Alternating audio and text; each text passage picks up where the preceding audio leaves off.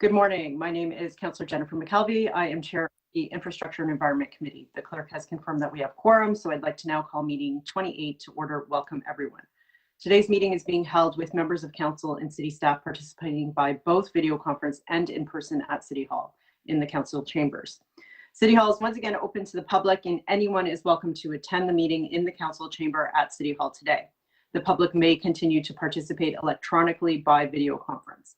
This meeting is also being live streamed online at youtube.com/Toronto City Council Live.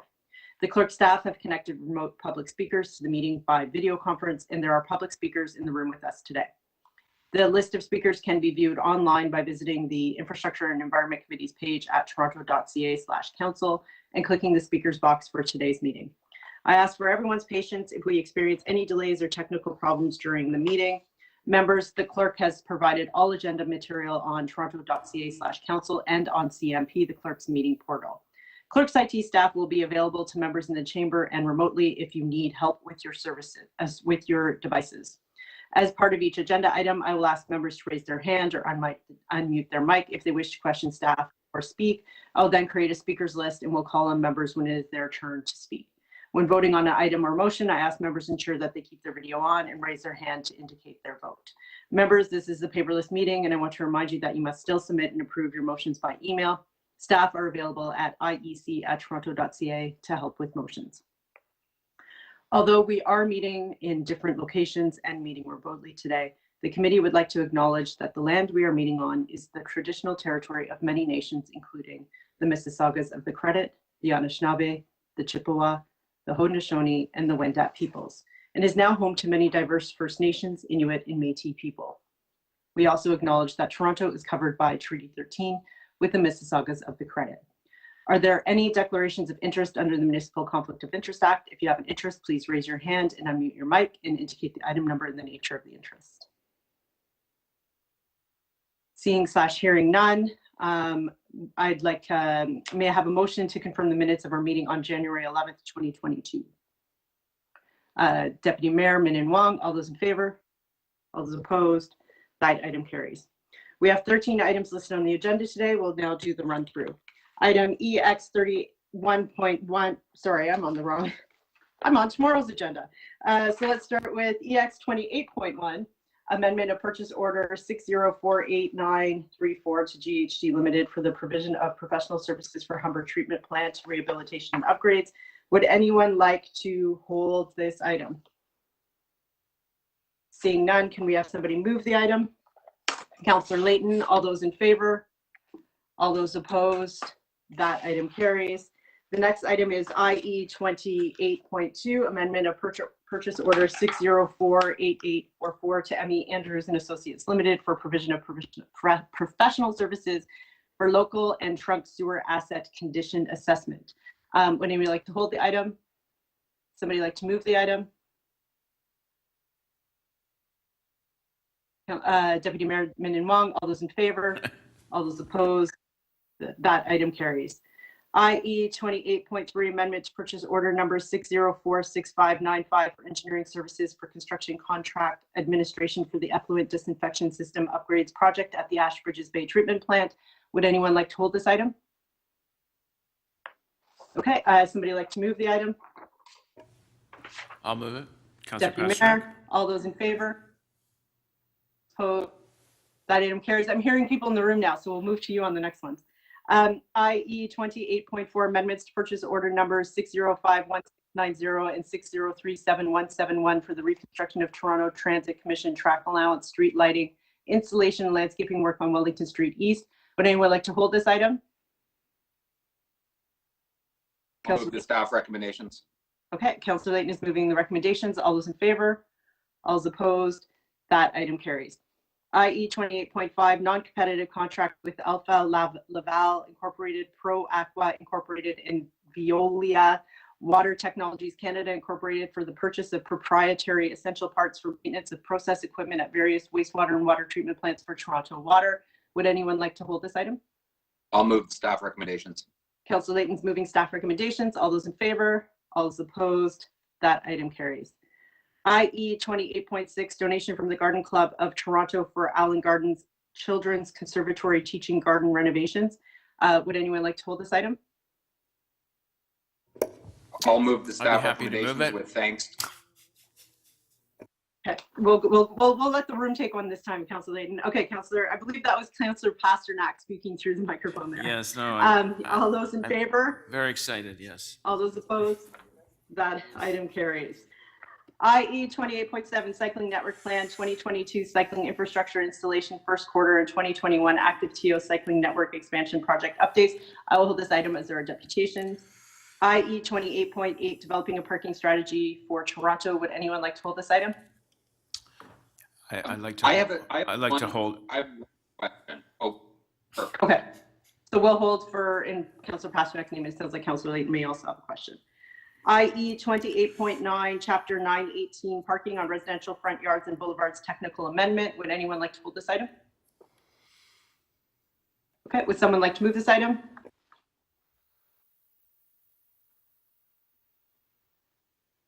Councilor Cole has his hand up. Great. Councilor Cole is moving the nine. item. All those in favor? All those opposed? That item carries.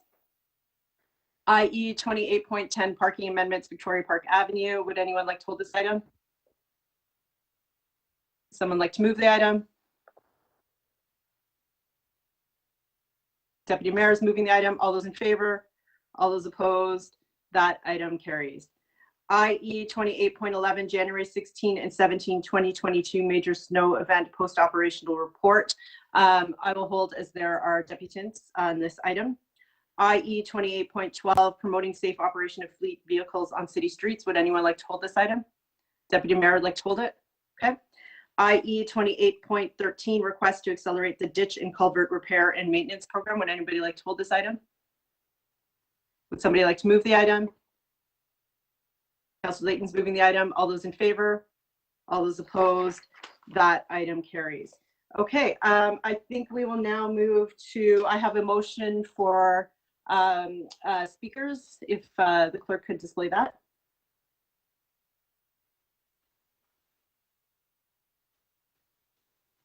That the Infrastructure and Committee meeting set, the Infrastructure and Environment Committee set the following rules for the meeting: that speakers who are not pre-registered be allowed to register to speak until 10 a.m.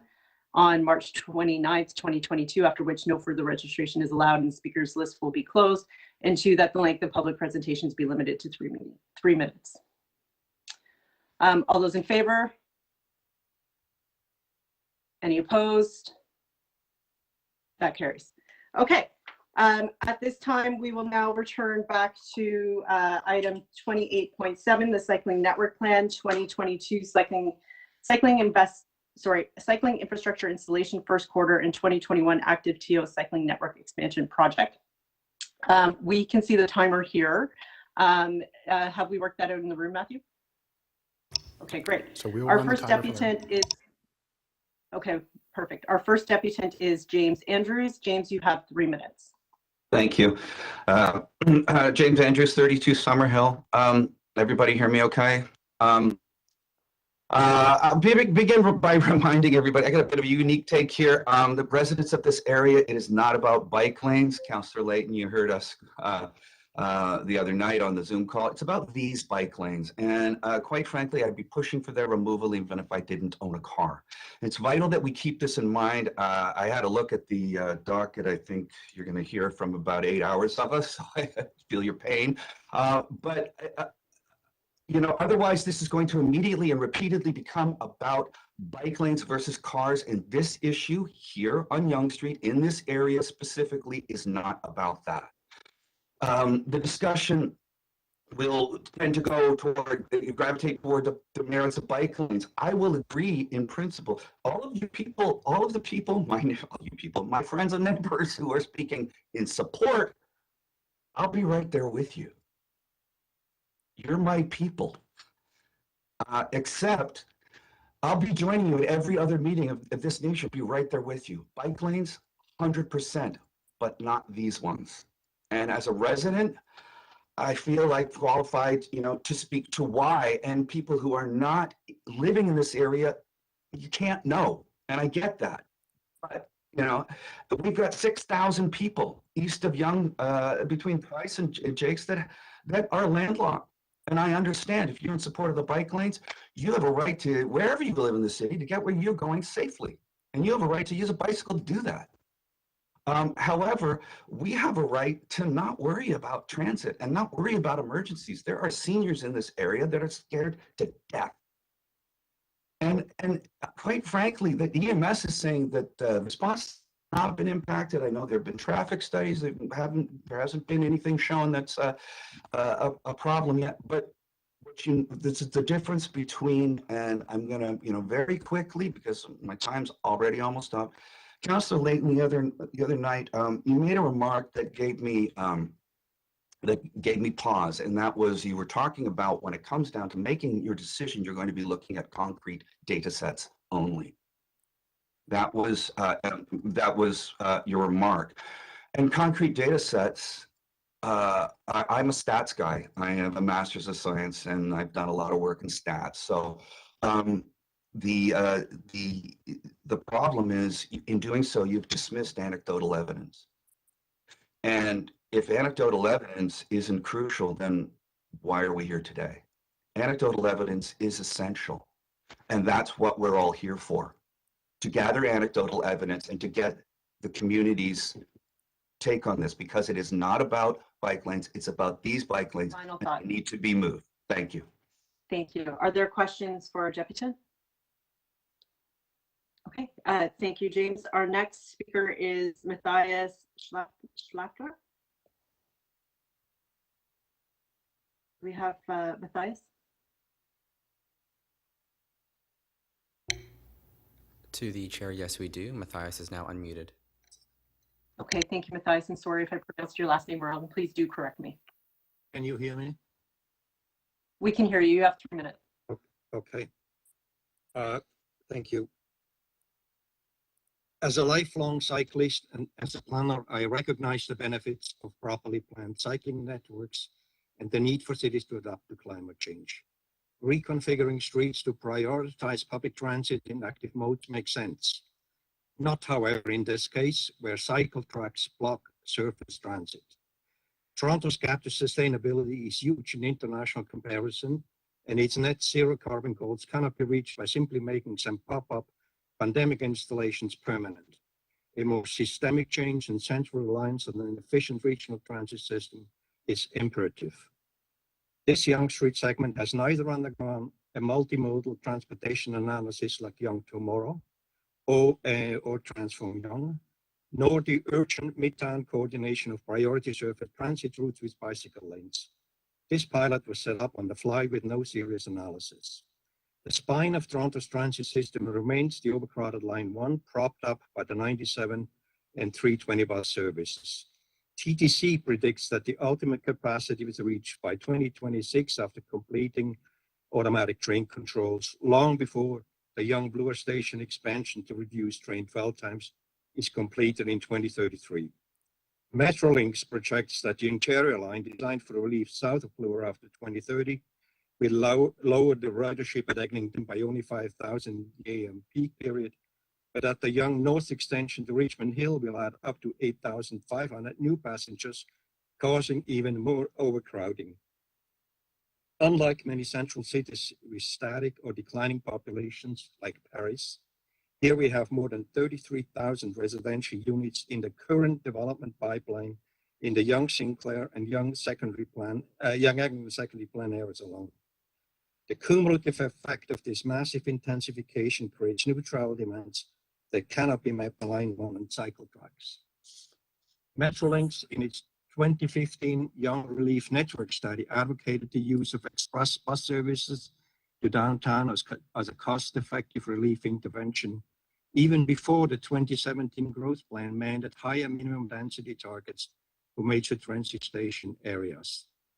This pragmatic solution would be blocked by bicycle lanes between Bloor and Heath, where the right-of-way is only 20 meters wide.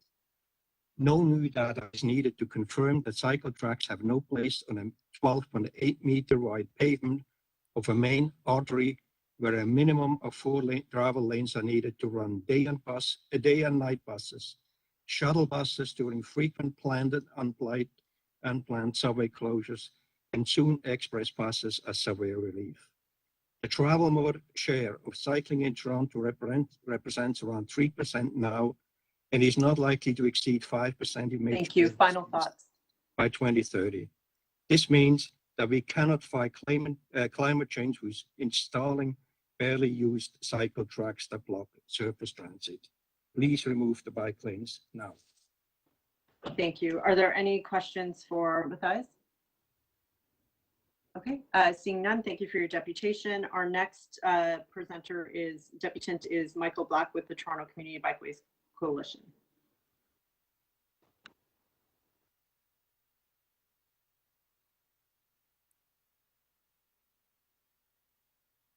Our group, the TCBC, is a successor of Bells on Bloor, which has worked to get bike lanes on Bloor Street.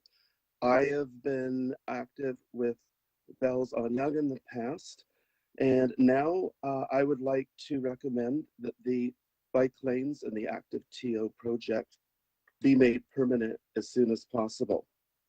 I happen to live one block away from the north end of the project at Davisville and Yonge Street. Previously, I used to live in Rosedale, further south, a few blocks away, and I certainly understand some of the problems that other deputants will be raising about landlocking. The ride down Yonge has always been terrifying prior to the installation of the bike lanes. As a youth, I lived in rural Ontario, and I'm used to cycling on highways. This has been worse. It's been a world of an improvement since the bike lanes have been installed. And if you remove them, then we're back to the bad old days when instead of a direct, safe 3-kilometer ride to connect the midtown to the downtown, we would actually have to do double. The landlocking problem that affects motorists in the Summerhill and Cottingham districts also affects bicyclists. We don't have a side street route anywhere close to Yonge. We actually have to detour to Forest Hill or Rosedale and ride 6 kilometers rather than 3 to get to the downtown. I don't consider that acceptable, but I would do it in the old days to keep safe. And if anyone blithely recommends that we use a few side streets near Yonge Street, I would like them to tell me how to do it. I have actually participated with members of residents associations and someone from the planning department to see if the Yonge subway trench could be decked over in parts in order to provide an alternative to Yonge Street. That was not viable. And so, I've just had to accept that the best way to do this is through a bike lane on Yonge. I would prefer a bus rapid transit route, say on Avenue Road. I think it's more acceptable there. And in the next year, if we postpone the decision as to permanency, I would like to concentrate on demand rather than supply, using a transportation demand management approach. Final thoughts. Final thoughts. Things like the city's active routes to school policy is in shambles, and the flexibility of hybrid working gives us things to change thanks to the pandemic. We aren't faced with the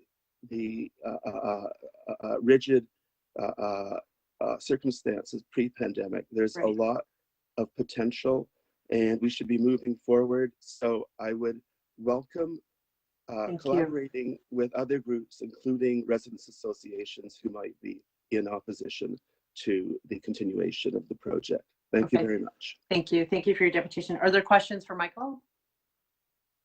Okay, seeing none, thank you, Michael. That brings us to our next presenter, Deborah Briggs with the Summerhill Residents Association. Deborah, 3 minutes.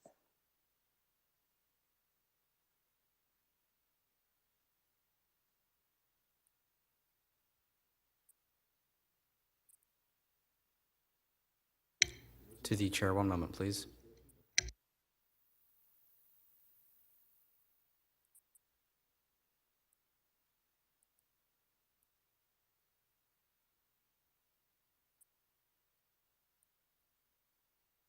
Hi, can you hear me? We can hear you. 3 minutes. Thank you. Okay, thank you very much. I'm Debbie Briggs, president of the Summerhill Residents Association. I want to thank the chair and the members of this infrastructure committee. I have personally participated in all stakeholder meetings that the SRA was invited to, starting with the first one on March 15th, 2021. We encouraged all our members to engage in the year-long process through various ways, including presenting material on our website and electronic newsletters. As a result of public engagement, the SRA has received a large volume of letters that our members had directed to various city councils. These communications were overwhelmingly negative, with a few exceptions, and they've been shared with the councillor. I have personally advised the project team in writing of the existence of the landlocked condition of our neighborhood on March 3rd of last year. This SRA throughout the year has analyzed the city's proposals. The findings of our analysis and supplementary research conducted is as follows. In essence, the board of the SRA opposes both making the bike lanes permanent or alternately extending the pilot for 14 months for the following reasons. New electronic data of current traffic flows, including current cycling volumes, are meaningless metrics for the Yonge Street corridor, where most of the intensification mandated by the provincial government is to occur. Needed are integrated land use and multimodal transportation projects for Avenue Road, Yonge Street, and Mount Pleasant Road for 5, 10, and 30 years to reach the growth target plans of 2051. The kind of analysis was required, this kind of analysis was carried out for both the Queen to College and the Shepherd to Finch Street segments, a comprehensive study that would have required a much longer time frame during which the bicycle lanes must be removed. Since Line 1 will reach its ultimate capacity by 2026, accordingly, the TTC, the coordination of bicycle lanes and priority service routes in the Midtown corridor for both shuttle buses during subway closures and express bus lines to downtown as Line 1 relief intervention acquires a new urgency. No data is required to figure out the obvious. A 12.8 meter wide pavement cannot hold the minimum 4 travel lanes needed for shuttle buses or priority transit service in addition to bike lanes. ActiveTO Midtown has made a valid effort in response to the pandemic. However, as the pilot has now demonstrated, it cannot be a long-term solution to fighting climate change with elevated GHG emissions from idling cars stuck in gridlock during low traffic volumes and with serious obstructions of surface transit that is to support Line 1. The other issue that we have in our neighborhood is the number of people that have refused to come to our neighborhood to service our area because they won't come down the traffic. Accordingly, the SRA respectfully urges you to recommend to council to terminate this pilot immediately. Thank you very much. Thank you, Deborah. Are there questions for the deputy? Okay. Seeing none, we will move to our next assistant, Charles Kine. Do we have Charles on the line?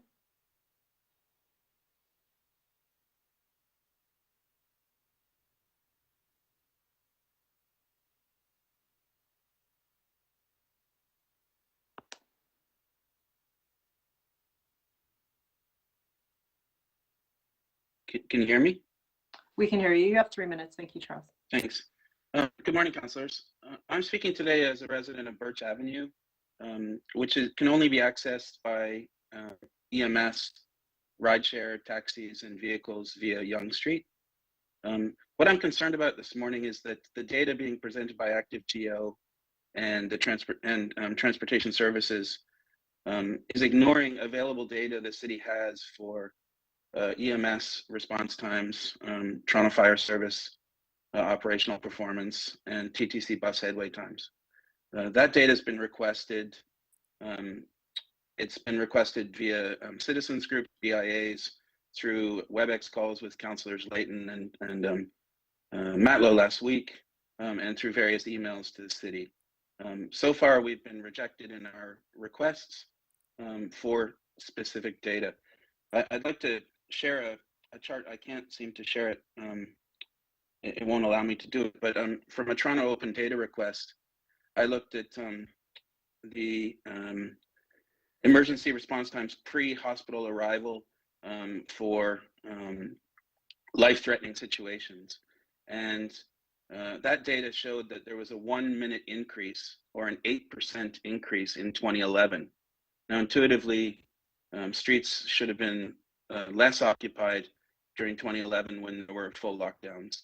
So that's quite concerning. And we've drawn that attention of the city to that data and asked for more granular data, which is available from the Toronto Paramedic Service and Toronto Fire Services for the ActiveTO Midtown Pilot Zone from 100 meters below Bloor through Davisville.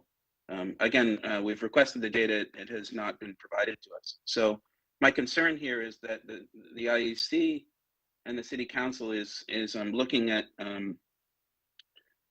data that's being presented, which really doesn't capture what our lived experience suggests, that in order to change their routes, ambulances and fire trucks are actually going head on against traffic north-south in the north or the south lane. There's only 2 lanes when they're hemmed in by planters and collards and curbs.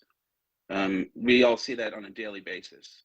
And it's concerning because they can't change the routes east-west. They have to change them north-south. I don't think that's standard operating practice for them to do that. So my concern, again, is for public safety, not only for residents, cyclists, and pedestrians, but also for first responders that are heroically driving against traffic in order to meet life-threatening situations. Again, I'd like to see the data. We need to make evidence-based decisions here. The data is available from the TFS, from the TPS, from the TTC. Why isn't that data being included in the evaluation survey and the consultation report being presented today or to the City Council? Thank you. Thank you. Are there questions for Charles? Could I just ask one question on that data point about the delayed in travel times? Could you just repeat that? Because I want to ask a question of EMS about that specifically, and I just want to make sure I'm asking it based on what the data you've pulled. I think I've just shared it, Councillor Layton.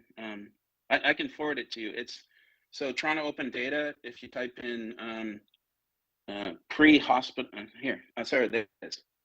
If you go pre-hospital emergency care performance, and then look at arrival to life-threatening calls 90% of the time, you'll see the data from 2014 through 2021 inclusive, and from a median of about 12 minutes and 8 seconds in 2020, it rose to 13 minutes in 2021. That's an 8% increase. And can I just understand, you're attributing this to traffic or?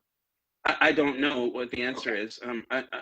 But intuitively, I would argue as a data scientist that there's something there that needs to be. Oh, I don't doubt that there's something there.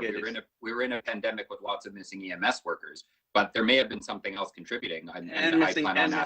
Missing vehicles and the concern there, frankly, is that's citywide. What is it on a granular basis for 100 meters below Yonge through Davisville, 100 meters below Bloor through Davisville and Yonge Street, where the pilot bike lane zones? That's what really I think is concerning to residents. There's a lot of elderly residents who rightly fear for their lives. Okay, thank you. First responders should also be concerned about that, I would argue, because they're driving head on against oncoming traffic. Thank you. Any additional questions for the deputant? Okay, thank you, Charles. Our next speaker is Peter Sepsky with the Deer Park Residents Group.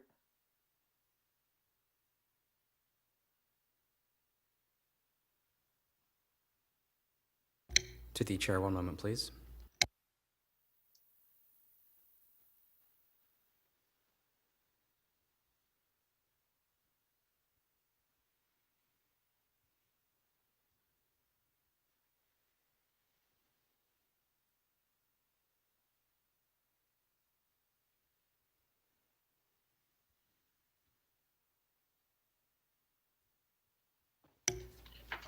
To the chair, that speaker is not present. Okay, our next speaker is Seth McDermott.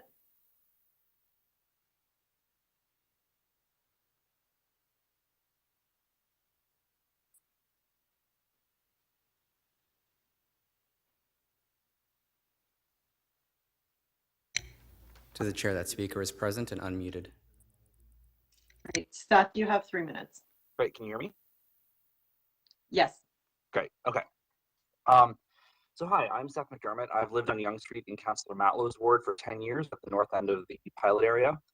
I've also worked in the vicinity of Yonge Street for about 7 years now. In the fall 2021 consultation report to council on the bike lanes, the staff authors noted a petition that had been delivered to local councillors regarding a cycling accident that occurred on August 25th, 2021 in the pilot area. The petition called for the removal of the bike lanes based on the claim that emergency services were hampered in attending to the victim. I was the cyclist in that crash, and I have the ambulance bill to prove it. I want to make it clear that I support the Yonge Street bike lanes being made permanent 100%. I was never contacted by the people who circulated the petition, and I find their effort misguided, verging on exploitative. There are a number of facts left out of their version of events. It is true the ambulance that attended the scene took what seemed like a long time to get there, but I remember the person kneeling over me on the phone with 911 saying that the first ambulance had been diverted en route to deal with an opioid overdose just down the street. After I was picked up, the EMT with me in the back of the ambulance apologized for the delay, unsolicited, and confirmed what the dispatcher had said.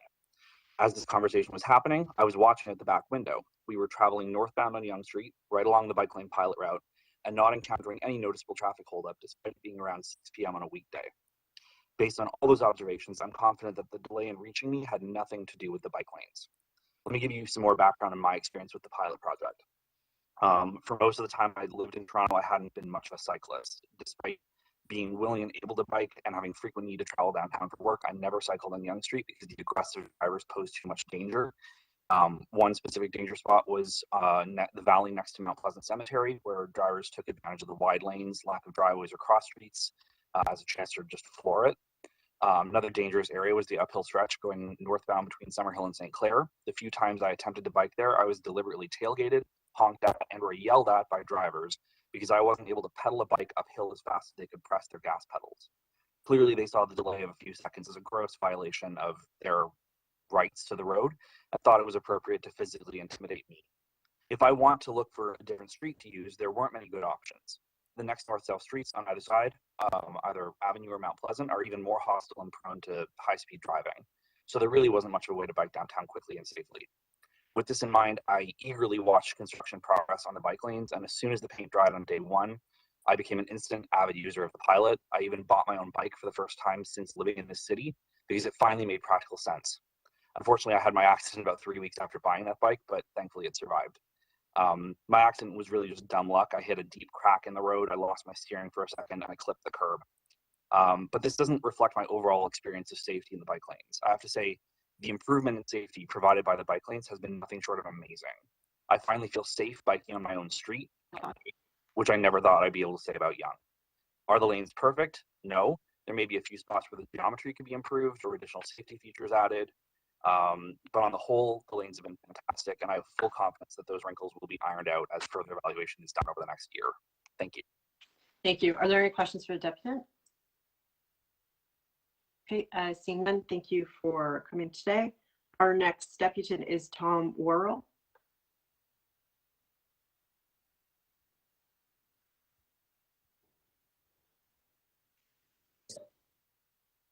Thank you, Madam Chair. My name is Tom Worrell, and I am a resident of Ward 8. My residents' organization in Lytton Park has submitted a letter in support of the Yonge pilot last week. First of all, I would like to thank the city's transportation staff for all their hard work in recreating Yonge as a street that speaks to many different users in a far more equitable and fair manner than ever before. You are to be congratulated in persevering and creating a workable solution in the face of many competing interests. I would like to make 3 important points today. First of all, although I have been successful in reducing my driving time considerably, I have driven the pilot area several times. I have found it to be a better experience, and for several reasons. With protected bike lanes installed, the street is far more predictable in terms of who belongs where. It is much easier for motorists and cyclists to anticipate each other's intentions and reduce conflicts. Pedestrians are further protected from incursions from vehicles as they are also buffered by the bike lanes. Delivery trucks, drop-offs, and pickups have special designated areas, eliminating the constant weaving in and out of parked vehicles stopped illegally. Parking for cars is also being added with the street design. And yes, the new infrastructure has made travel by car slightly slower. However, this has created a much safer environment for all of us who are not in a car. Yonge Street belongs to all of us. I frequently use the pilot area to cycle as it provides a vital link between my community and downtown. Commuting and shopping habits have expanded to this midtown area now that we feel it is safe to use. I look forward to the day when cycle tracks are extended further north to my neighborhood, north of Eglinton, while also critically connecting with the Eglinton Crosstown once completed. And final point, there should be no argument that we are all in a race against time to preserve the planet for future generations. We all know that transportation by the automobile is a leading contributor to global warming. The city's stated commitment of 75% of school and work trips are walked, biked, or by transit by the year 2030 can only be achieved with significant changes in our traveling behaviors, not by sleepwalking through our days as status quo. Finally, I see ActiveTO on Yonge as an essential and evolving process that must be celebrated and accelerated through this great city. Thank you. Thank you for your deputation. Are there any questions for Tom? Okay, seeing none, thank you for joining us. Our next presenter is Kenneth Brown with Cycle Toronto Midtown.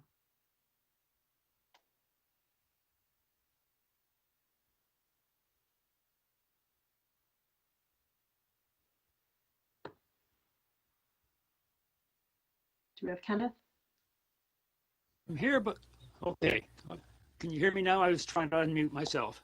We can hear you. You have 3 minutes. Thank you. My name is Kenneth Brown, and I live on in the Cottingham Square neighborhood near the Summerhill subway station. I walk, I cycle, and I occasionally drive on Yonge Street, mostly cycle. Yonge Street is perfect for a complete street because it has shops, restaurants, banks, the library I go to, my doctor, my dentist, my financial advisor, and I get to those places almost always by bike. Sometimes I can walk it, or occasionally I'll even have to take the subway. I can't remember the last time I drove my car to one of those places. Now, Yonge is a perfect choice to be made a complete street because of all these amenities. And the pilot has improved the safety and the ambience significantly of the street. So I now use it much more frequently than I used to. Vision Zero is an important city policy, and this complete street is a step towards that. Same with Transform TO, because 2 lanes of cars produce less exhaust than 4 lanes of cars. People should be encouraged to do their trips by active transportation or TTC, and a complete street does that. Now, I've reviewed the reports, and the city data shows only minor delays to car traffic. And my observations, I'm on the street almost every day, bears that out. It's not terrible like some people say. Yes, there are times when there is some congestion, but there's always been times when there were congestion. Is it significantly different? According to the city data, it's a little bit slower. It's not terribly slower. I think some of the people that are complaining about it may be exaggerating. Now, the cars are only a small percentage of the traffic, as the previous speaker had mentioned, and the majority of people travel Yonge Street by subway and by active transportation. Congestion, yes, but there's congestion throughout the city. It's everywhere. People have short memories or are philosophically, I think, opposed to bike lanes. I trust the city's data that it is not as bad, and that my personal observation confirmed that, and that the emergency vehicles are not held up. So I think further study, some people have been complaining about there's not enough data. Well, that points towards it being merited to have further study for the next 16 months. So I support that. Thank you. Thank you for your deputation. Are there any questions for Kenneth? Okay, seeing none, that brings us to our next presenter, Michelle Chandler. We have Michelle online.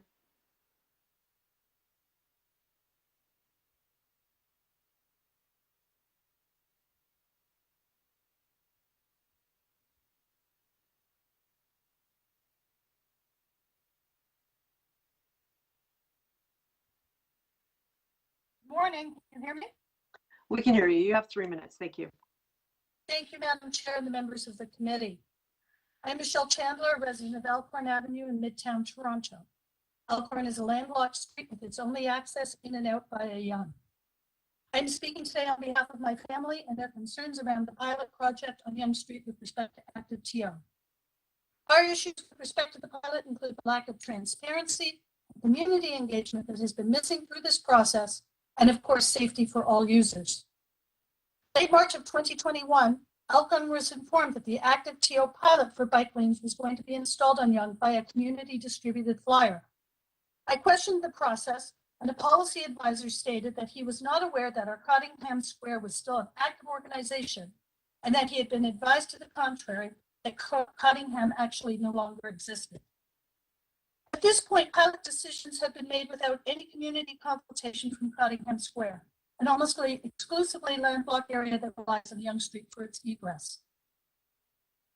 What was also obvious was that there was a predetermined conclusion for this project, even though it has been called a pilot.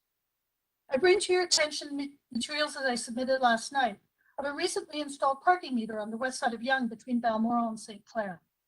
Yonge Street has never had parking on this stretch of the road.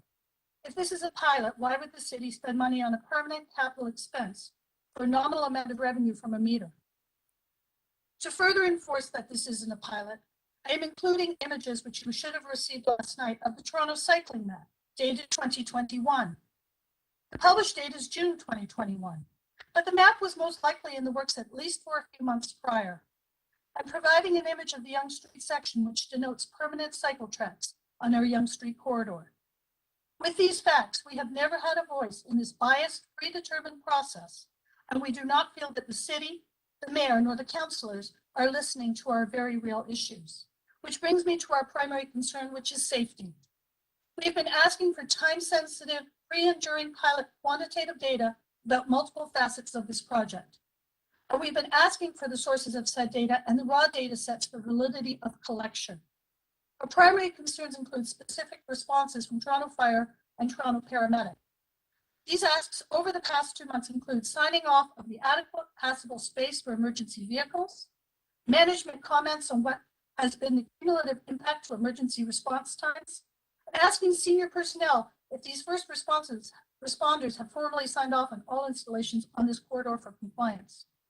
If this process is truly transparent, then it follows that evidence-based decision-making is being used. So why is it that we cannot get updated real-time data on metrics from Toronto Fire, Toronto Paramedic, and also TTC? The formal reply I received on March 24 from the head of transportation referred me to the Freedom of Information Act. Our community and other neighboring communities have asked the same question.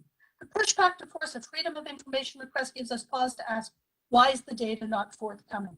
Without quantitative data sets, we can no longer advise that this pilot continue, or we ask that it be discontinued immediately on Yonge and alternative arterial roads be looked at. Thank you. Thank you for your deputation. Are there any questions for the deputant? Okay, seeing none, thank you, Michelle. That brings us to our next speaker, Robert Stambula. Do we have Robert online?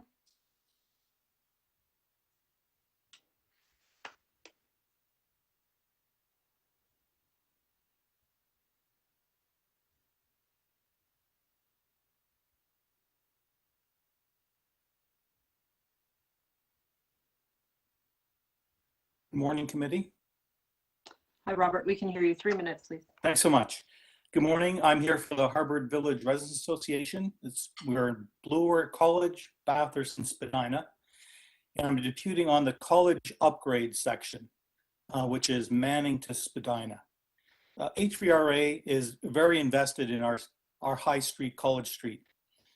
We won a Toronto Design Award in 2004 or 5 for the street that you see now, the College Revitalization Project. So we've put blood and sweat and effort into College Street. We want to continue that effort. I want to point out a couple of things that are helpful in the report to you today from Transportation Services. They say that, and we had a proposal for them to consider, and they're gracious. They said our proposal would expand the pedestrian public realm, place future cafes adjacent to the sidewalk, and improve cycling conditions. That's Transportation Committee report. We're also happy that they declared Transportation Services is committed to opportunities for additional improvements on College Street in the next 5 to 10 years, including future consultations. And lastly, even in a public email that went out to the neighborhood, staff said the project recommended today would be a step in an iterative design and operational improvement study, and future public consultation and council engagement is planned. Those are helpful comments. I see in today's speaking list that Kevin Rupert Singh of ActiveTO is speaking later.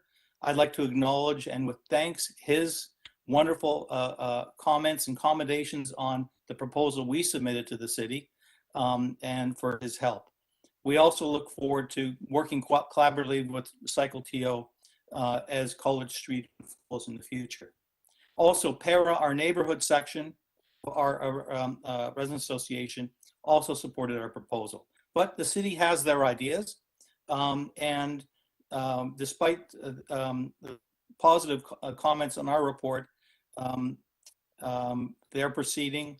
And I understand the councillor Layton has a motion to put some bones on the good comments that they had in our report. And I look forward for that, seeing that later. So we see that the staff plan that you see in the report sets the stage for future work towards a vision that the neighborhood had. We look forward to working collaboratively and a genuine consultation, not a marketing of one plan or another, but genuine engagement to improve the bike lane, as our plan would, make greening opportunities, improve the public and pedestrian realms, and save ActiveTO, which is at risk and very complicated in the way the city plan works. Those are our thoughts for today. I thank you for your time. I'm happy to ask any questions, and we look forward to the next stage of work and making College Street even better. Thank you, Robert. Are there questions for the deputants? Okay, seeing none, thank you again, Robert. Our next speaker is Jacqueline Kennedy. Do you have Jacqueline online?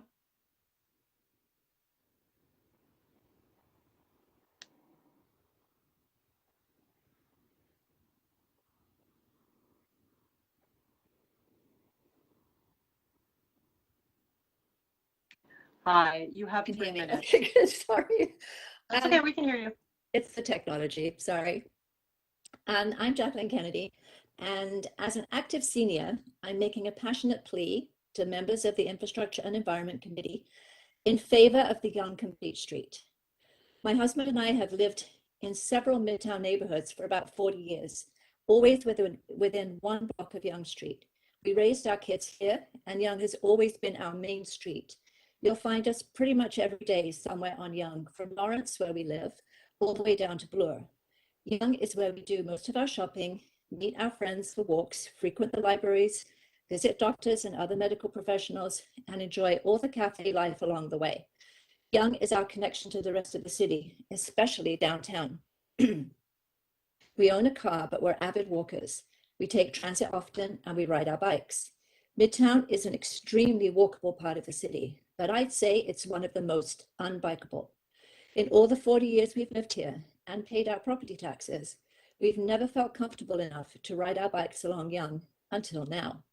We're loving the Yonge Complete Street, and it's fast becoming our bike route to all we enjoy along Yonge. It's really too bad that it stops at Davisville, and we're really hoping for it to come further north in the not too distant future. I am an osteoarthritis and I have several replaced joints, so protected and connected bike infrastructure is a must for me these days. And with the aid of my recently purchased pedal assist e-bike, I can now confidently get back up that St. Clair Hill and home from there. Before this meeting today, I did take some time to review the ActiveTO Midtown Complete Street Pilot Report prepared for the city by the Toronto Centre for Active Transportation. I was not surprised to learn that there are now more older cyclists riding along the upgraded section of Yonge prior than to the upgrades, an encouraging 8% increase. If the pilot is continued until July 2023, I anticipate this number will continue to grow. I also had a look at some cycling-related websites and found a petition in support of the Yonge Complete Street on the Cycle Toronto website, which currently boasts over 6,000 signatures. I quickly added my name to that growing list.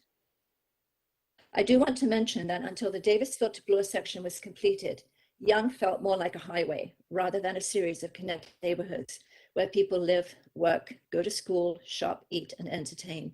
The completed section now feels more vibrant, much safer, busier with more eyes on the street. The traffic moves slower, which is a good thing, and it just feels more accessible for everyone, from kids with their parents and caregivers to seniors. It's more equitable with room for all travel modes. So in closing, we love the Yonge Complete Street and we really want to see it kept in place as a pilot for another year. But our longer term vision is to see it come up to where we live at Yonge and Lawrence. But until then, the Davisville to Bloor section is terrific. Please keep it in place and make our main street complete. And yes, let's have more. Thank you. Great, thank you. Are there questions for Jacqueline? Okay, seeing, hearing none. Thank you again, Jacqueline. That brings us to our next speaker, Vanessa Gentile.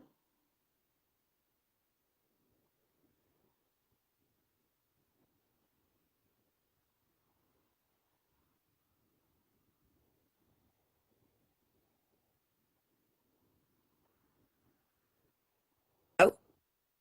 Hi, Vanessa, you have 3 minutes. Good morning, Infrastructure and Environment Committee. I'm here today on behalf of my best friend, Alex Amaro, who was killed by 3 cars on December 2nd, 2020. A phone call I wish you or anyone does not ever have to receive. A phone call that changed the course of the so many lives Alex touched with her effervescent radiance. A phone call we can no longer make to her.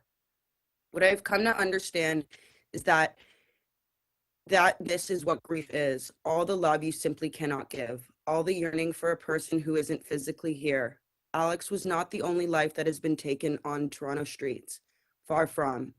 I think of Miguel Joshua Escanon, just 18, who was cycling in a northbound curb lane along Avenue Road near Bloor Street around 6:10 p.m. when he was struck by a dump truck headed in the same direction on August 2021. He was a good boy, his mother has said, and the photos I have seen of him reveal his sunshine-like nature.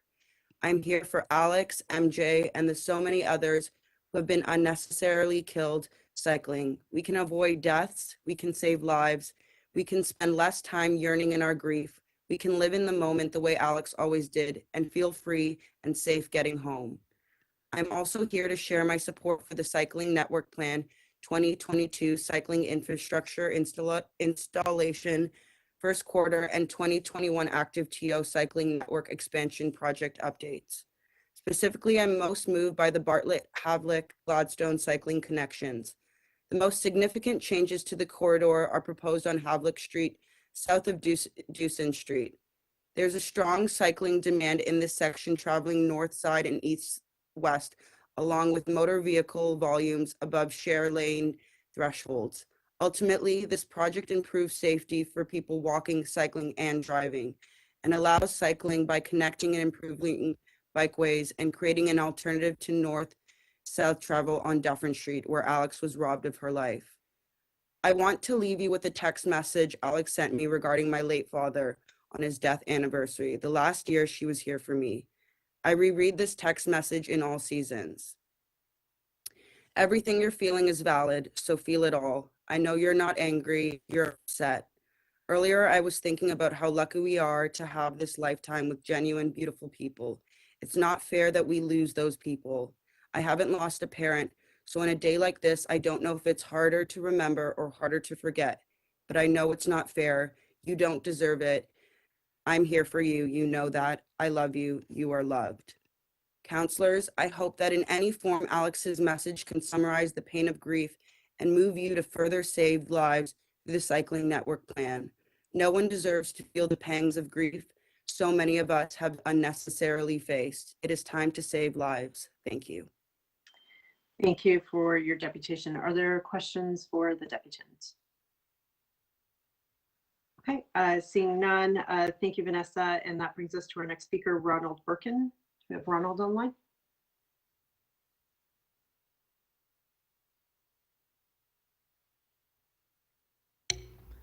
To the chair, that speaker is not present. Okay, our next speaker is Samantha Keeves.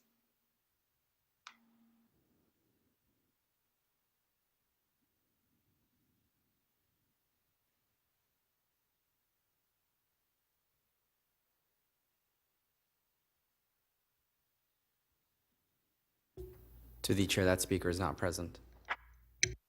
Okay, our next speaker is Edna Kubayar.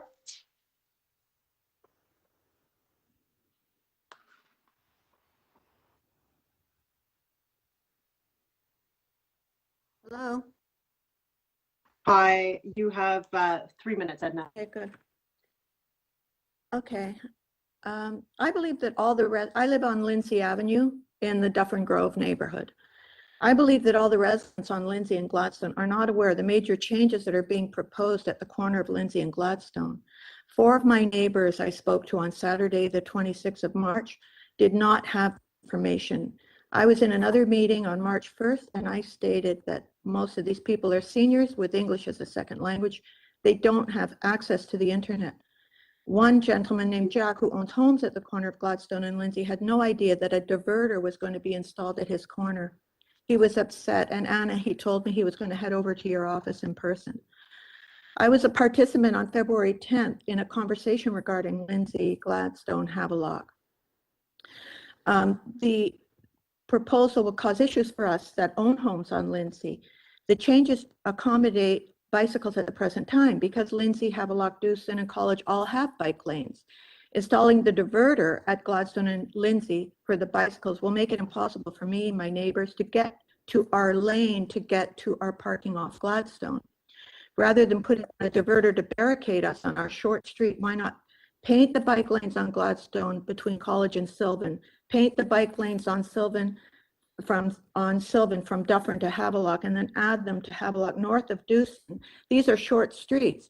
At present, they are not painted with the bike lanes. Once that's done, it will alert drivers to be careful for bikes. We're a short street with limited parking. Taking away parking spots to add the diverter will make it impossible for friends and family to visit and park near our homes. There are 20 houses on our street, on our block. 3 have handicapped street parking. Some houses on the south side have pad parking, precious few parking spots. Taking away a spot on Lindsay is a problem for our residents who don't have parking and people that want to come to our homes. And they also have a proposal because of the diverter to take more spots away on Gladstone. It will cause chaos for anyone who has a home on Gladstone. So our street, the proposal is to make our street a one-way. There's very little traffic on our street now, making Lindsay one-way, forcing us to drive to Havelock, south to College, 2 streets over to Dufferin, and then make a right onto Lindsay and left onto Gladstone, is going to be very inconvenient for everyone. Rather than going one short block to our parking, you're adding us to the traffic congestion of Dufferin Mall. And when the condo towers go up at Dufferin Mall, you're going to destroy the common character of our small street. As I stated in the past meeting, I know Toronto has a lobby for bikes, but I think you have to accept the reality. We all have cars. You're going to make it difficult for us to manage our lives in our homes and for people who don't live on our few streets. We request a live meeting with all the residents so that we can give everyone a voice about our concerns, that all these ideas do not necessarily work. Thank you. Thank you for your deputation. Are there any questions for Edna? Okay, seeing none, thank you, Edna, for joining us. That brings us to our next speaker, Frank Consiglio.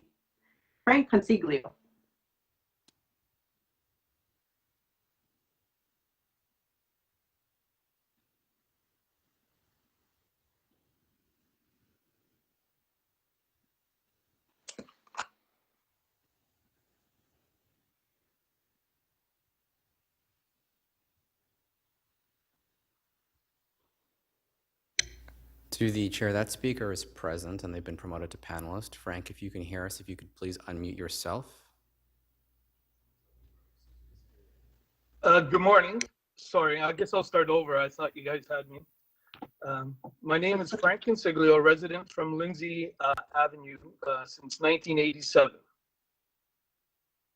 I believe the issue that I have is not with bike lanes per se. The issue that I have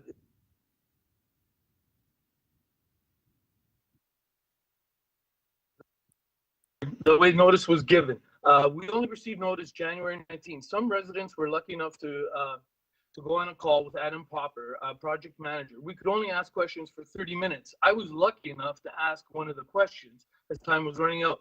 I was also grateful to talk with Councillor Annabello before the meeting. I've been riding my bike to work for the last 38 years and feel I have experience on this issue.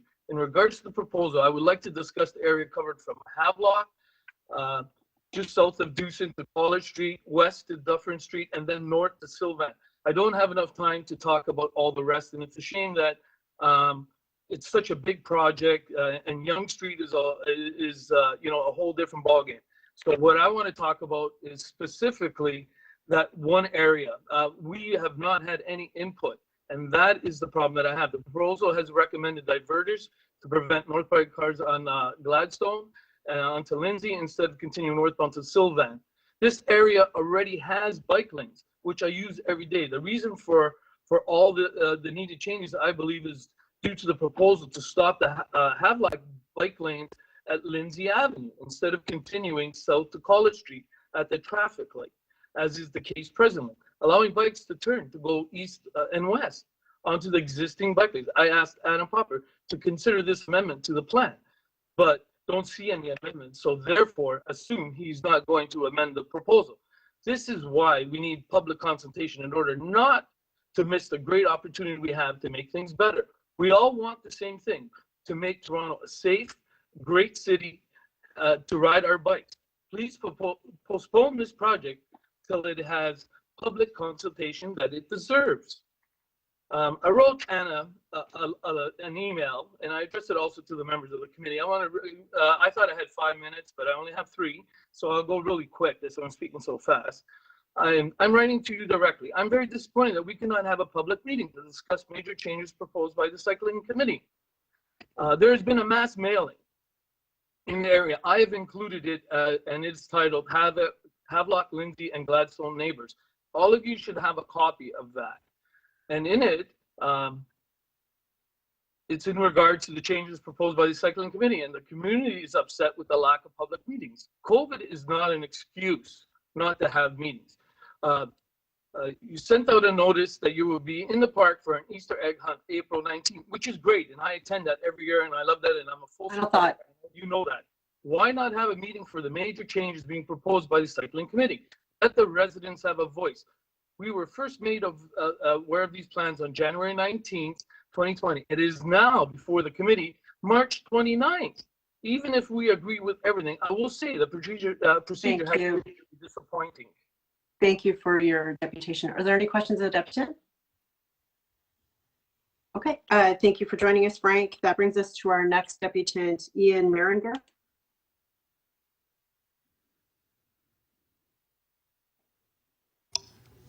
Madam Chair, this deputant is in the room. Okay, thank you, Ian. You have 3 minutes. I had 5, so I'm going to speak quite quickly if you can try to keep up. My name is Ian Maringer. I live on Havelock Street, south of Dufferin Grove Park. I have for 14 years. I cycled here today. I'm not asking for a medal. It's selfish. I know it's the best way to get around Toronto. I've done it for 40 years. And as those 40 years have gone along, I've seen bike lanes spread across the city. I appreciate the city has tried to balance the needs of different users during this process. But I'm here today because there's a specific section of the Gladstone Bartlett Havelock section where this balance has not only been missing, but it's deliberately seems to have been tipped against those who want to get to or from their houses in cars. I hope this has not been deliberately, because there is an easy fix to this. It's one that doesn't involve any reduction in the planned gains for cycling safety. I'm here because that's the only way I feel I might be heard in a consultation process that so far has been wholly inadequate. The section I'm speaking about is the 4 intersections between Dufferin Grove Park and College Street. These are short blocks, it's a small area, low speeds and traffic. The cycling safety measures here are twofold. 200 meters of bike lanes and reduce through traffic. This is the issue, through traffic. People use Deuce and Sylvan as one way to avoid college, and for good reason. To reduce through traffic, planners suggest barricading one intersection and forcing turns at another of the 4 intersections. This is akin to taking a sledgehammer to a thumbtack.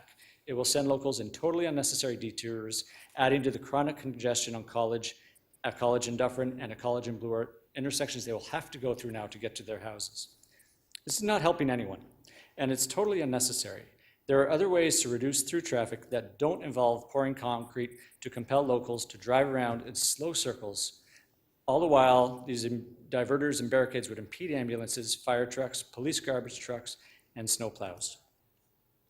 Instead, through traffic could be solved by erecting 3 one-way signs, one on Lindsay, one on Sylvan, one on Dewson. It would leave more space for cyclists by giving them space for bike lanes, more bike lanes. It would eliminate through traffic, but it would not make locals feel as though they were being punished for trying to get home with groceries. So why wasn't this in the plan? That's the second reason I'm here. I have no idea why it wasn't in the plan.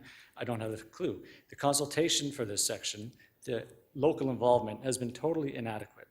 2 months ago, I got a notice in the mail. It made my jaw drop at what was proposed. So I attended the meeting it advertised. Except it wasn't a meeting, it was a virtual presentation. The scant question and answer period was dominated by cycling advocates who have the advantage of being organized. There was no time for my questions. The next time I heard from the city was that construction was planned for the summer. Respectfully, I've never seen the city move so fast on anything.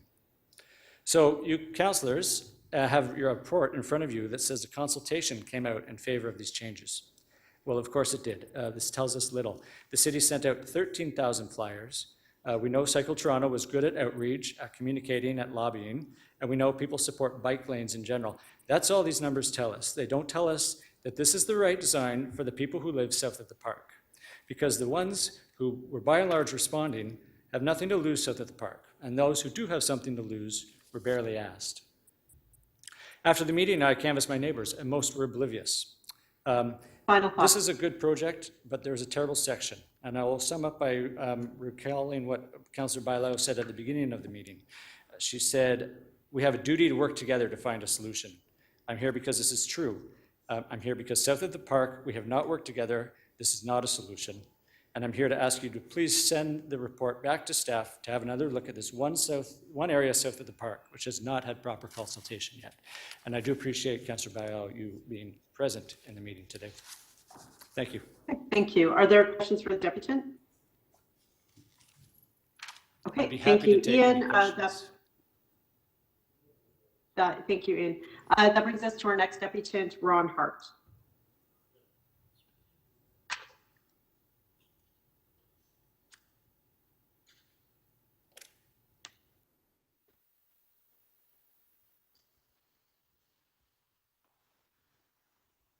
To the chair, that speaker is not present. Okay, our next speaker is Carmen Jones. Do we have Carmen online? Madam Speaker, that speaker is in the room with us. She is just setting up a computer presentation. Just 1 second. Okay.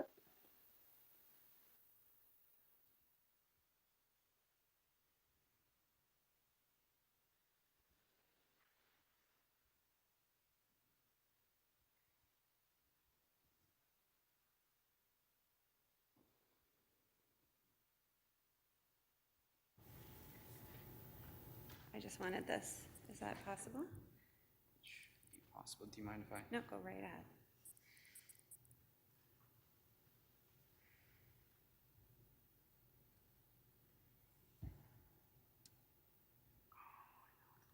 I think it's treating it as a second monitor. Oh, I see. Oh, there we go. There's one.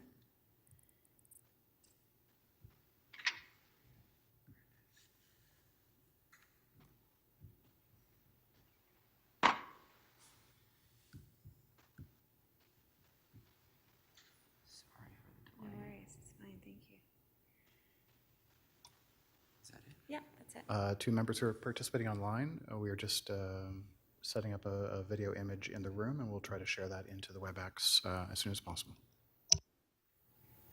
Okay, thank you. You have 3 minutes. Thank you. I grew up biking and taking transit to get around.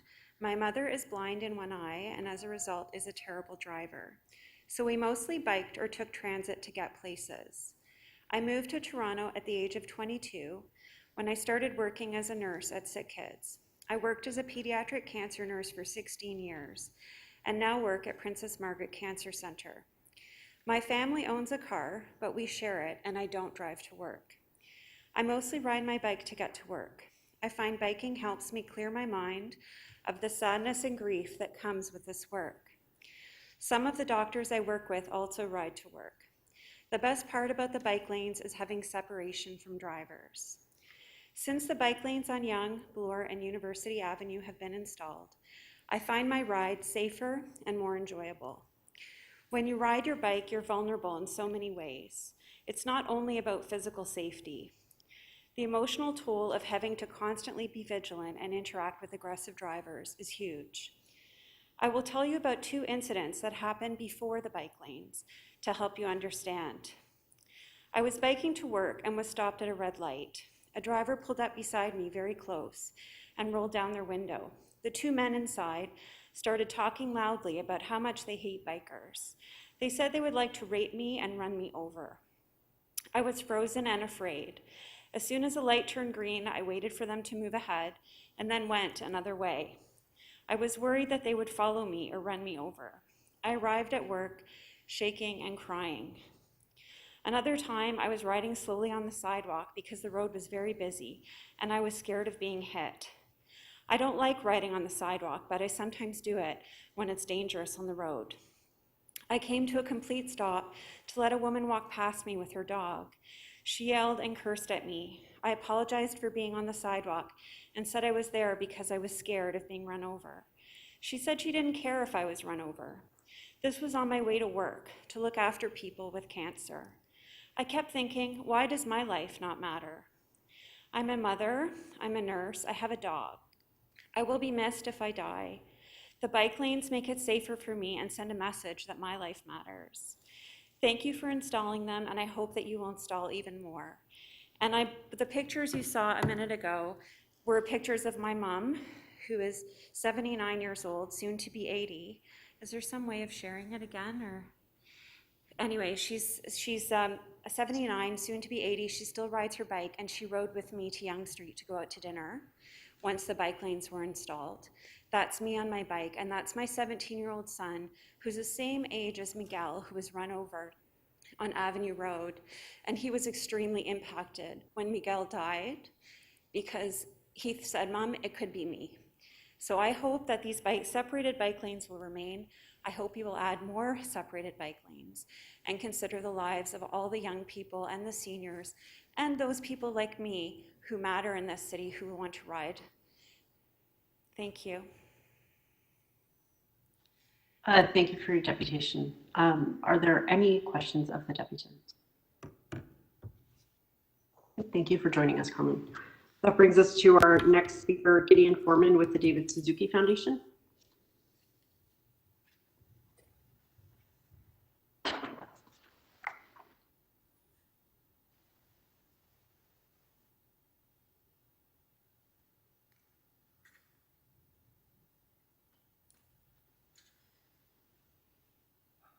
Are you able to hear me now? We can hear you, Gideon. You have 3 minutes. Thank you, Madam Chair. And what a powerful message from our previous deputant. And I feel so sad that she had to put up with that. It's really dispiriting that people would act like that. Anyway, thank you, Madam Chair and committee members, for the opportunity to speak today. My name is Gideon Foreman. I'm a transportation policy analyst at the David Suzuki Foundation. We're here today to urge you to continue the Midtown Complete Street pilot, which we're very excited about. We're urging you to continue it till at least July 2023. And we're also asking you, Madam Chair, to extend the project northward so it links to the new Complete Street on Eglinton Avenue. The pilot has been beneficial in a whole host of ways. It's made Yonge Street safer. It's supported our local businesses, and it's proven to be an important solution to the climate crisis, Madam Chair. As you know, the largest single source of greenhouse gases in Ontario is transportation, much of it from trucks and cars. And if we're going to meet our climate targets, we must make it easier and safer for residents to leave the car at home or not have a car in the first place. The protected bike lanes, such as the ones on Yonge, are a key strategy here. We were just delighted to see that following installation of the protected lanes, the number of cyclists on Yonge went up at virtually every intersection where staff collected data. In some cases, the increase in cycling volumes was dramatic. I think, for example, of Yonge and Davenport, the number of cyclists rose from 420 per day prior to the pilot to 1,280 following its installation. That's an increase of more than 200%. It's also important, Madam Chair, to note the pilot's been popular with our local residents. The Intercept survey that staff mentioned in the report found that 76%, more than 3 out of 4 of respondents, agree that the pilot met its goals of supporting business, improving safety, and providing a protected bike lane along the Yonge subway. We were especially heartened, Madam Chair, to see that drivers have a positive view of the project. And I was really delighted to see this particular statistic. The survey found, as you know, 78% of those driving cars agreed or strongly agreed that the pilot provides support for businesses, improves safety, and provides a safe and protected bike lane. And that's a quote from the report. In other words, Madam Chair, nearly 8 in 10 motorists see value in the pilot. They believe it enhances safety and it's good for business. In conclusion, the Midtown Yonge pilot has proven its worth and ought to be extended to July 23rd, 2023 and pushed north to Eglinton Avenue. The project is proving to be a boon to restaurants and cafes. It's widely embraced by cyclists and drivers alike, and it's helping us address the climate emergency. For a single project installed over the course of just one summer, I'd say that's quite impressive, Madam Chair. Thank you. I have a question. Thank you, Gideon. Okay, questions, Councillor Cole. Yes, thank you, Gideon. Yeah, this goes Pleasure. on the heel. Thank you, Gideon. This goes on the heels of the, as you said, of the very passionate presentation by the previous person that was essentially abused by an angry motorist on her way to work. Indeed. She showed the picture of her 79-year-old mother that was cycling, and ironically this morning when I woke up, I had on the CBC documentary channel, and Dr. Suzuki was talking about this study in England whereby they've demonstrated that cycling has incredible positive value for neurological health and brain health for seniors, and that it can really add to, again, a much healthier number of years for seniors. Do you know the name of that study? So I just want to share it with some of my residents. I can get that to you. Yes, I can get that to you, Councillor. I don't know it off the top of my head, but it's certainly consistent with a lot of research that I've seen about the health benefits of cycling in terms of people being more productive at work. Mental health tends to improve. People tend to be more on time often when they're arriving at work by bike. So I don't know that specific study, and I will get you the reference, but it's completely consistent, Councillor, with other research I've seen. Yeah, this was again on the impact on preventing Alzheimer's and other dementia and so forth in seniors. That's so. If you could share that with me, I'd like to share with my residents. Right. So thank you very much. I will indeed. My pleasure. Thank you for bringing that to my attention. Thank you. Thank you, Councillor Cole. Are there any additional questions for the deputant? Okay, seeing none, thank you for joining us today. We're going to go back up because Ronald Birkin has now been able to connect. We had missed him earlier. Ronald, are you on the line? You have 3 minutes.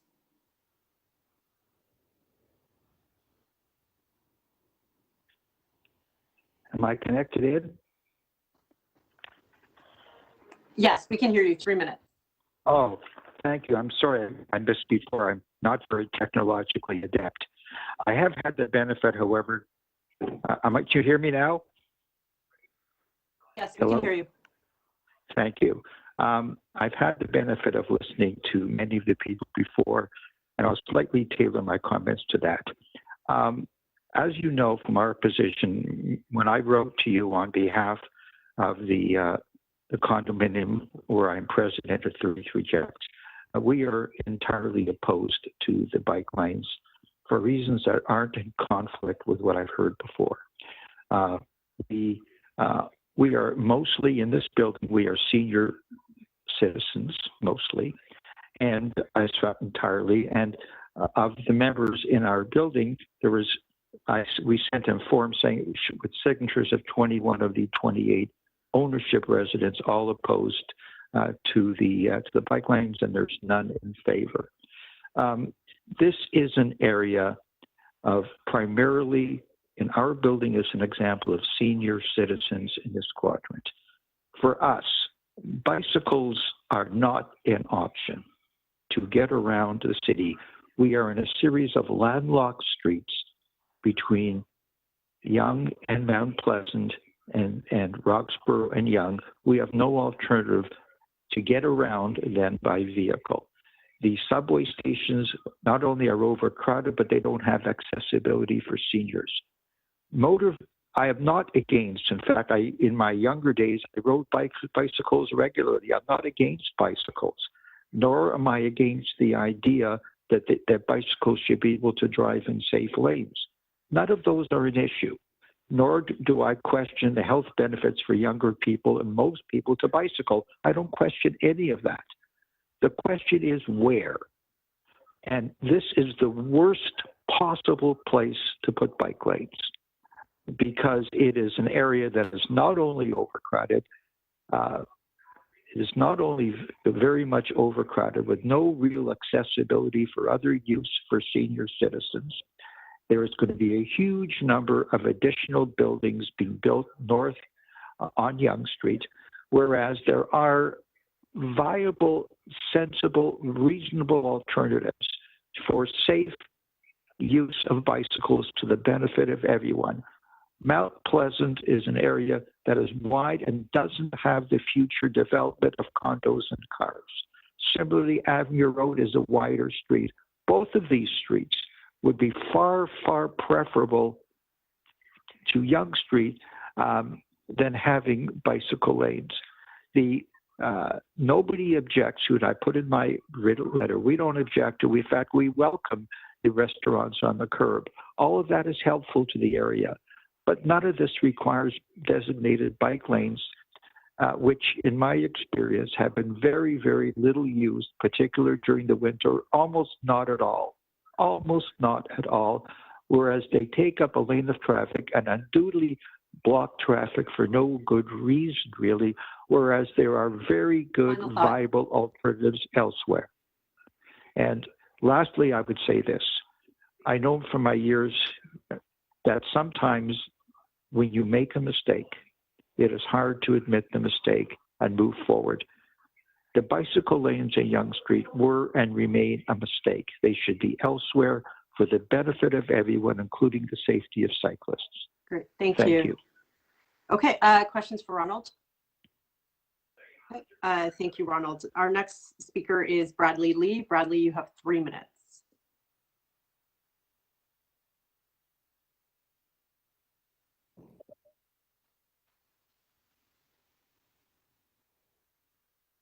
Hello, can you hear me?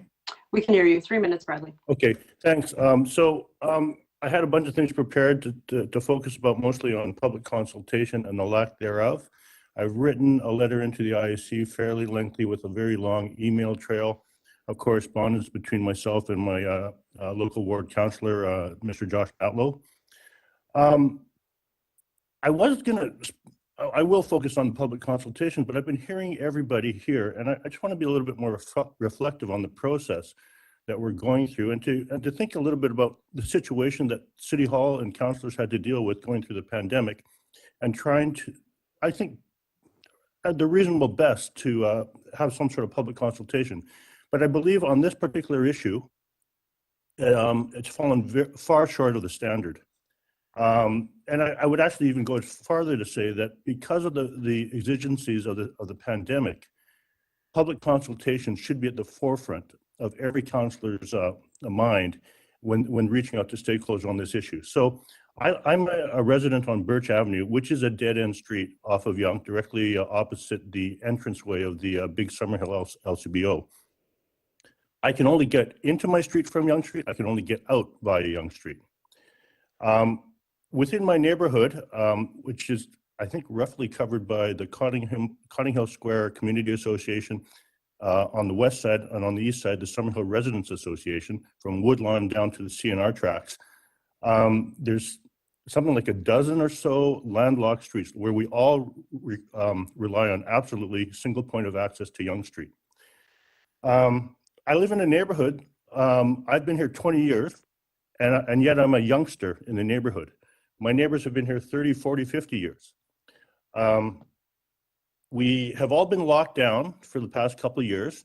We've been isolated and self-isolated by choice out of care for our neighbors. Now, how ironic is that? I can't reach out to all my elderly neighbors. I can't sit down and reassure them over a cup of coffee at the local cafe that things are going to be okay, because I care for them, because I don't want to potentially infect them with a virus, and vice versa.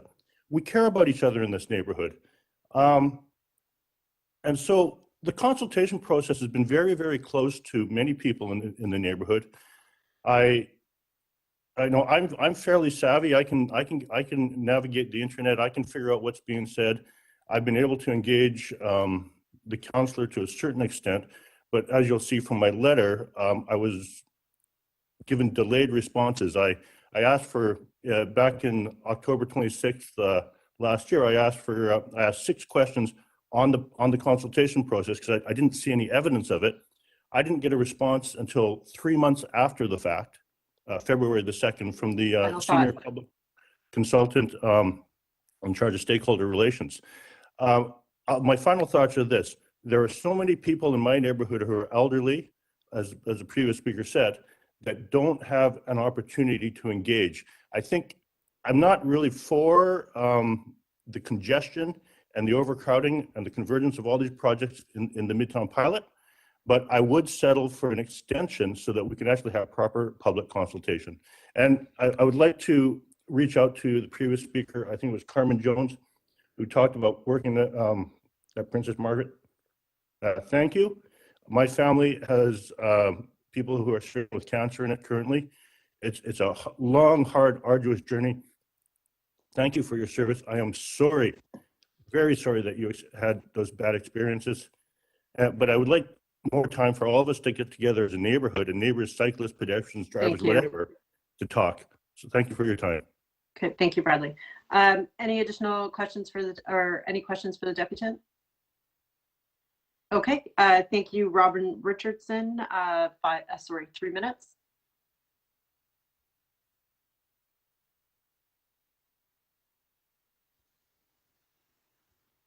Can you hear me now? We can hear you, Robin. You have 3 minutes. Thank you. Okay, so the first deputant spoke to the importance of anecdotes, so I'll share mine. I live in the Yonge and St. Clair area with my husband and my 3 children. We use our bikes the way a lot of people use cars, to go where we need to go every day, all year round. We use the Yonge Street bike lanes to access shops, restaurants, and services on Yonge, such as my kid's pediatrician, just south of Davisville, the Reference Library comic book shop, just north of Bloor, restaurants such as Mr. Thai and the Rebel House, and stores from big grocery and drug stores to small boutiques. We also use the lanes to commute to work, take our kids to school and activities, and visit friends who live along the route, including one young boy who lives on a so-called landlocked street and has to use Yonge to get to his school at Deer Park. Prior to the lanes going in, he had never been allowed to ride his bike on Yonge Street. He's now thrilled to be able to ride safely right from his home. Listen, traffic on Yonge is obviously a problem, but this is not due to the bike lanes. It's due to too many cars on the road. The anti-bike lane speakers seem to have short memories because traffic has been a problem here for years. Before there were bike lanes, there was street parking, often double parking, as well as shuttle buses, construction, but most of all, just too many cars. More lanes for cars will just bring more cars. Like council, I consider climate change to be an emergency. My family is doing our part to reduce our emissions by riding bicycles to get where we need to go instead of driving. We have many neighbors and friends who would like to try riding bikes as well. And the number one reason they are hesitant to try is because of the danger that is posed by sharing road lanes with cars and trucks. Safe, protected infrastructure to the places we need to go. You know, Mount Pleasant is lovely and everything, but it has no shops, restaurants, medical offices, anything south of the cemetery. We need to go to Yonge Street. We need to be able to get to the same things that people are used to going to in their cars. And we need to offer people choices and the opportunity to reduce the pollution that is caused by the cars and trucks. The Yonge Street pilot lanes are an important trunk to a branching network that is desperately needed. So I'm asking that we please keep and expand the bike lanes so that my children, their friends, and our neighbors can safely get around our community. Thank you very much. Thank you, Robin. Are there any questions for the deputant? Okay, seeing none, that brings us to our next deputant, Paula Stevens. Paula, are you online?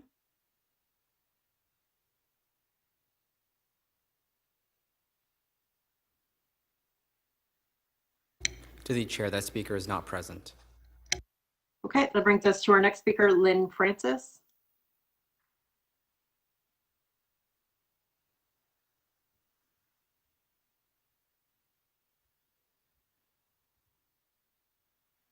To the chair, one moment, please.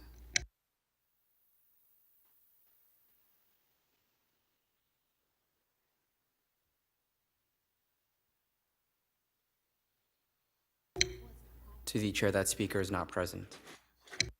Okay, that brings us to our next speaker, Aiden Carter.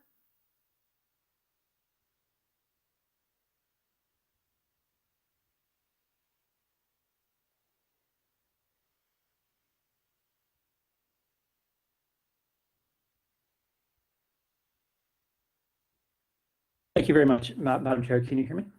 I can hear you. You have 3 minutes, Aiden. Okay, thank you very much. I did actually prepare a presentation, but rather than trying to fiddle around with the technology and get that up and running, maybe I'll just paint a picture in words, and the committee can reference the presentation if they find what I say is of some interest. So basically, something different. I wanted to propose to the committee that they give some consideration to directing staff to a different approach to the proactive monitoring of the safety of the bike network.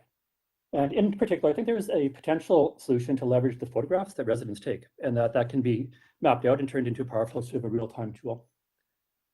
So I proposed in my presentation a specific recommendation that could be added to the report that City Council would direct appropriate city officials to implement an approach to proactively monitoring the cycling network for safety concerns, and to consider establishing a platform through which the residents can submit photographs to submit this work. And basically, so last November, I actually used my own phone camera and I cycled around sort of a sample of the network, took a bunch of photos, which I've included in the presentation, which the councillors can reference. I downloaded maps of the network and of the city wards from the open data website that the city has. And I created a sort of a very sort of a simple map just as a proof of concept to show that you can map out sort of areas of concern. And these are typically sort of areas where contractors are using the bike lane for staging, that kind of thing. So I'm not talking about like sort of a car that's randomly just like parked there, something that's temporary in nature. But if you look at the map I did, you'll see that throughout the network, there's sort of a systematic kind of issue where there's safety sort of issues with the network. And so I would encourage council not only to think about the expansion of the network or the good work that's going on Yonge Street, but actually to undertake are to get staff to consider some sort of process for actually making sure that the bike lanes are usable, accessible, and safe. And in particular, I find it's often contractors that work for the city that actually seem to use the bike lanes as staging areas. And the way that complaints from residents typically work now is that you're directed to 3111 just to make a one-off complaint. But I think there's an opportunity to do sort of a proactive sort of monitoring, and I could do it basically on the network that I use, and it didn't take a lot of work. And I reference also the precedent in the city of Mississauga, where they've got a tool like this, where they use, where the residents can flag sightings of sort of animals as well. So I think that Mississauga has proven that this sort of a technology is quite doable. I don't think it would really take a lot of pricey software or require like consultants, and I think it could significantly sort of like enhance the safety of the network. So thanks very much for your time and your patience. I apologize I couldn't master the technology to actually share the maps, but hopefully they will be of some interest. Thank you. You can also submit them as a written deputation, and they'd be posted onto the item for us to see. Okay, are there questions for Aidan? Okay, seeing no questions, that brings us to David Edwards with NRBI Zero Emissions Electro Cargo Bike Delivery. Do we have David online?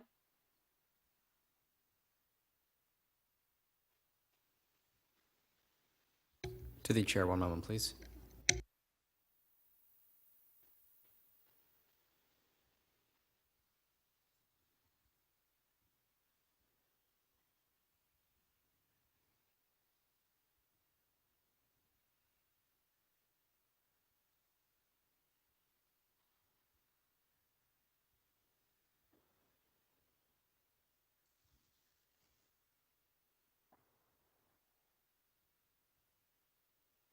To the chair, they are not present. They've withdrawn. Okay. Our next deputant is James Young. Do we have James? James Young is present with us in the chamber here. Okay, James, you have 3 minutes. Good morning. Thank you, Chairperson McKelvey and Vice Chair Pasternak, councillors, for this opportunity. My name is James Young. I'm a lifelong Torontonian, and I reside in Midtown Toronto. I also represent the Midtown chapter of Cycle Toronto. I support this item, IE 28.7, in particular, sub-item 16 pertaining to Yonge Street and Bayview Avenue. Although I'm quite confident Yonge and Bayview will attain permanency, I also feel it's very important this proposal receive adequate study. I think it'll serve all sides best by that process. I'll not reiterate the various statistics and observations. I think the report from staff is excellent. Personally, I ride Yonge almost every day to work. I ride from Midtown to the beaches where I work and have for the last 20 plus years. And it takes me about 45 minutes, and I ride home in the evening. And I look forward to that ride, as I'm decidedly happier, healthier, and sharper when I ride my bike to work.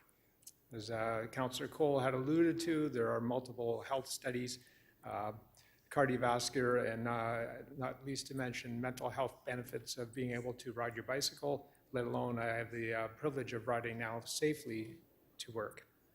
I feel safe on Yonge. I think the infrastructure there is excellent. I should repeat that. I can ride my bicycle on Yonge Street now, safely. And being a lifelong Torontonian and been down Yonge Street all these years, that is quite an accomplishment. Toronto's growing. There's a shock, and it's growing denser. Housing costs are such that people are looking for other transport modalities, and the bicycle is just one of them. And having the biggest impediment to commuting by bike is the lack of safe, connected roadways. This is an excellent opportunity to further that modality. What's happening today? Our federal government is announcing their 2030 goals. If we look across at maybe the most popular avenue in the world, the Champs-Élysées, very shortly will be 50% fewer vehicles.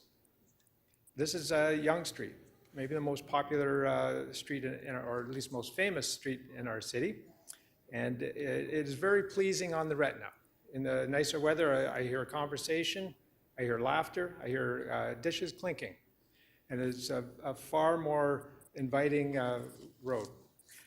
I see I'm almost finished. I wanted to thank the councillors for their job. I think you guys do a great job, and it's underappreciated, but you are appreciated. Thank you for your time. Thank you, Alan. Are there any questions for the deputant? Okay, seeing none, thank you for joining us. Our next deputant is Allan Manchie, who is in the chamber. Alan, you have 3 minutes.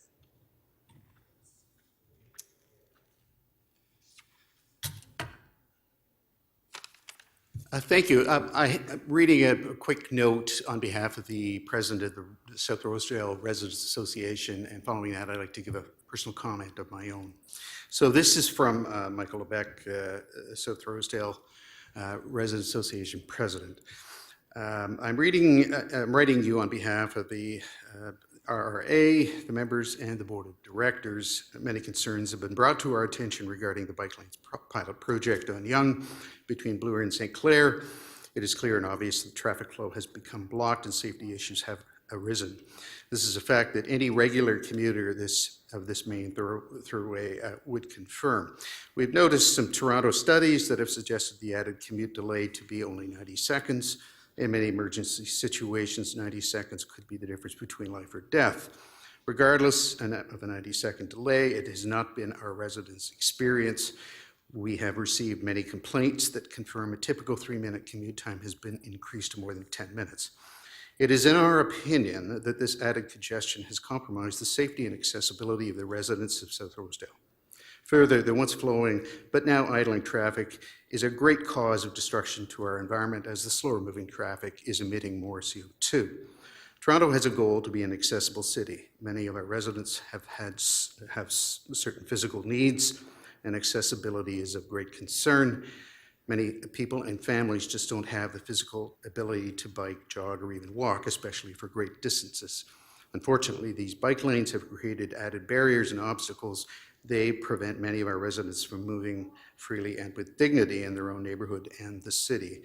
Many residents now have a very difficult time accessing medical services, shared transportation, and necessary home care services. As it relates, I question if these added bike lanes are in contradiction of both the City of Toronto's human rights goals and legislation covered under the Accessibility for Ontarians with Disabilities Act. So, a personal comment of mine. Those of us, I live in the area, and for those of us who object to the Yonge Street bike lanes, don't object to bike lanes per se. I support bike lanes. All I'm asking the city is to look at where they should go. And there are other more attractive options than this most constricted roadway in the whole city. These bike lanes are like boa constrictors. They are strangling our neighborhood, and they're affecting not only residents, but businesses as well. And I believe Councillor Layton has received a letter from the local BIA objecting to the bike lanes, saying that they're costing them business and money. So this situation is even more egregious considering that there is a far more attractive option just a few hundred meters west on Avenue Road. And there are Avenue Road citizens, pardon? Avenue Road citizens that are lobbying the city to narrow Avenue Road from 6 lanes to 4. There are Oriole Parkways narrowed from 4 lanes to 2. The city could run bike lane right down from Eglinton to the lake with little or no community opposition. It would be safer and it would be faster. So I would ask the city, if assuming that they extend the pilot, when they come to the decision whether or not to make it permanent in 2 years, they do a better job of consultation and they give much more consideration to the Avenue Road option. Thank you. Thank you. Are there questions of the deputant?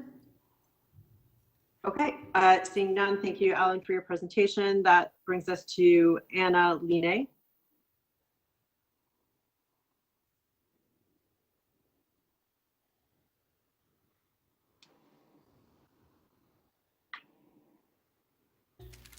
To the chair, one moment, please.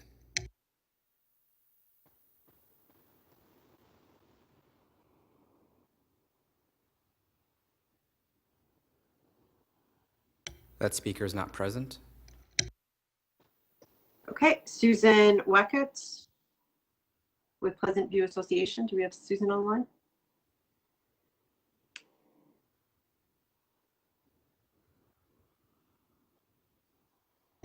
To the chair, that speaker is not present. Okay, we're going to go back to Ron Hart, who was earlier and is now in the room. Thank you, Madam Chair. Mr. Hart is just making his way to the podium in the room here. Stand. Oh. Thanks, Ron. You have 3 minutes. Okay. Yeah, my name is Ron Hart, and I'm chair of Bike North York, a ward committee of Cycle Toronto. I'm here in support of the bike lane projects proposed for North York. Most notably is upgrading Senlac Avenue from a, a painted bike lane to a protected bike lane. I'm very happy to see that. I think it represents a commitment to bike culture in North York to get really serious on road cycling infrastructure. I like the whole area, the whole community around York University is going to be have bike lanes everywhere. That clearly will encourage people to get out and about and help them to get through their neighborhood safely, make them feel more comfortable on their bike. And it's also provide an excellent link to the Finch Hydro Corridor, which is an excellent, very popular commuting and walking trail. And I find often that often getting to a trail that is a problem for people. They find the roads too scary. The park trails are great on their own once you're there, but getting there can be tricky. So this is great. There'll be from any corner of this community, people should be able to get safely to the Finch Hydro Corridor. That's a very good thing.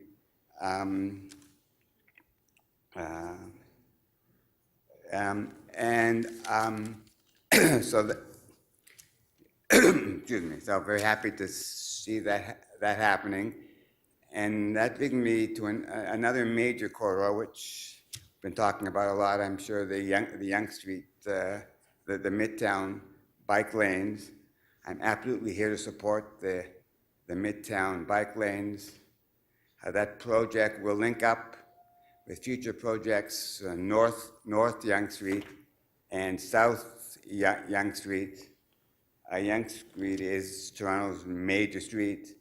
It's a street where the people want to go. It's full of places where people want to go, which is why people need to bike there the same way people want to drive on that street. A bike lane the length of Yonge Street will facilitate all kinds of bicycling on Yonge Street. Some people will go end to end. I suspect most people will go from I don't know, Davisville to the liquor store at Somerville. Final thought. Oh, I just get, it annoys me when people talk about it ruins their commute, like they had a fabulous commute, but now they have a crappy commute. You had it when all the cars on the road virtually are single occupancy vehicles. You're going to have a crappy commute one way or the other. A bike lane gives a whole segment of population a great commute to wherever they're going. And that's obvious. That should be the city's goal, I think, every year to have more and more people be able to say they have a great commute. I'm not worried about 5 extra minutes for car drivers. I'm really not. Thank you. Okay, thank you for your deputation, Ron. Are there any questions for the deputants? Okay, seeing none, that brings us to Carol Kidd.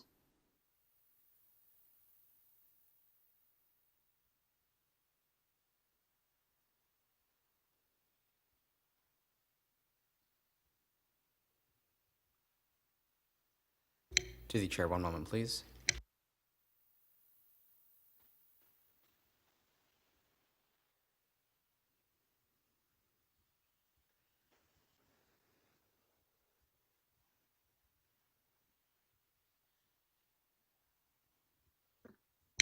To Carol Kidd. Hi, Carol. You have. That doesn't Yes. seem to be happening. We can hear you. You have Yes, 3 hello? minutes. Okay. Thank you for speaking to you this morning. My concern is really with the lack of comprehensive consultation within the community. I reside on Gladstone Avenue. I've lived here for over 40 years. I still, despite my longevity on this street, I still never received any notification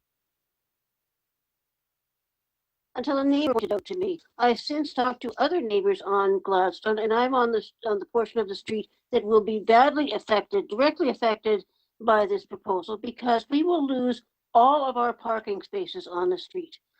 And so to hear that my fellow neighbors have also not heard of this proposal is just ludicrous, since we are the ones who will be bearing the brunt of the proposal to change the routing.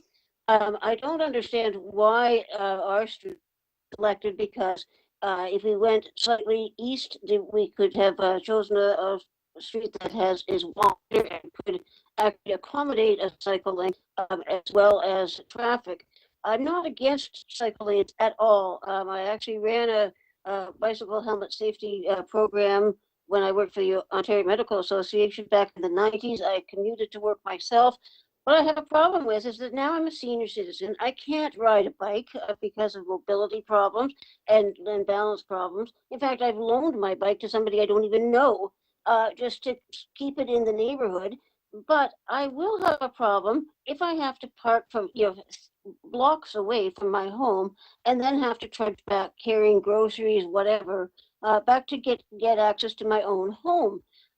This, I think, is really astounding that you would require residents of one short block to pay the price to have this configuration changed.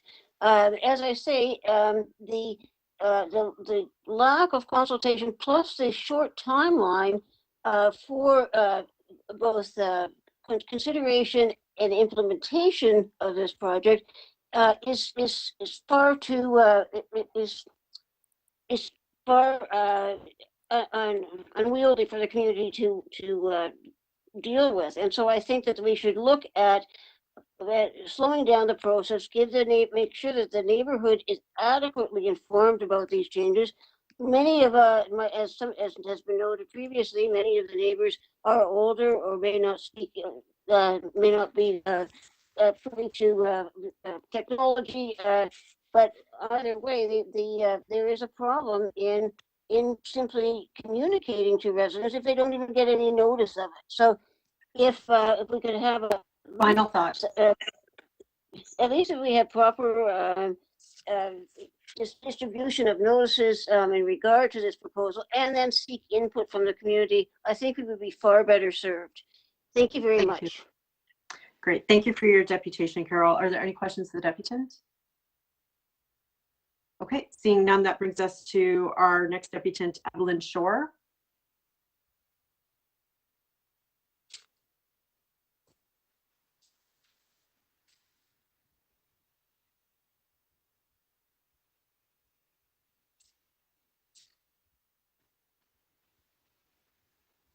Hello. Hi, Allan. You have 3 minutes. Hi there. So I live in Havelock, just north of that Dewson and Sylvan jog. And like a lot of other people who are talking here today, I have issue with lack of consultation on the changes being proposed in our area. I don't even know which of option 1 or 2 is being put forward, but I strongly oppose option 1, the blocking of the intersection of Dewson and Sylvan. That'll send a lot of traffic down Havelock Street in either direction, particularly in front of the park. A lot of kids come through on their bike and straight onto Havelock, and to drive a lot more cars down that street, I think could be quite a safety issue. Also, there's issues with parking, accessing parking. I access my parking at the end of Gladstone at the park. There's an alleyway. There's about 10 or 15 of us that access our parking that way. We will only be able to get in and out to park by going to Dufferin on Sylvan. And that is problematic because that is a very busy intersection. That is the intersection that saw that cyclist death that has brought a lot of this forward. And I don't think driving traffic down that area is safe for cyclists or for drivers. So anyways, I could go on about my issues with the project. I don't oppose bike lanes, and I don't oppose, having them on Havelock. We have it on Havelock now.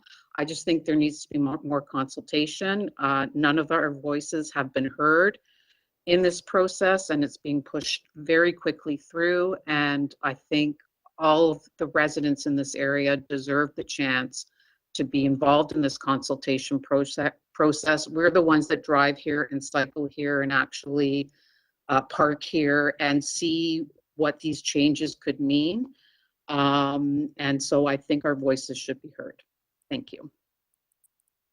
Thank you for your deputation. Are there any questions of the deputant? Okay, seeing none, thank you for joining us, Evelyn. That brings us to our next deputant, Antonia Yee.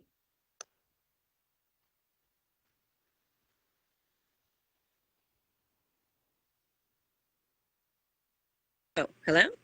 Hi, Antonia. Hi. You have 3 minutes. Thank you so much. Like some of the previous deputants, I have particular concerns with the Havelock-Lindsay-Sylvan-Gladstone design detail of the Bartlett-Havelock-Gladstone cycling infrastructure proposal. So I'm a homeowner and have lived at 10 Lindsay Avenue between Gladstone and Havelock for 16 years. My family has 2 young children. We walk, drive, and cycle. I'm also a property manager for multi-residential homes in the immediate area on Havelock, on Rush Home. I'm also the chair of the Bloor Court Business Improvement Area for like a decade, too long, most certainly. And I manage mixed commercial residential buildings on Bloor Street as well. So like this neighborhood is my everything. Because I know I'm going to run out of time here. I don't even know that I'm going to get to detail the concerns. You've heard some of them, or issues I have with the proposal for the diverter in particular is what a lot of my neighbors have been talking about.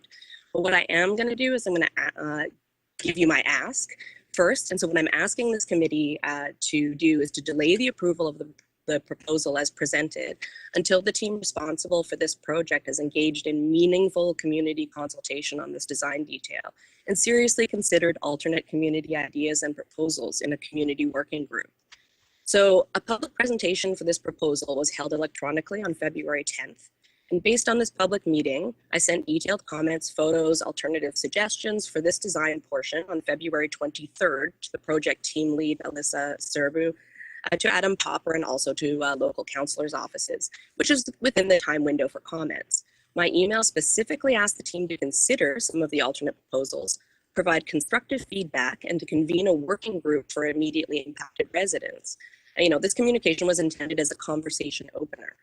I received a reply from Alyssa 1 month later on March 22nd, summarily dismissing and or not addressing some of my concerns or comments, and then inviting me to provide some further feedback. But within less than an hour of that email on the March 22nd, I received a second large group email from the team leader, Alyssa, advising that this committee would be meeting to consider the team's final proposal on March 29th, and that further comments could be made to this committee. It seems like my experience is not isolated. Other people have mentioned this past weekend in the neighborhood, we received an anonymous flyer in the mailbox distributed by concerned residents, identifying that they too had put forward unheard alternate plans and proposals. Look, we know that this detail of the proposed cycling infrastructure is not straightforward due to many factors, which is also why there were multiple options proposed to the public in the first instance. But in this case, there appear to be concerned residents not just making blanket complaints about change or protesting the idea of cycling infrastructure, but there are residents here who are coming to the table with potential viable alternate proposals to facilitate safe cycling infrastructure through our neighborhood while also meeting other neighborhood needs. The project team here simply has not been hearing our call for meaningful consultation. So I'm respectfully asking you to direct the team to put together a working group of to put together a working group of residents in our area and to seriously consider our suggestions. That's all. Thank you. Thank you. Our next speaker is Michael Tomei.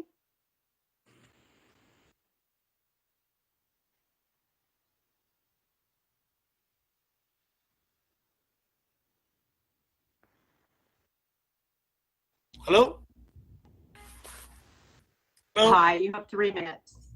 Yeah, how you doing? I live on Lindsay and Gladstone right on the corner. My dad and my brothers, my sister, we lived there pretty much 50 years. And this proposal, I personally am against it, and so is my parents, and so are a lot of other neighbors from the area. And like the other speaker said, it is true. We've got no information whatsoever. The only information that was given to me and other neighbors that I shared on to my family members were an anonymous letter and just speaking to neighbors. So we had no clue what was happening. And when it comes down to the whole bike lanes, yes, I agree. I cycle myself, but I also drive. I have to drive because of work. If I don't drive, I don't work, I don't make money, can't pay bills, and so on and so on. The issue that I have is with the diverters. The diverters make no sense to me. Number one, we're talking about environment and emissions and pollution. So now, if I'm diverted, that means I have to drive further. That means more emissions, more toxins, more pollution into the atmosphere. Number two, parking is gone now. Now I gotta look for parking. So now I gotta drive further to look for parking. That means more emissions. That means the atmosphere. What are we doing to it? Yes, bikes are good, but yet if I need to go work and I need to find parking now, we're losing all this parking spots and I gotta drive 2-3 blocks away.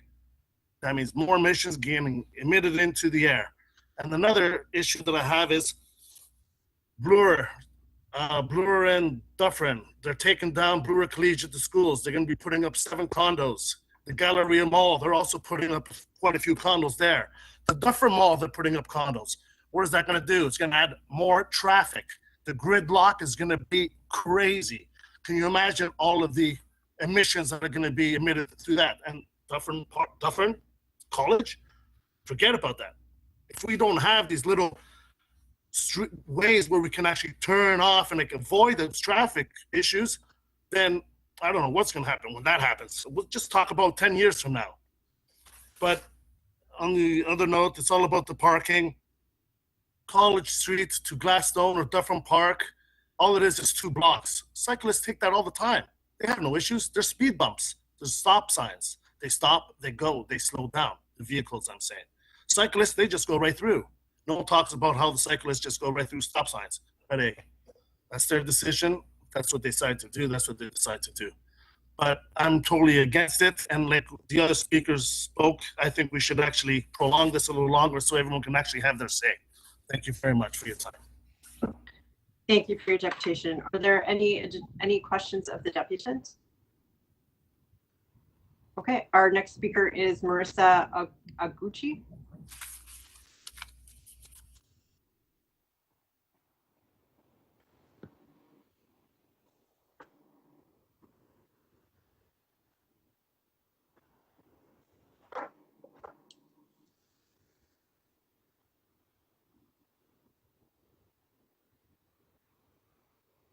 Can you hear me? We can hear you. You have 3 minutes. Okay. Thank you for letting me speak today. I appreciate it. I'm speaking today on behalf of the Rosedale BIA. The BIA is basically the community of the area. We have restaurants, services, clothing. We have major events. And the reason for the BIA is to bring the community together, make it more inclusive. We have done an extensive survey with the retailers of the BIA, and We have found that although we really like to have bikes in our community, Yonge Street is not for us. The reasons that I'm going to go through is traffic and congestion, safety, and ease of access. Probably about 7 years ago, the BIA, Rosedale BIA, applied to the city for street parking. It came back many times that it was too busy. And for some reason now, Yonge Street is not busy. So I'm not sure how 7 years ago, Yonge Street was too busy for parking, and now it's not. The issues that the retailers have, and these are just a few comments that have come up, is the deliveries. There's nowhere for any businesses to have deliveries. They have to go off to a side street, and then they have to somehow get to the stores. So that's been a big issue. Construction sites. There's so many that there's nowhere for these trucks to go. There's nowhere for deliveries to go. Another one is access to the storefronts. So, you know, we have pickup, we have food deliveries. There's nowhere for people to go. Yonge Street is just not big enough for all these things to happen. We have ActiveTO, we have bike lanes, now we have curbside pickups. It's just been like one chaotic mess for the poor retailers. We've lost access to the storefronts. We've had congestion. It doesn't feel like a village and a community anymore. It just feels like a traffic jam. So we're disappointed in that. The other issue that we've come up with is the scooters. How does that work with bikes? You're trying to cross the street, you got a hill, you've got people coming down, the deliveries are trying to take place, you've got ActiveTO, the street is very slim. It's just not wide enough. We've got loading and unloading zones. We used to. We don't have those anymore. Final thought, please. Sorry? Final thought. All in all, we love the idea of bikes, but just not on Yonge Street. The retailers just find it, it's just too busy. Nowhere to park, nowhere to go. Thank you. Thank you so much. Thank you. Questions for the deputant? Okay, seeing none, thank you, Marissa, for joining us today. That brings us to our next deputant, Meg Pinto with Proprietary Flowers.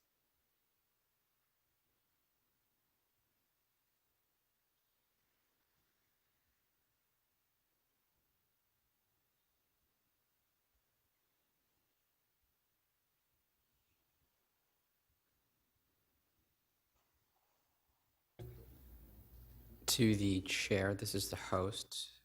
That speaker is present and they've been elevated to panelist in order to speak, but it looks like their audio has been disconnected in the process. Okay. We'll attempt to troubleshoot with them now. Perfect. Maybe we'll go to the next speaker while you're working on that. Thank you. Do we have Mary Helen Spence?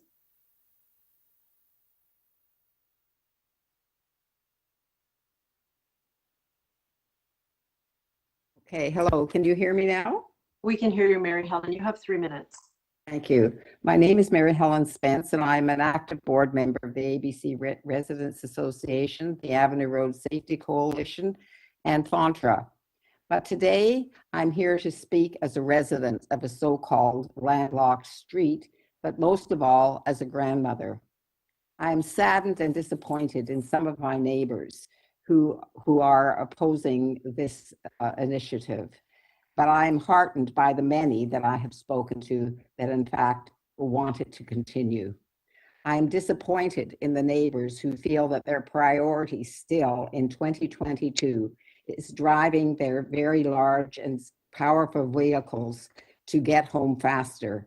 My priority, and many that I have spoke to, is to get home safely.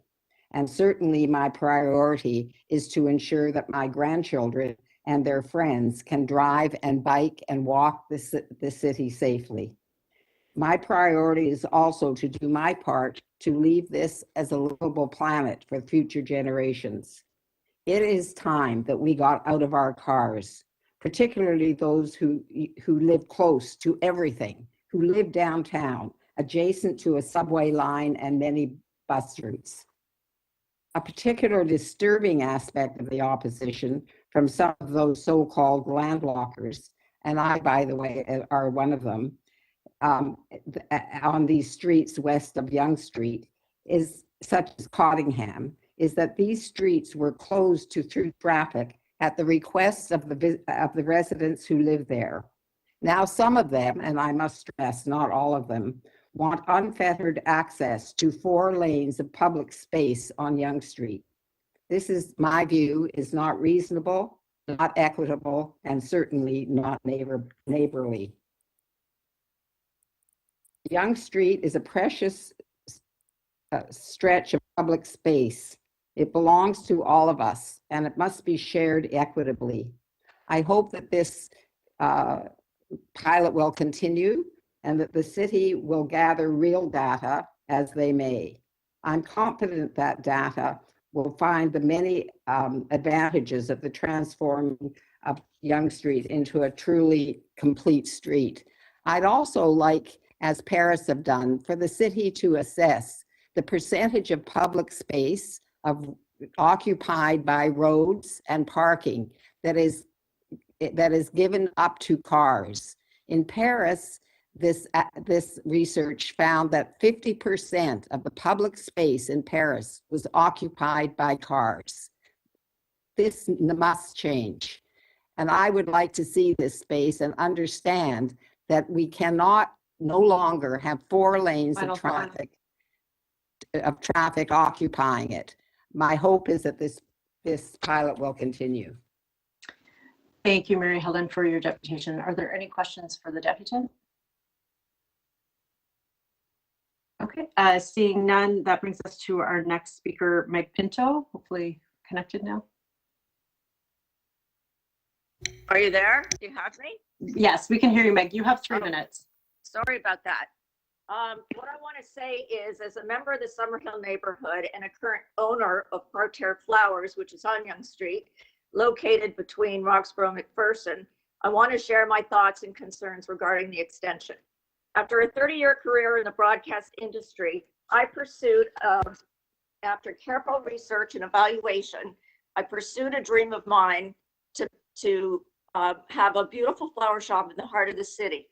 I was extremely lucky to find a prime location at 1114 Yonge Street and spent time, energy, and a lot of money beautifying the exterior and the interior of the shop to reflect the character of the neighborhood and to provide a customized, personalized offer to the public. The business has succeeded for over 10 years through tax increases and a 2-year shutdown due to the pandemic. But one of the greatest negative impacts the business has suffered is from the introduction of bike lanes in this area. As a resident of this fabulous city, I am in full support of making it easier for people to get around the city, and as a result, believe that bike lanes are important to our growth and sustainability, but not in this corridor. I was on a WebEx call last week with Councillor Layton and his staff regarding these issues and heard their rationale for why Yonge Street was chosen over Mount Pleasant or Avenue Road, but respectfully disagree with their findings. Please allow me to summarize. There seems to be a belief that from the city, that the bike lanes will bring more business to the area, and thus the businesses will benefit from them. The opposite has occurred. The ongoing backup of traffic has kept drivers from the area as they travel. Delays are ridiculous. There's no parking, even with the odd spaces that were provided, and the only bike traffic that's bringing business to the area are the Foodora and the Uber bike couriers who stop at Starbucks to pick up orders. The restaurants are not benefiting from the bike couriers as well, and in fact have communicated directly to me that the bike lanes are keeping customers away for the same reason I just explained. The bike lanes are a danger to the community. I've had 2 employees struck by bikes who plowed into them because they disobeyed the traffic signals. I know that cars can be just as bad, but the cyclists seem to have no regard for speed or take the proper precautions when riding. There are skateboarders, electric scooters, and even some three-wheel disability carts using the lanes, and there's no policing of their actions. I have several suppliers who in the past could pull to the front of the store to drop off deliveries of flowers and supplies. As a result of the bike lanes, they no longer service the store as there's no space on side street residential streets to park, and they're spending too much time on Yonge Street and stop traffic during peak business hours. This has meant that I now have to take my business, and I have to now travel out to Mississauga to buy my supplies. As a function of the business, I may be forced to have to close my business in time if this continues. There just seems to be too much congestion. My walk-in traffic has totally reduced by 25%, and it's a very unfortunate situation for me. If this project is extended and the impact continues, I may be forced in the future to close my beautiful shop that has been a joy for me, employed people, took care of my valued customers, and made a positive contribution to the Rosedale community. All I ask at the end is that maybe you consider Avenue Road. We heard about accidents that there were at the corner of Avenue Road, and maybe you would consider using alternative route. Thank you. Thank you for your deputation. Are there any questions of the deputant? Okay, seeing none, that brings us to Kevin Rupesing. Kevin, you have 3 minutes.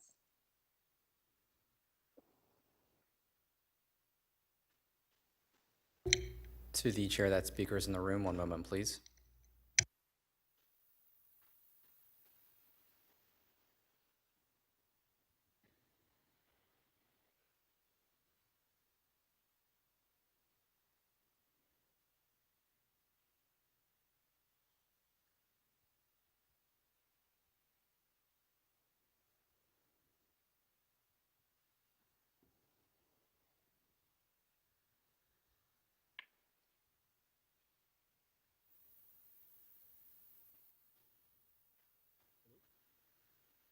Well, we're waiting for Kevin just so the next deputants can be ready. After Kevin will be Peter Irwood, and then Jeff Kettle, and then Dorian Duma.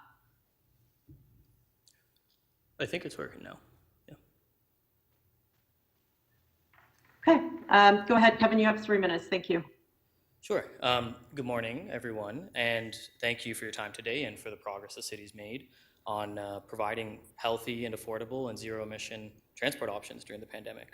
My name is Kevin Rupesing. I'm the campaigns manager with Cycle Toronto, and I'm here speaking today on behalf of Cycle Toronto. We're fully supportive of the staff recommendations to further improve and expand the Toronto's connected bike network, making cycling a viable option for people across the city. The projects that are brought forward today, these are an opportunity to provide safe options for vulnerable road users. It can promote sustainable development and give economic recovery to a lot of the local businesses in Toronto. And it's giving some of our most vulnerable residents access to opportunities that they otherwise may not have. All of these projects are high quality projects that will support people of all ages and abilities in supporting and in riding a bike throughout the different boroughs of the city. We have the Queensway in Etobicoke. That's an excellent complete street project. In North York, there's projects on Sentinel and on Shepherd and Willowdale. These will be transformative for local residents.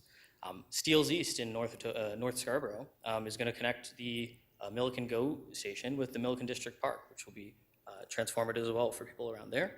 And in the core, we've got projects on Douro and Wellington, Bartlett, Havelock, Gladstone, and College Street that are going to strengthen the existing network. Of course, the pilots on Lower Bayview and Midtown Yonge, I think we are both vital to continue into 2023. And let's be clear, pilots are an excellent opportunity to collect data and make adjustments. And that's what a lot of deputants have been asking the city to continue today. The city, when analyzing this, they looked at close to 20 different metrics, and Yonge Street was strong on nearly all of them. The preliminary data the city has reported on is overwhelmingly positive, right? The cycling volumes have nearly tripled in some areas, about 1,500 people a day, and that's going to keep growing as the pandemic, as we reopen from the pandemic. Pedestrian visits to the area have gone up significantly. TTC and emergency response, the emergency services, they're both supportive of continuing the pilot. TTC has no impact, and same with emergency vehicles, at least none in their report. And I think the most strong piece that I saw in the report was that 3 out of 4 respondents to the city survey agree that the Midtown Yonge pilot is supporting the goals of, is achieving the goals of supporting local businesses by expanding outdoor patio space, improving the safety and comfort for people, for everybody, and giving a safe alternative along the subway. I mean, the evidence we've seen from projects across the city is that complete streets make these streets safer for everybody. And what we know is that the city has a commitment to Vision Zero, to eliminating deaths on our street. We know that this is popular for local businesses because of the patio space that has been introduced, the parking and delivery zones that have been added that weren't there before, as past deputant said. Final thought. Sure. And as we know, we have a climate crisis. We need to see 3/4 of trips walked, cycled, or taken by transit less than 5 kilometers in the next 10 years. And this is an opportunity to do that. So whether it's Bloor, Danforth, and now Yonge Street, we hear these concerns every time, and we're confident that this will end up working out for everyone. So we hope you can support these recommendations today. Thank you.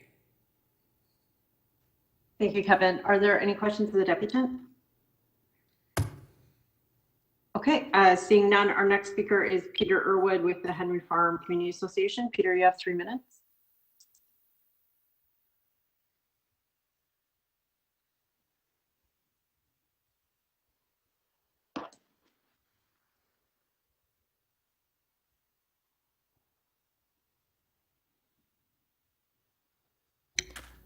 Hi, Peter. I see that you're muting and unmuting yourself. Just give us a moment. We'll unmute you.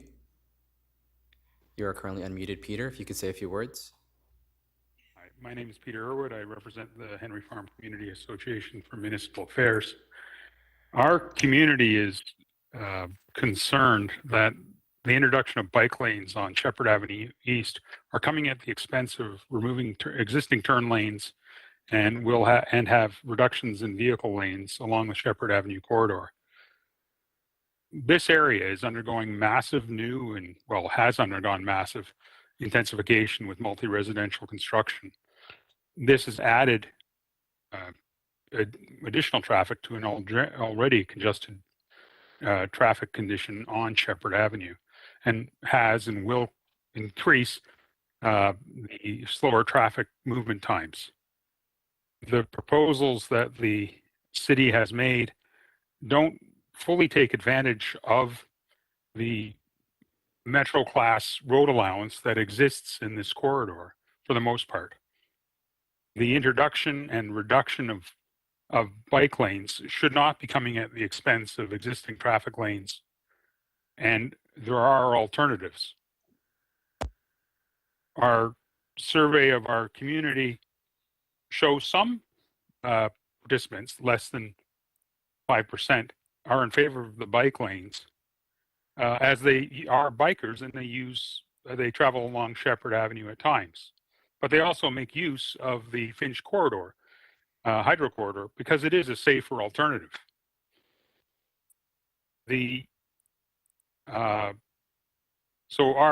What we are asking for is that the bylaws be deferred related to the changes to Shepherd Avenue East in section 6C of the proposal from the committee, if that's possible. That's all I have to say. Thank you for your time this morning. Thank you for your deputation, Peter. Are there any questions of the deputant? Okay, seeing none, our next. Yes, my hand was up. Sorry, Jennifer. Okay, go ahead. Sorry, I don't know. Oh, there you are. You're on my screen now. Okay, go ahead, Deputy Mayor.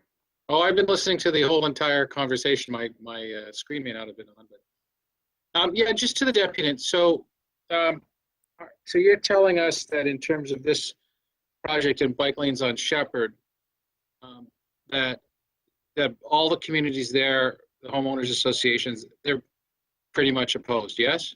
I didn't say all of them, no, but our community association, based on the feedback from our community, are opposed. There are. I'm not saying all of them are, but yeah, the opposition's greater. Shepherd Avenue is a major thoroughfare. Yeah. And has all sorts of issues when the 401 has an accident on it. The volumes of traffic on Shepherd are massive. the snow event of January demonstrated that the city is incapable of actually keeping the roadway clear, and there is nowhere for snow to be put on that roadway. Yeah, we're going to do that later on in the. No, I understand, but I'm just saying the addition of bike lanes to the road in the road allowance the way that it is proposed is not an effective use of the city's resources. Sure. And do you have any sense of what the Bayview, your neighbors in Bayview Village think? From my understanding, they are also opposed, but I don't have details of that.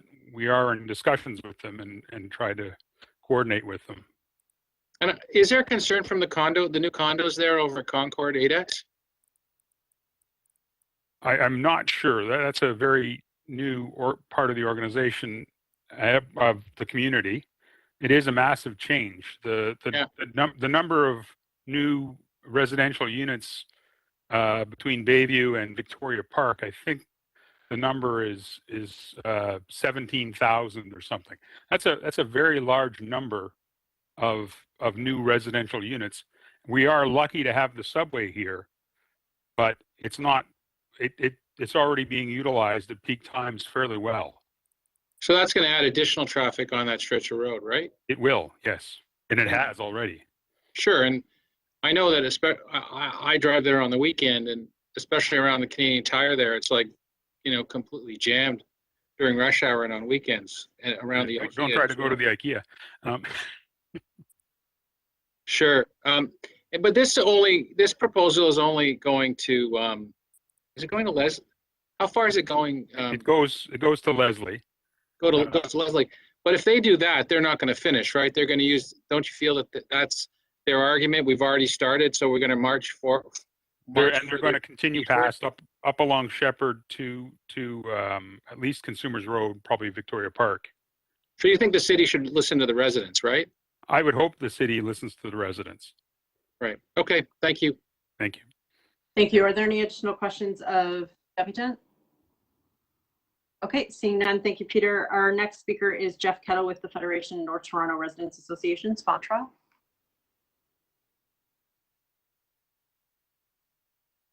Hello. This is Jeff Cattell from the Federation of North Toronto Residents Associations. Thank you for this long extended discussion, most interesting. Fontra is supportive of the ActiveTO Midtown Yonge Complete Street pilot installed last year. ActiveTO bike lanes are an important part of the city's transportation system, helping to reduce automobile use, enliven the streets, and support the businesses along Yonge Street in Midtown. We appreciate that the current pattern of streets to the west and the Yellow Creek Ravine to the east result in landlocked communities that create challenges to the implementation of the pilot. We are aware that Councillor Layton and Councillor Matlow are currently working with transportation staff and residents to resolve the localized concerns about the current installation of bike lanes and ActiveTO installations, along with related initiatives to reduce congestion on Yonge Street, such as left turn lanes. I would say that two of our member organizations are opposed to bike lanes on Yonge Street and their impact on traffic, and another has raised issues re access to residential streets and impacts of upcoming construction related to development. We urge the committee and City Council to ensure that the traffic concerns underlying their opposition are addressed in the proposed extension of the pilot. We also express concern that an unfettered evaluation of the Yonge Street pilot has been precluded by City Council's November 21 decision to allow ActiveTO installations prior to the conclusion of the pilot. A key issue going forward is whether both ActiveTO patios and ActiveTO bike lanes are consistent with maintaining an adequate car traffic flow that allows swift passage of EMS vehicles. It may well be that the only safe solution for Yonge Street will require the city to choose between bike lanes and ActiveTO in order to provide 3 lanes of car traffic that allow passage of EMS vehicles. We consequently urge the committee to ensure that the proposed extension of the ActiveTO Yonge Street pilot ends at the same time as the fall 2023 review of ActiveTO, and in the interim to provide for better implementation of the pilot ensure that the forthcoming implementation of ActiveTO for this summer does not inhibit the provision of left turn lanes at every intersection between Crescent Road and Heath Street where left turns are permitted. Subject to the foregoing, we do support recommendation 16 in the staff report, which we've been talking about. We also support extending the Young project to Eglinton, rather than the current endpoint at Davidson, as soon as feasible.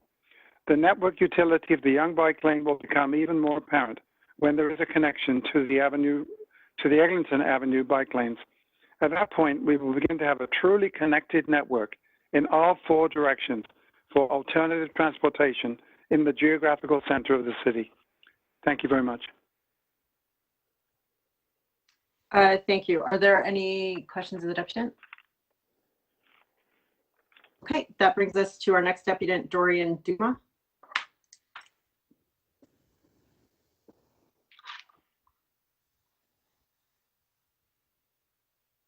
Hello, yeah, I'm Dorian.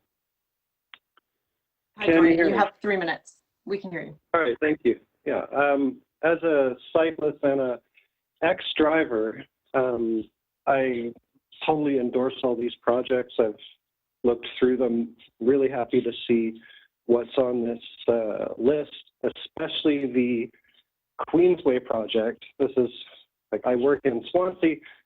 Sometimes my boss wants me to run deliveries to the western end of where this project is. And I used to try to just do it on the side streets. And at a certain point, I had to say, I don't want to do this delivery anymore. And I'm happy to pick stuff up and drop stuff off in anywhere in the downtown. So this kind of stuff where we're connecting the downtown through to the suburbs is that's the type of thing that I'm most excited about. All the objections that we've heard, a lot of them just don't stand up to scrutiny. Some of them I don't know how to speak to, but I'd encourage anyone on the committee to just ask me anything about any of these objections. I can speak to pretty much all of them if they are making you wonder about one of these projects. I do want to say, as an ex-driver, a lot of the places where you absolutely need to drive to get through some area, the driving is also really sketchy. And this is what I didn't like about being a driver. Being forced to drive trips that I would much prefer to do on my bicycle, and then anytime I tried doing them on my bicycle, I'd see why nobody's doing it. And the bikeway network that we have built and these types of projects are the excellent solution to that. And I've gotten to experience that living in the downtown before any of our current bikeway network went in. And while it's been going in, it's just fantastic to be able to get around really safely, easily myself, but also to be able to tell anyone I know who wants to do some trips on their bike, yeah, you can just go ahead and do that. So I'm really excited about being able to extend that situation further out from the downtown and also repair some of these bits within the downtown. So thank you so much. I urge you to go with these staff recommendations. Thank you for your deputation. Are there any questions of the deputant? Okay, hearing none, that brings us to our next deputant, Bradley Fletcher.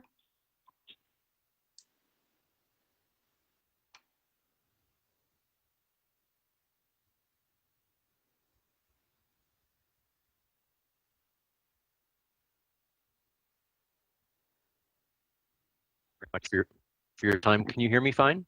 We can hear you. You have 3 minutes. Thank you. Thank you, Madam Chair, and thank you, committee members, for your time today. And also a thank you to the Transportation Services for their complete street design of the Queensway, which is specifically what I'd like to speak with you today about. Currently on the Queensway, I'm referring to the area between Aldgate and Parklawn, where the Ontario Food Terminal is located. On the north side of the Queensway, there are approximately a dozen residential small bungalows there. This area is zoned commercial industrial, so there are some businesses along there.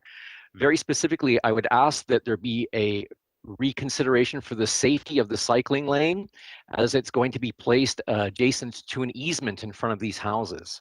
I've spoken with Transportation Services, and they've indicated that they're going to narrow the easement and make it very difficult for any cars to stop. Currently, this area is a no parking area, but there is a operating daycare there that has a lot of clients that drop off and pick up. Toronto Police will not enforce this. In their mind, they see this as a no stopping zone area to a no parking, no stopping area in order to create a heightened safe barrier for the cyclist in this area.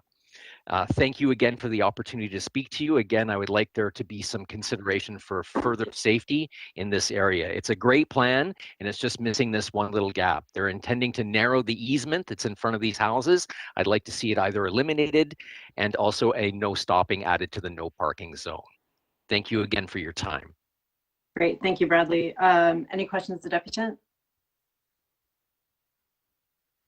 Seeing, hearing none, that brings us to Andrea Alexander.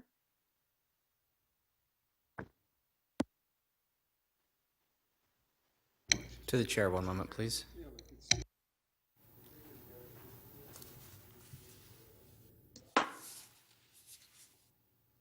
Apologies, that speaker is in the room.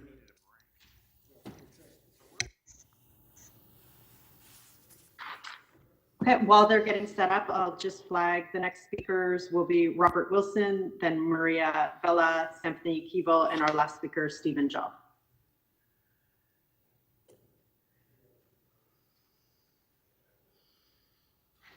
You can go ahead and start when you're ready there. You have 3 minutes. Thank you very much. Excuse me. Thank you, Madam Chair and members of the committee for the opportunity excuse me, to speak to your meeting. And rather than read my prepared words, I want to bring to your attention the very special submission by the Summerhill Residents Association. It's 35 pages. It is very impressive, and I want to make sure that committee members take the opportunity to read through. My name is Andrea Alexander. I am a past president of the ratepayers across the street from Summerhill, Cottingham Square Community Association, and I've lived on Birch for 37 years, and I'm 84 years old. I am a pedestrian and a driver. From the Summerhill residents' submission, I completely agree with their 7 defined objections to the continuation of the bike lanes to July 23. Their 7 reasons are very clearly explained in depth, and I support them all. Especially, I am concerned that there has been no overall survey of the residents along the Yonge Street corridor.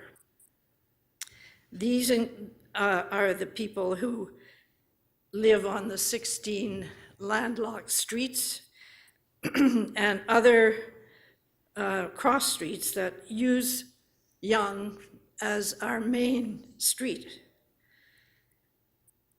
We need to be surveyed so that each of us has our opinion recorded. Secondly, for me, the risks outweigh the benefits when too much infrastructure has been placed on this narrow street, and the safety for cyclists, pedestrians, and drivers is really in trouble.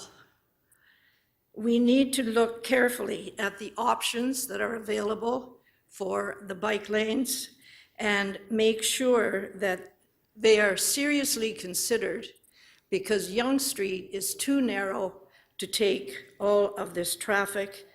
with the developments that are coming our way and the impact that that will have on everything on Yonge Street. So thank you very much. Final thought. Appreciate your, the opportunity to speak to your meeting. Thank you. Thank you for your deputation, Andrea. Are there any questions of the deputant? Okay, seeing none, our next deputant is Robert Wilson, followed by Mario Vella. So Robert Wilson, you're next. 3 minutes.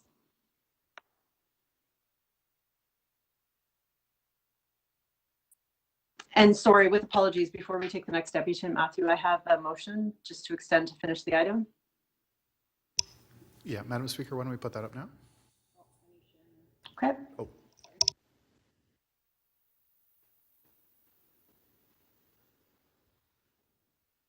Does meeting be extended past lunch recess in order to complete the item, i.e. 28.7, and we'll still have an hour break after that. All those in favor?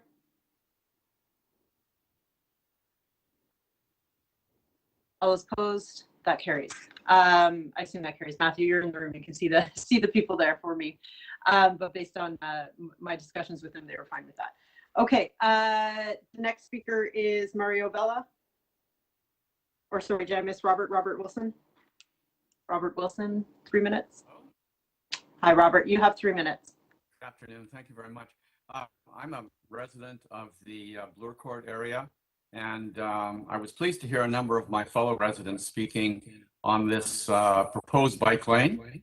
And I wanted to make a couple of points in addition. I also submitted some proposed modifications to the plan in our area, and I was also received no feedback and also not even an acknowledgement that I had made these submissions. Just for your information, I've been riding a bicycle in Toronto for 50 years, and I'm a resident in this area for almost 40 years. What I want to speak against today is the proposed closure of Havelock Street between Sylvan and Dewson. What's going to happen when this is closed? Many of the residents in this area use this as a route to travel from one side of our neighborhood to the other.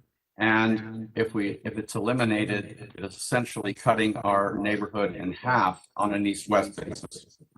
Many residents in this area use this route to avoid heavy traffic on Bloor and College.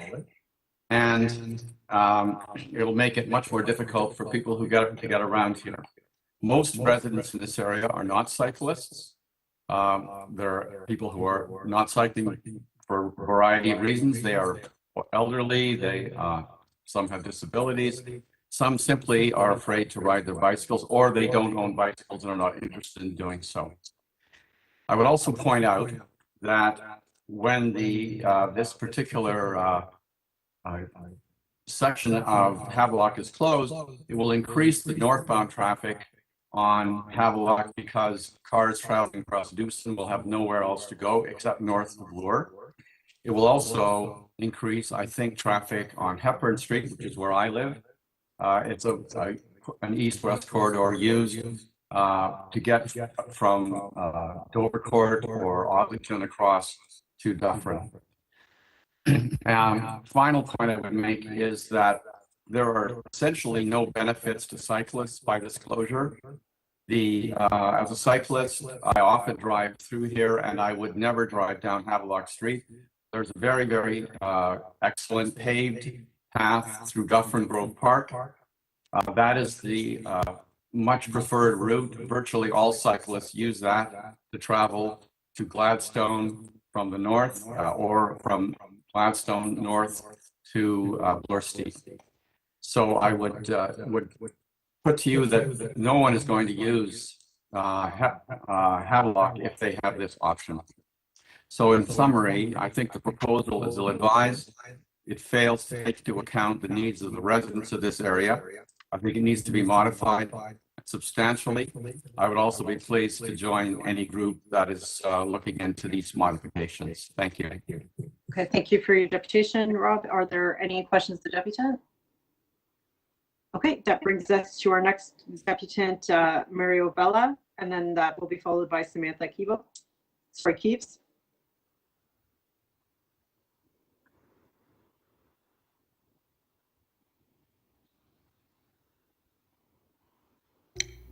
To the chair, that speaker is not present.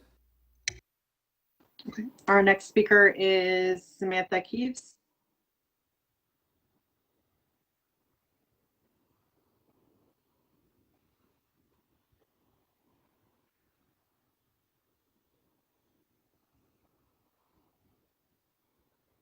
Hello. Hi, Samantha. You have 3 minutes. Thank you. I really appreciate the opportunity to speak to everyone today. I'm in favor of bike lanes, but just not on the Yonge corridor. I'm a resident of Summerhill Avenue, and I am on one of over 15 streets that are landlocked on this area. So the gridlock this has caused has been incredible. As a resident of Summerhill, I have no choice but to use Yonge Street. I need to drive my children to school because there's no French, my kids go to French school and there is no immersion in our area. So we have no choice but to take cars. And the traffic is not a matter of just 5 minutes, as one person said, but it's often bumper to bumper traffic that can take up to 20 minutes just to get through the Yonge corridor. When I listened to the council meeting last week, they mentioned they seemed surprised about the number of landlocked streets, and we're not aware of any other community in all of Toronto that has this volume of landlocked streets that are going into a corridor. Interestingly, though, even though we're landlocked by car to get to Yonge Street, we're not landlocked by bicycle to get to Avenue. So in my mind, moving this to Avenue is sort of just a natural choice, especially since when I heard from all the business communities and all the other residents, it's not helping the businesses in our area. So my big thing is I know you looked at all these other streets. It seems that moving it to Avenue or even Mount Pleasant would be a much more natural choice.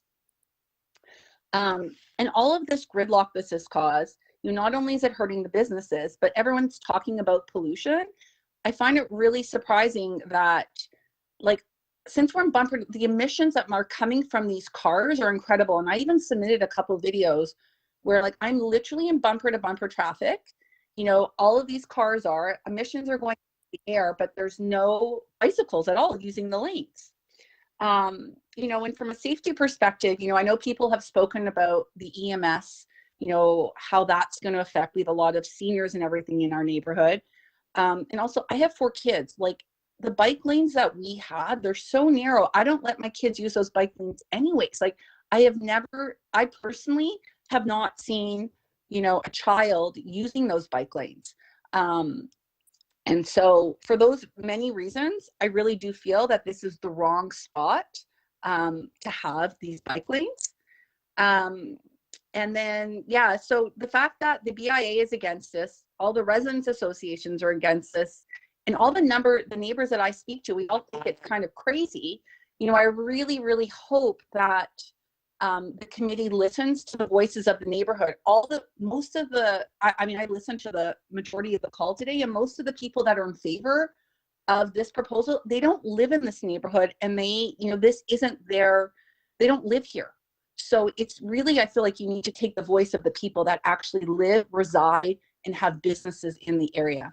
I want to thank you guys very much for taking my time. And I really do hope that this project is removed immediately. Thank you. Okay, thank you for your deputation, Samantha. Are there any questions of deputant? Okay, seeing none, Stephen Job is our next deputant.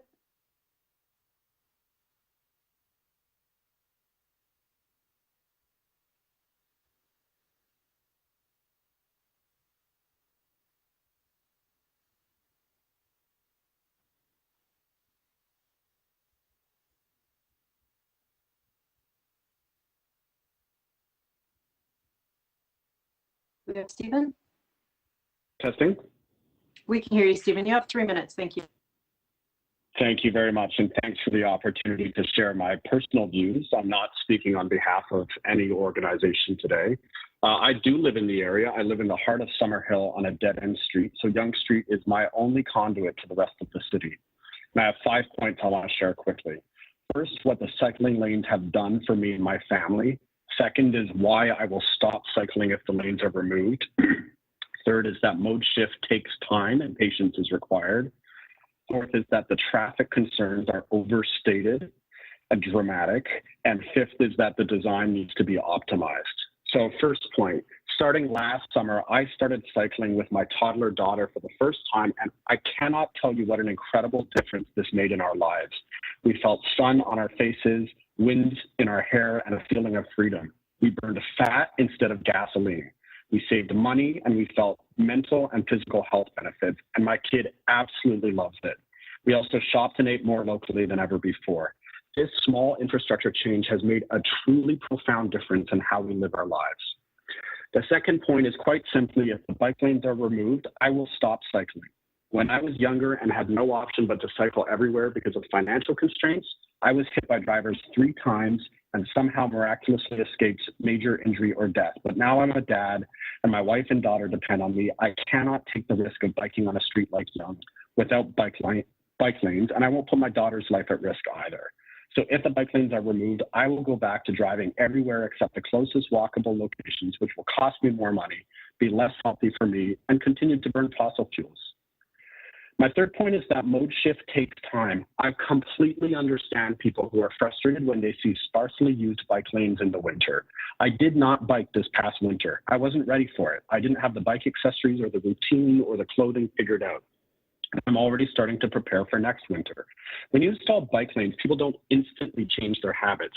They need to speak to friends and neighbors, be frustrated in traffic a few times, hear positive testimonials, figure out a new routine, maybe have to buy a bike or buy a bike share membership. Give it a little time. I think it's worth giving people the chance to change before we pull out the rug from under them. My fourth point is that the car traffic concerns are overstated. As I said, I drove all winter, twice a day between Birch and Soudan, the length of the pilot. We drove on weekends, we drove on evenings, and there were some slight delays, but it is not gridlock. You can still get through with a car. It moves. It's a little busier in the heart of rush hour. But in the winter or the rain or the cold, I'm in a weather-protected cocoon with the radio, seat warmers, and I can afford to take an extra few minutes.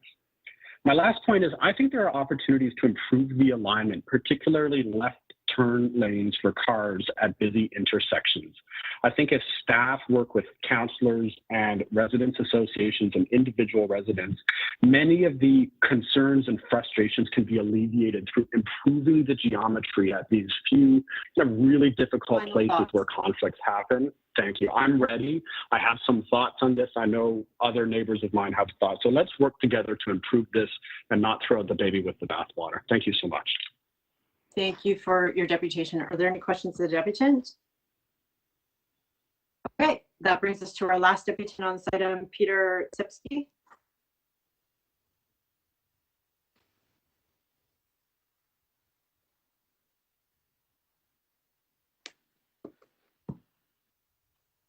Can you hear me? Or? We can hear you. You have 3 minutes, Peter. Hi, Councillor McKelvey and members of the Infrastructure and Environment Committee.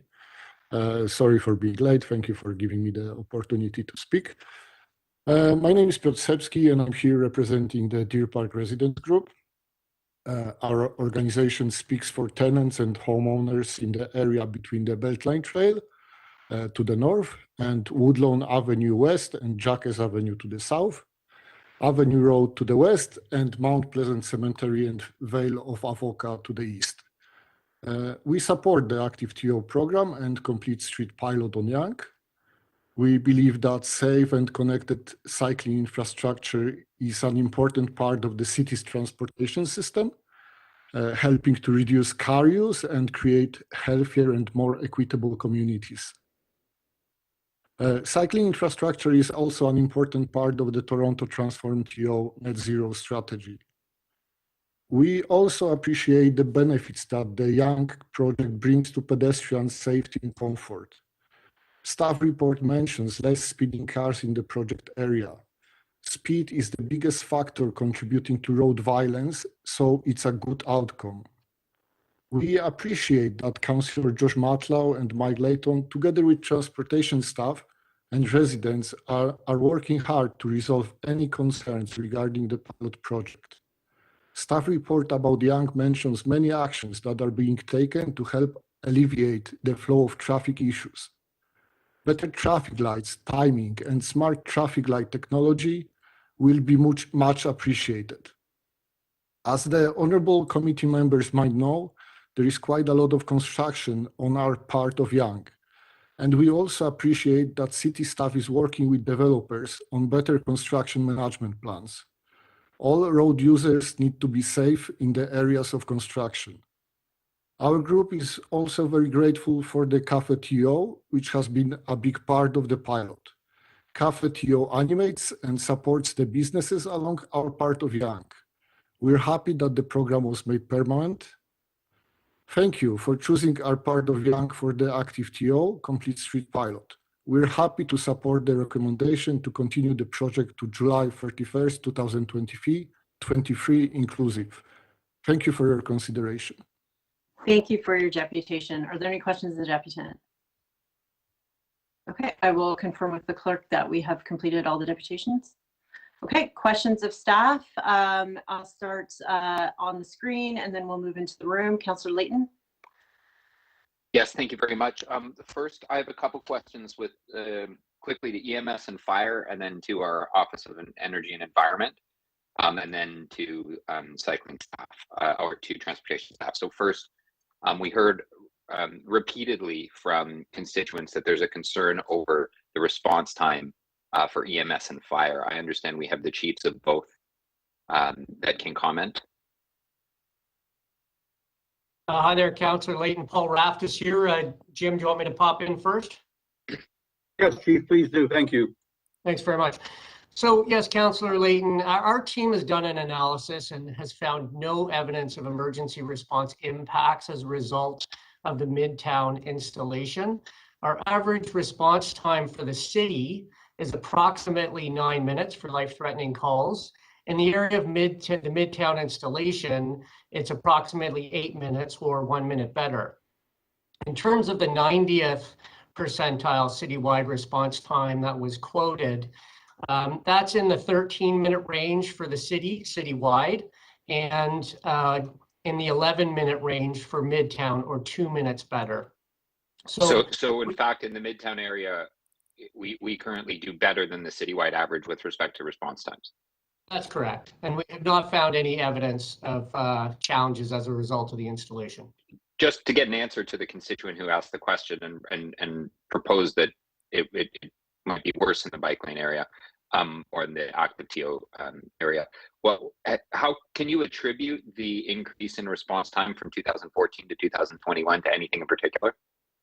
Yes, absolutely. So we've definitely seen an increase in response time, and that is primarily driven by the hospital pressures in the last couple of years that have impacted paramedic wait times in hospital and subsequently ambulance availability. And also more recently, the 911 emergency call volumes have returned to pre-pandemic levels. So those are clearly the things that were driving those response time changes. Very helpful, thank you. And to Toronto Fire, just very quickly, if you could, do you have any data to suggest that response times have been slowed?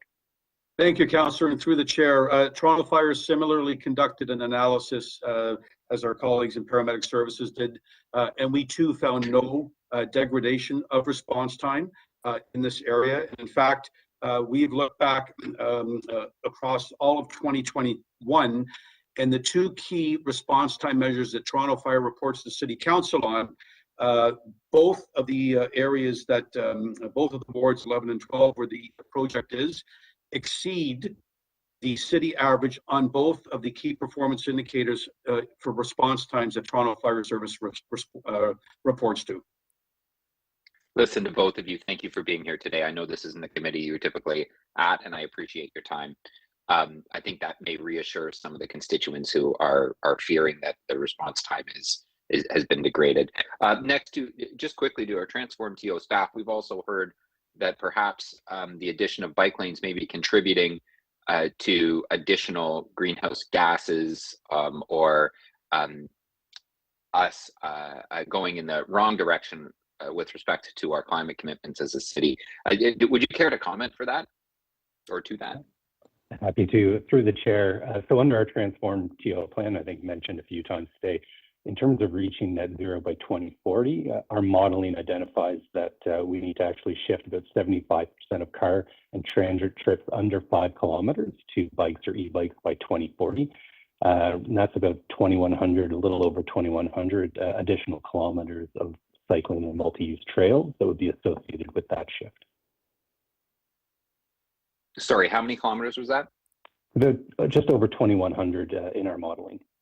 2,100 kilometers would need to be constructed, both downtown and across the city. Do you know how many we have constructed in the city? I don't have that. I defer to my transportation services colleagues. I'm going to get to them in just in just a moment. So you would think that achieving our climate change target is about actually building more bike lanes, not removing. Based on the modeling of our Transform TO plan, that is part of the modal shift that is identified to reduce GHGs. Thank you very much, James. If we could go to Barbara or to Becky, if you care to comment on how many kilometers of bike lane do we currently have versus what our target is for Transform TO. That's the final question. Ooh. Speaker, can you hear me? Oh, final question. I see. To Councillor Layton, we have approximately 650 kilometers of on-street cycle facility at this time. If I could beg to the indulgence for one additional question, and that is the width of Yonge Street is just over 12 meters, 12.8 meters. The width of Bloor Street is 12.2 at its narrowest, correct? That's correct. Yeah. So we have an example of where lanes like this have worked for many years and seen success without the sky falling. Correct. Okay, Deputy Mayor, and then maybe can I just do a canvas in the room? Matthew, can you tell me who's got hands up in there for questions as well? Ready? Yeah, I was just let me know when you start my clock. I did not see any hands in the room for questions, Madam Chair. Okay, great. Deputy Mayor? Yeah, questions of EMS and fire. Pre-COVID, or sorry, the before and after. Did you measure response times in that corridor before and after? And did it increase? Did you do COVID to COVID or outside of COVID to outside of COVID? Because the number, I mean, it's a no-brainer to know that there was less traffic during COVID and response times would be different.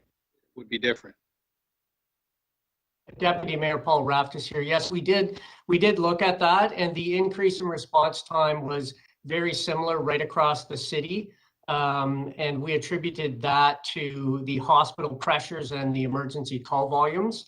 And in this particular area that we were asked to look at, the response times were, as I had mentioned earlier, a minute and 2 minutes lower than across the city. No, I'm not interested in lower. It's apples to apples, the time in that area versus the time in that area, before and after. Did it increase? It increased in the same way that it increased right across the entire city. But what was the increase, please? It was just under a minute.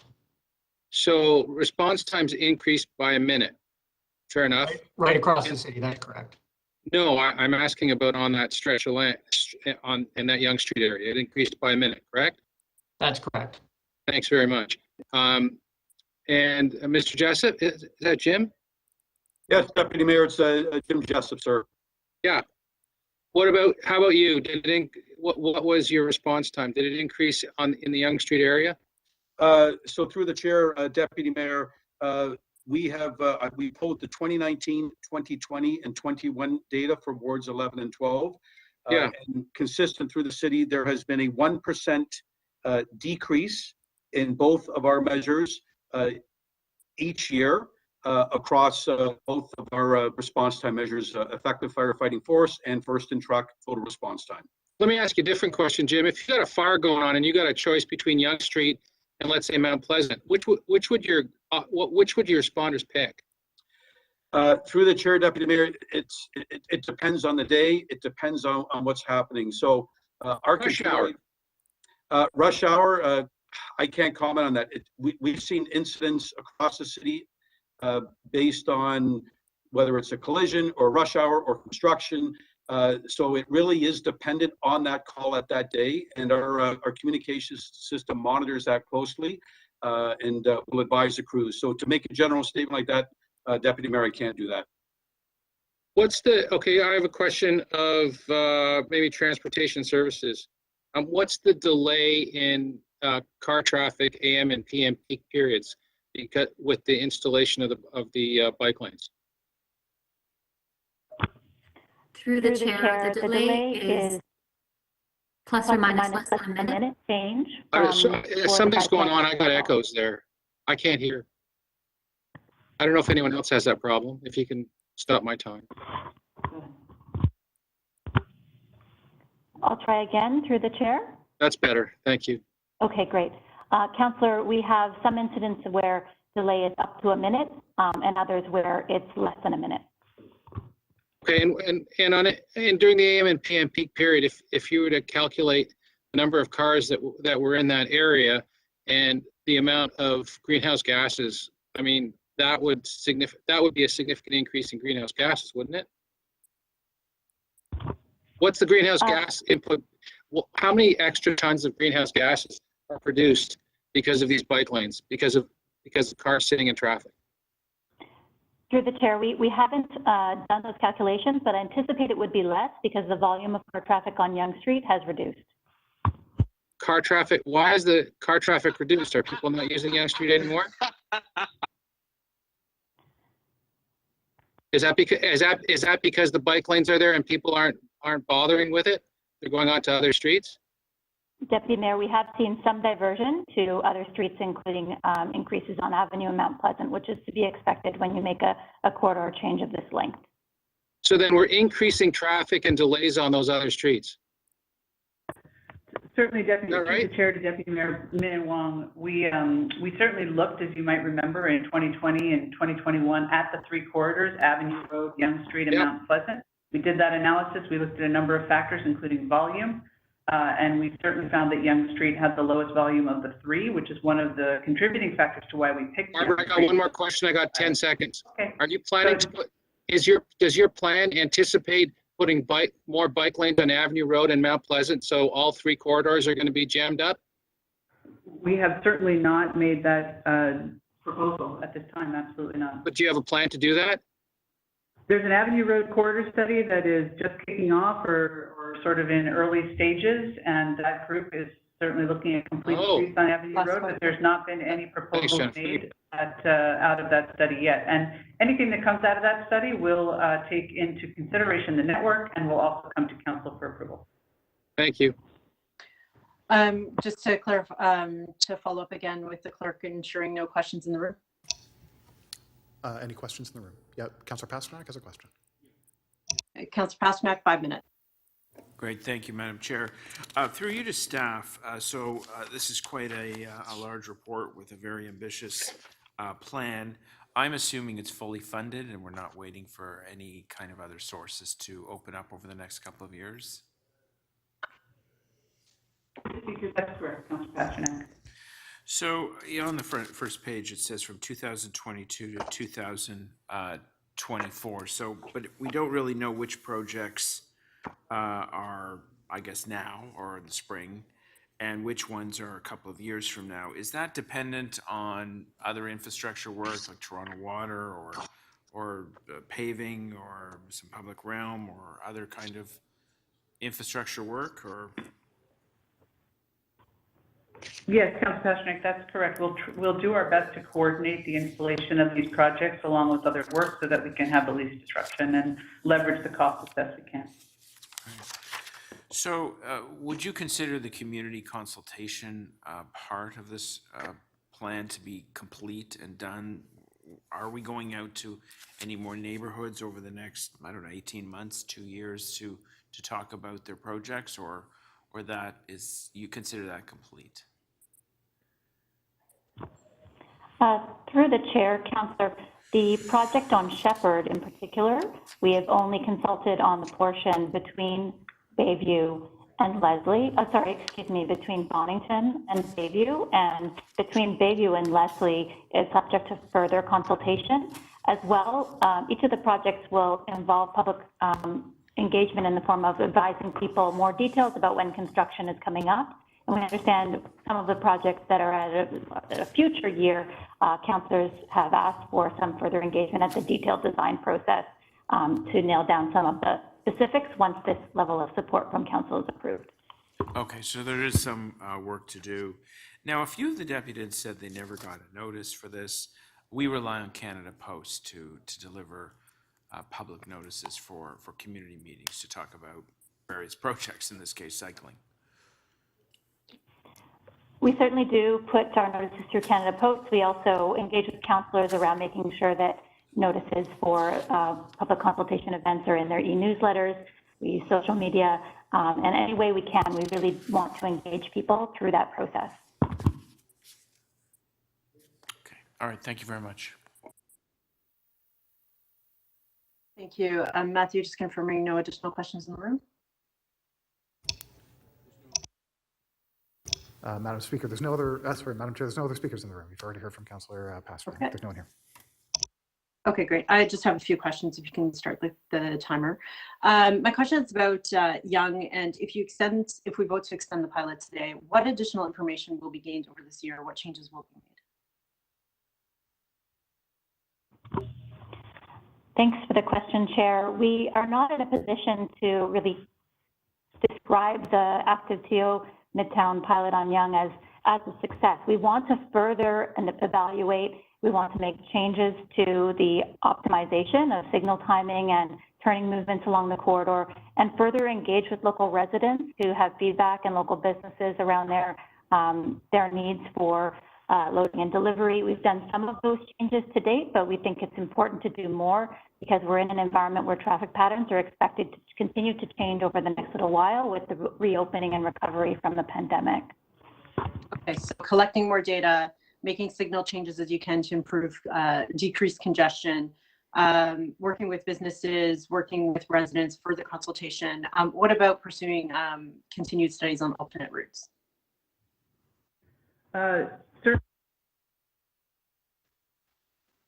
Sorry, we can't hear you, Barbara. Sorry, how about now? Is that good? Yep. Okay. Certainly the Avenue Road study, the corridor analysis, that work is happening a little further to the Weston Council Matlo's ward. And we will continue to look at diversion. We will continue to look at all the data points.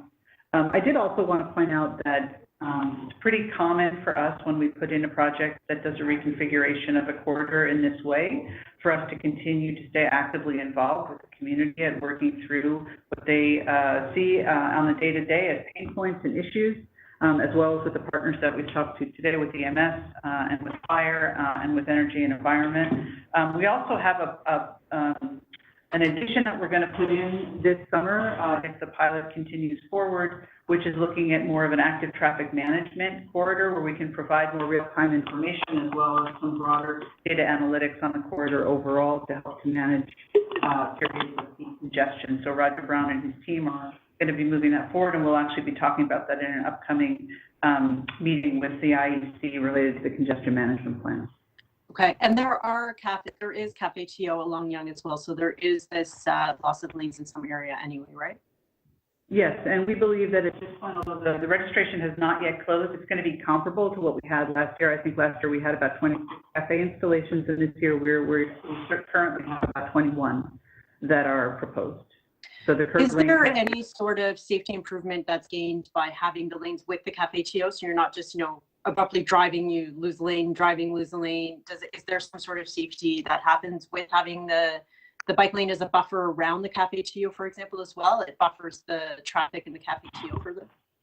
That's been our experience, and it's also been reflected by other jurisdictions as well. This year, ActiveTO, we're strongly promoting that businesses put in decking as well as working with our partners at Toronto Police on some additional safety measures so that we can set those cafes up in a way where we feel very confident in the safety piece. But the cycling connection, looking at the whole corridor, definitely adds to that separation and that enhanced safety. Okay, and so obviously you'll be looking at traffic impacts from ActiveTO as well. Yes, absolutely. And then there's also the continuity of the cycling lane when it is in that location adjacent to the cafes. Great. So just a question for the two chiefs since they're here. Maybe I'll go to Chief Jessup first and then Chief Raftis. And I mean, you respond to cycling accidents, right? So is cycling bike lanes, does this make it safer? And then, yeah, so maybe you can both answer that. Thank you, and through the chair. So we haven't done, Councillor, an analysis from Toronto Fire Service perspective on the data in terms of the number of cycling incidents we go to. Certainly, we respond alongside our paramedic partners, every day on these types of calls, and that won't change. Through the chair, there is one thing I'd like to just clarify a question that the Deputy Mayor Min Wong asked. I was actually looking at a wrong area on my sheet, so I just want to make sure that I provide a correction, Deputy Mayor. So you asked us about comparative pre-COVID to current on our response time. So in fact, Ward 11 has gone down, I said 1%, I was looking at the wrong line, 2% each year since 2019, so from 94 percentile to 90th percentile. And Ward 12, Deputy Mayor, has gone down from 89% in 2019 to 80% in 2021. Again, this is consistent with our citywide first in truck challenges that we're having, but I just wanted to make sure you had the correct information. Thank you. I'm out of questions, but I'll just let Chief Raftis have a quick response as well. Thanks very much, Chair. So I would just say, along with Chief Jessup, that really it is not our expertise to be able to say one way or the other if the bike lanes are safer. We do not have people within EMS to do that analysis.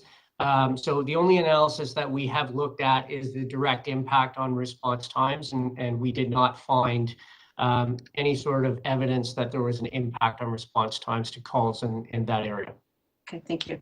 I understand in the room, Councillor Frusa has questions.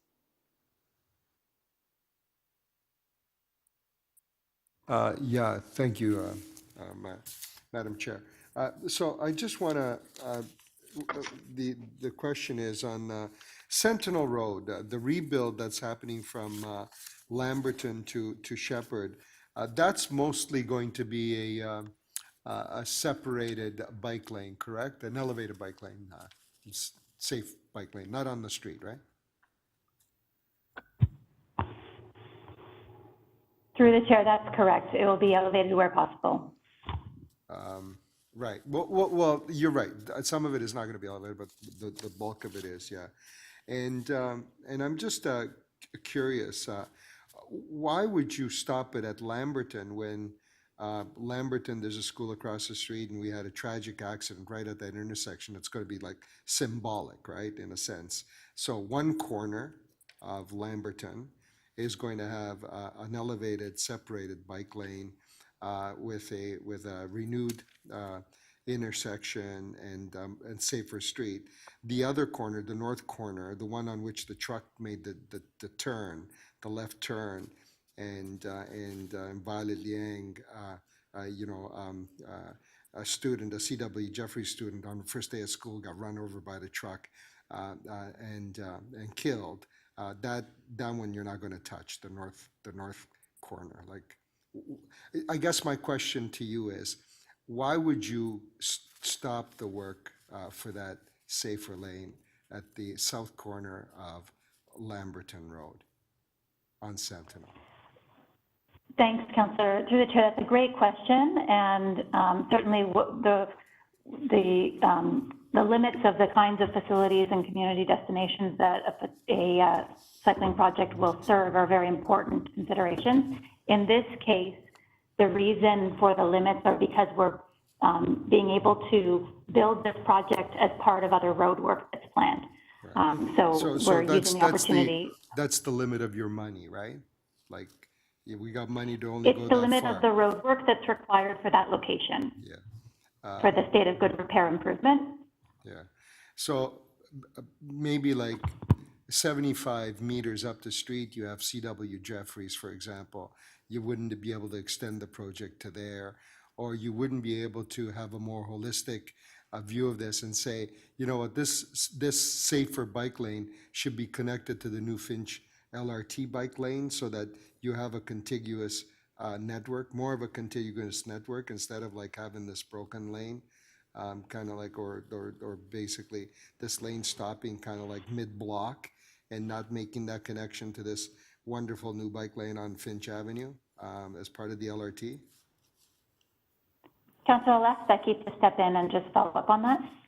Yeah, through the chair, thanks for the question. So we are within the road reconstruction limits, which provides the best opportunity to ensure cost effectiveness, but also the type of construction that is required to raise the bikeways. At Lamberton, we are going just north of the intersection to ensure a smooth transition. And when there is future roadwork planned on the northern section, we will be programming an upgrade between Finch and just north of Lamberton.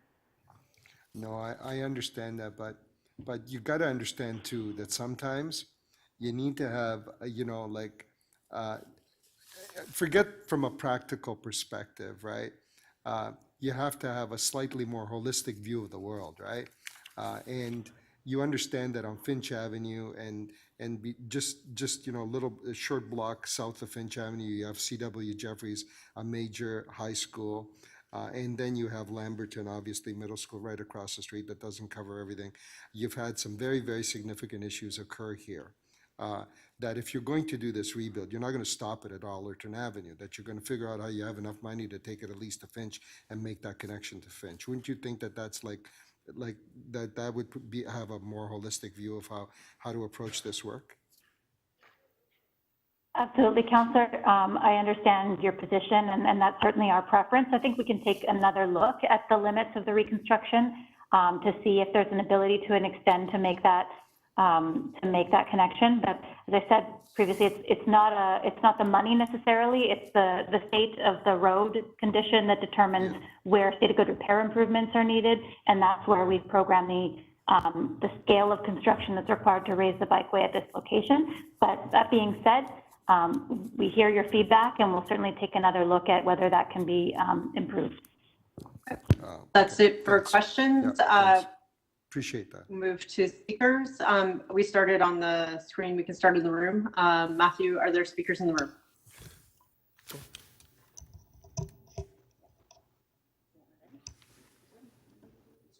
I believe Councillor Perruzza.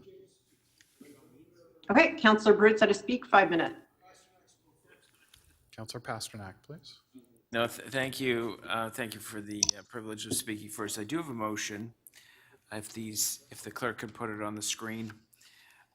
It's really just some fine tuning on connectivity in the cycling part of the cycling plan that comes from Shepherd Avenue West from Sunfield, and just in the future. And staff helped us write this motion to just really consider a little more connectivity along Shepherd Avenue West. So I'll move that so that it's on the public record that it's something we'd like to consider in future iterations of the plan. I think I've given parts of this speech before. When I first ran for city council 12 years ago, you could not mention bike lanes at all in the area where I ran in North York. It was really a kind of a toxic conversation. But things have changed over the years, over the last decade or so. I think one of the big changes is that we realize that traffic flow is very important, whether it's a personal choice or whether it's emergency vehicles. The ability for people to get to A to B in their own car should be respected as well. At the same time, millennials, the sons and daughters of boomers, have embraced the cycling enormously, and that has influenced obviously their boomer parents. And I think when it came to piloting bike lanes in York Centre, we had two fairly wide streets, which was Wilmington and Faywood, and it worked fairly well. We had multiple schools there. We have a community center along there, and obviously a lot of single-family detached homes. And we We communicated, working with staff very closely with the community on what the lanes represented. It would not impede their ability to park, their ability to have the same traffic flow that existed before. On a personal level, whenever the weather is nice enough, I look for every opportunity to bike as a mode of transportation. I almost always bike to my constituency office, which is at Kiel and Wilson, and we're very fortunate that we have bike racks there, and I park there. Cycling is an option, a transportation option, an exercise option. No one is telling anyone they must cycle. No one is telling anyone they must give up their car. It is an option for people to exercise if they so desire. And I'm looking forward to the nice weather, hopefully coming very soon, although it looks like it could be a rough week ahead when it comes to the weather. Winter just will not move on. And I'm looking very forward to getting back on the bike and keeping myself fit and moving around the ward that I represent. So I think that cycling does have an important role in city planning, in developing the public realm, in providing mobility, and obviously tackling some of our climate change environmental issues. So if done responsibly and effectively, which for the most part I think we do. I don't agree with every route that's before us, and we'll see how some of the votes go. But I wanted to thank staff for bringing this forward. Historically, at the city, and things have changed in the last few years, council adopted a plan. We had it fully funded, and it didn't roll out. And I am really confident now that we've got a source of funding. We've got a plan that makes sense. You have local buy-in from councillors for the most part, with some tinkering, and I think there's problems on. I think there's problems on Yonge Street, and I think it's a problem on Shepherd East. So these are areas that we're going to have to take a closer look at, I think, when it comes to the debate in council. But generally speaking, I'm encouraged by what I see. It respects cyclists, it respects motorists, and it finds an important balance. And while the plan isn't perfect and will not please everyone in every neighborhood, I think it's fairly close. Thank you very much. Thank you. I think Councillor Perruzza said he wanted to speak. Yeah, thank you very much, Madam 5 minutes. Chair. Yeah, perfect. I have a motion which I can put up, and it basically just flows from what the staff were saying on the here at the meeting about looking at Sentinel Road and extending some of the safety features of Sentinel Road to Finch, and then hopefully someday right into the Pond Road in York University, because it's such an important route and such an important gateway for York University and the 65,000 plus people that come onto that campus on a daily basis. It operates very much like a small little city. Madam Chair, and the reason why I proposed the motion is on September 3rd, 2013, right at the corner of where they profess to basically end the work here on Sentinel Road, across from Alaya Middle School, Violet Liang, a student of C.W. Jeffrey Secondary School, was headed to school that morning, first day of school, and she was struck by a truck here, right at the corner of Lamberton and Sentinel Road, and killed. It was a very, very significant event for us, for me, and obviously for many others in the community, but for the City of Toronto as well. On the heels of that, I moved motions here, and together with Councillor Crawford, and out of those motions and initiatives and that work, arose our school safety program. So the safety program that we currently have here at the city, you could almost say basically flowed from that tragic incident that occurred on that fateful September 3rd, 2013, in front of Elia Middle School. It's very symbolic.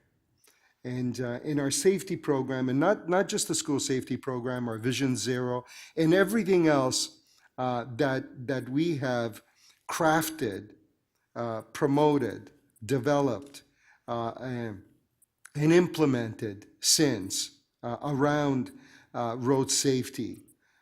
For me, there is no greater connection than that to that particular tragic event that happened that day. And for us to then come here with a plan to say, you know what, we're going to introduce some, we're going to redo Sentinel Road, and we're going to rebuild Sentinel Road, we're going to, put in there a separated bike lane. We're going to make it safer. We're going to make it feel safer. We're going to make it look better, and all of those wonderful things that every community asks for. And then what we're going to do is we're going to stop that work right there.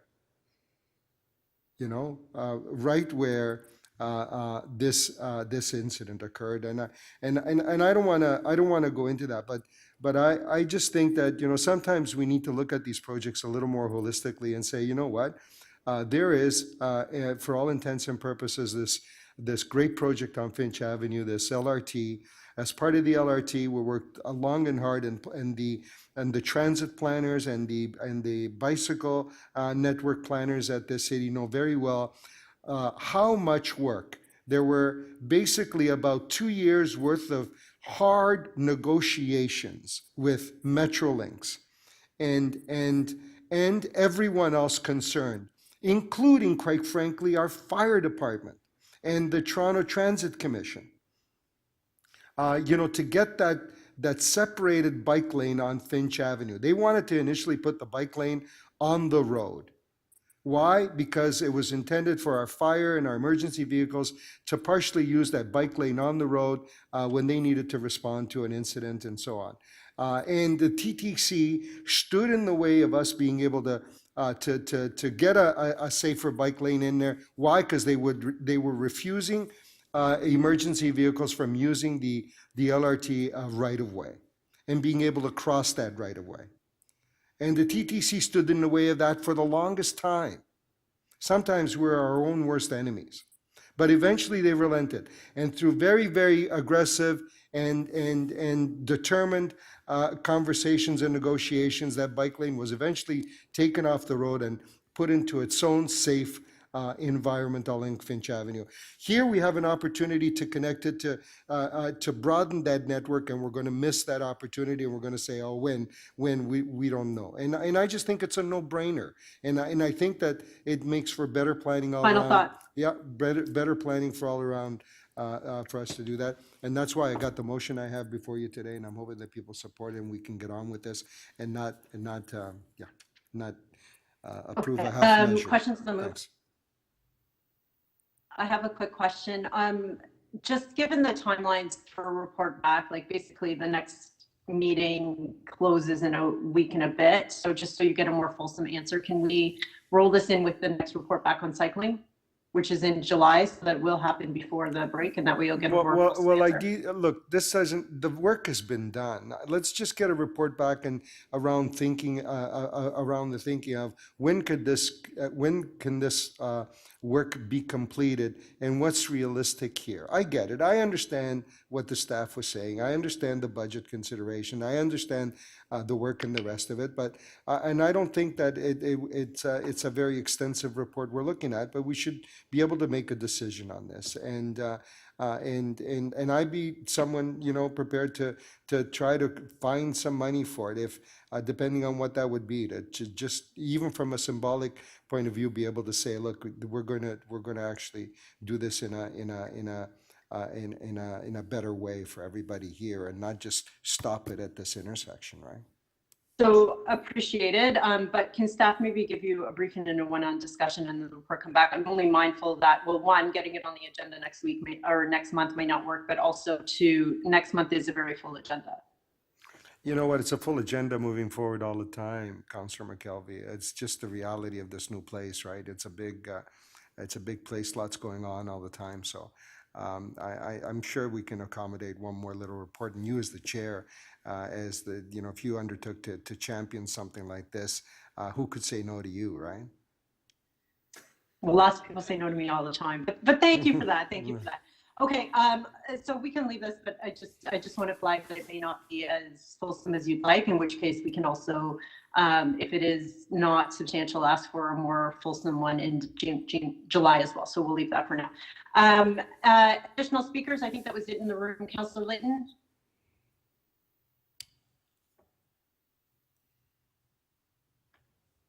Yes, thank you, Madam Chair. I have a couple of motions. If the clerk could put the first one up.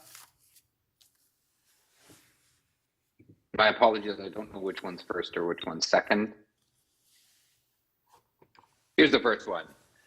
City Council requests General Manager of Transportation Services review and develop during the future feasibility analysis and design phases of College Street on the following elements, and it lists a series of considerations for Transportation Division to take into account when they have some future discussions that will be happening around College Street. This is to better reflect both the City Council adopted HVRA and para green plans, as well as some considerations for all stakeholders and road users along that stretch and ActiveTO. And then my next motion.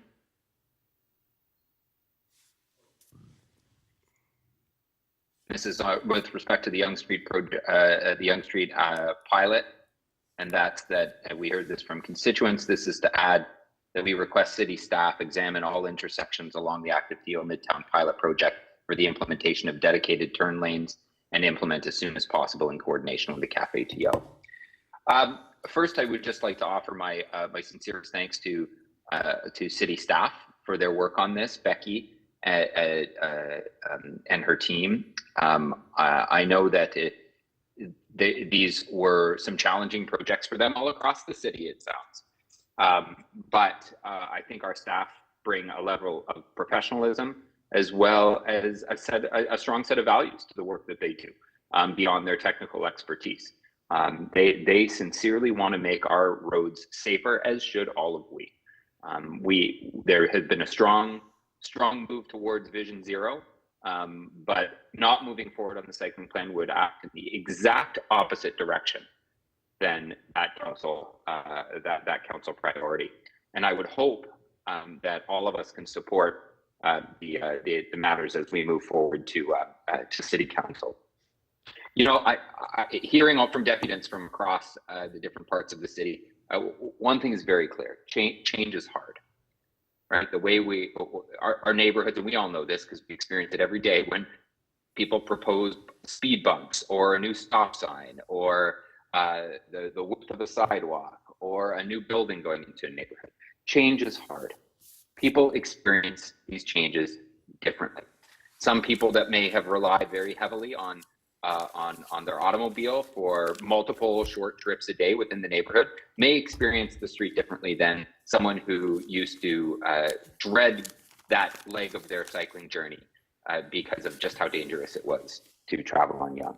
But we also heard of the stories of families now moving towards bikes more than trips by the car. I bike up Yonge Street to get to my mom's place with my two little girls.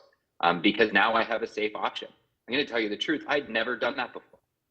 I'd never biked to my mom's place because there is no safe option to get north of DuPont between where I live at Christie and where my mom lives at Yonge and St. Clair. There's just no safe option. We took the subway instead. But now that option exists, and it hasn't existed to this point. The community has raised some concerns. And again, like I say, people experience change differently. There were concerns for safety because of EMS and fire, concerns for the environment because of idling vehicles, and finally, the concerns of businesses, all of which are serious concerns and we should evaluate them. And it's okay to ask these questions. and be critical in your analysis. It's okay, but it's not okay to disregard facts in the debate.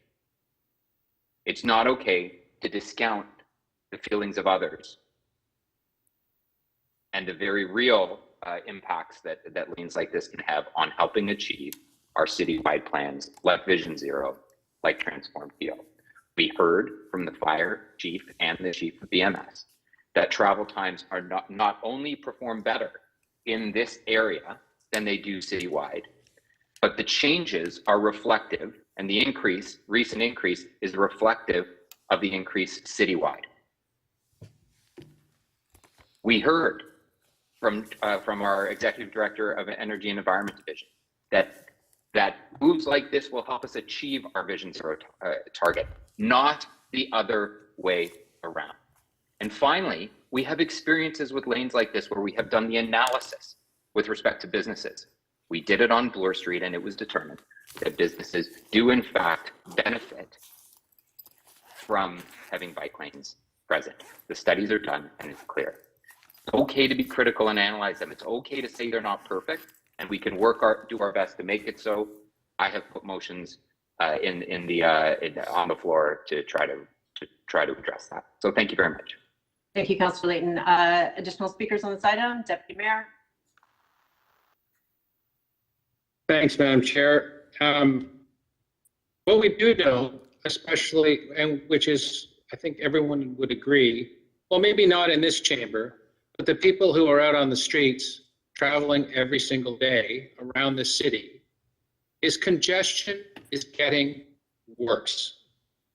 We're coming back from COVID, cars are on the street, and the roads are getting worse. And what are we doing in here? Are we making it better? No. We're contributing to the fact that congestion is going to get worse, and it's going to get harder for families to move around this city because of these bike lanes.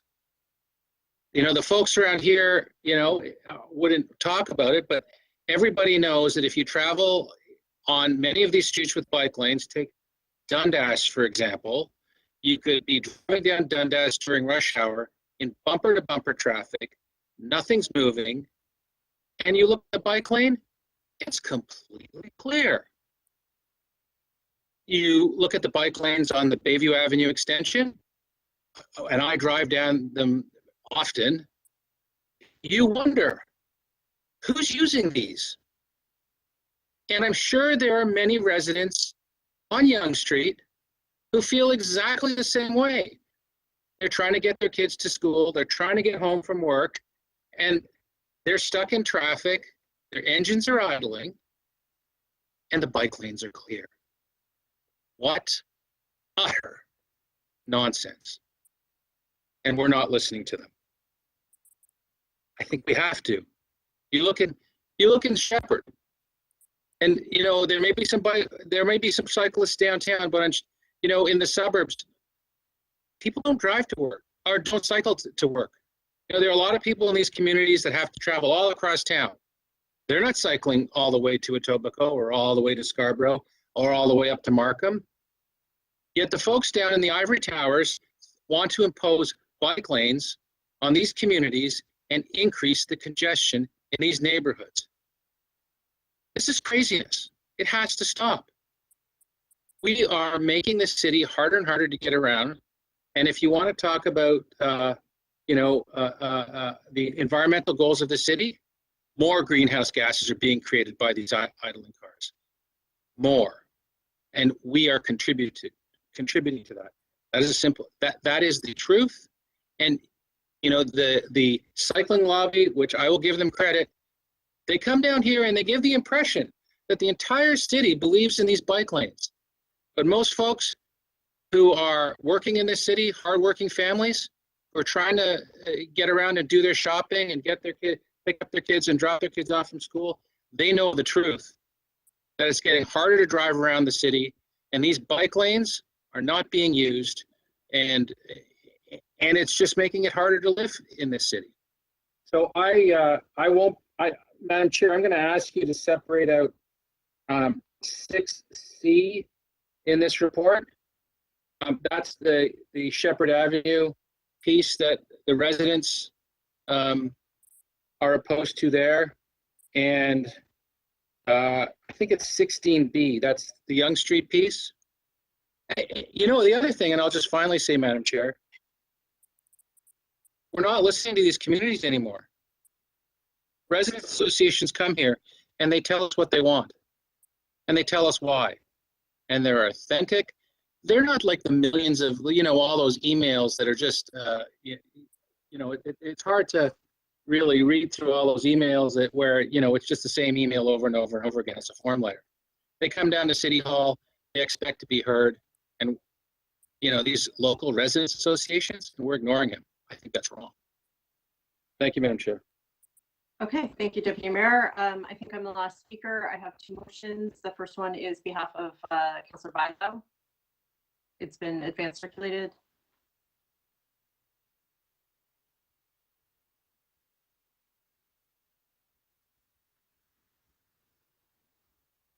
And these are some technical changes for the Bartlett, Havlet, Gladstone area and an updated revised attachment 2. And then the second is a motion from Councillor Robinson. This one's also been advance circulated. This one is asking for information about the TTC closures and shuttle buses that are happening along the Young corridor. And with that, so the Infrastructure Committee requests the General Manager to report back. It's a supporting report at the April 6th, 7th meeting about planned and unplanned line 1 closures pre and post implementation of the ActiveTO Midtown Yonge Street Cycling Network Expansion Plan. So just some additional information from TTC. So with that, we can proceed to the voting. Matthew has given me the order. So the first one up is Councillor Layton's motion 3B. Okay, all those in favor, wait till the screen changes back. All those in favor, all those opposed, that item carries. Next one is for A by, myself. So this one is the Havelock ones.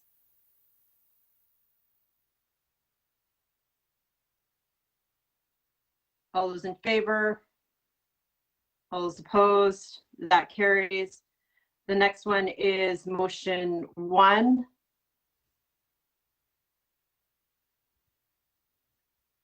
Which one is this one? This one is... It's motion 1 by Councillor Pasternak. Councillor Pasternak's motion.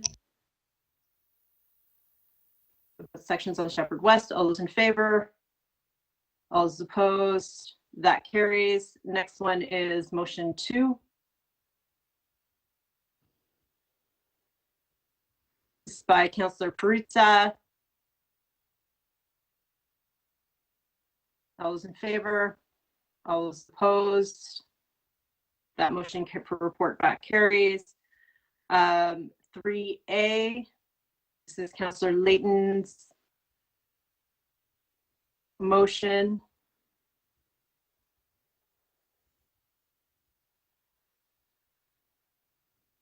All those in favor? All those opposed? That carries. And then the last one is for B. This is a motion on behalf of TTC Chair Robinson. All those in favor? All those opposed? That carries. Okay, that brings us to item 6C, which is Shepherd Avenue. Matthew, can you call the vote on that one? Yes, we'll display the recommendation just so everyone can see it, and I will call the vote on, this is a separate vote on recommendation 6C. Can I ask for recorded? And this is a recorded vote, yeah. So all in favor of 6C. I'm just going to go around the room just for everyone here. Any in the room in favor of 6C? Councillor Perruzza is in favor of 6C. Councillor Cole. And I'm looking online. Councillor Chair McKelvey. Councillor Layton. All opposed to 6C? Councillor Pasternak, thank you. And Deputy Mayor Manon-Wong. Madam Chair, that is 4-2. That motion, that 6C carries. And 16B? And this is on 16B.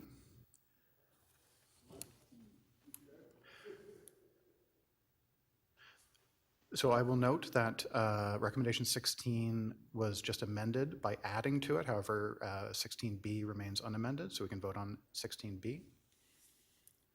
All in favor of? This is Young Street. This is Young Street, right? This is? Yes. Yes. Yep. Okay. Thank you. All in favor, just looking around the room. Councillor Perruzza, all in favor? Item 16B. Recorded, right? This is recorded. Councillor Perruzza is in favor. Councillor Cole is in favor. Councillor Layton, I see. Looking online as well. Any others in favor? All opposed, please. Councillor Pasternak. Deputy Mayor Manon-Wong. Madam Chair, how do you vote? Oh, my apologies, in favor. Thank you. Madam Chair, that is 4-2 and 16B carries. And we will need to do the balance of the recommendations as well. Okay, all those on the balance of the item? All those in favor? All those opposed? That carries. I believe that completes cycling. Councillor Pasternak, you had a quick release?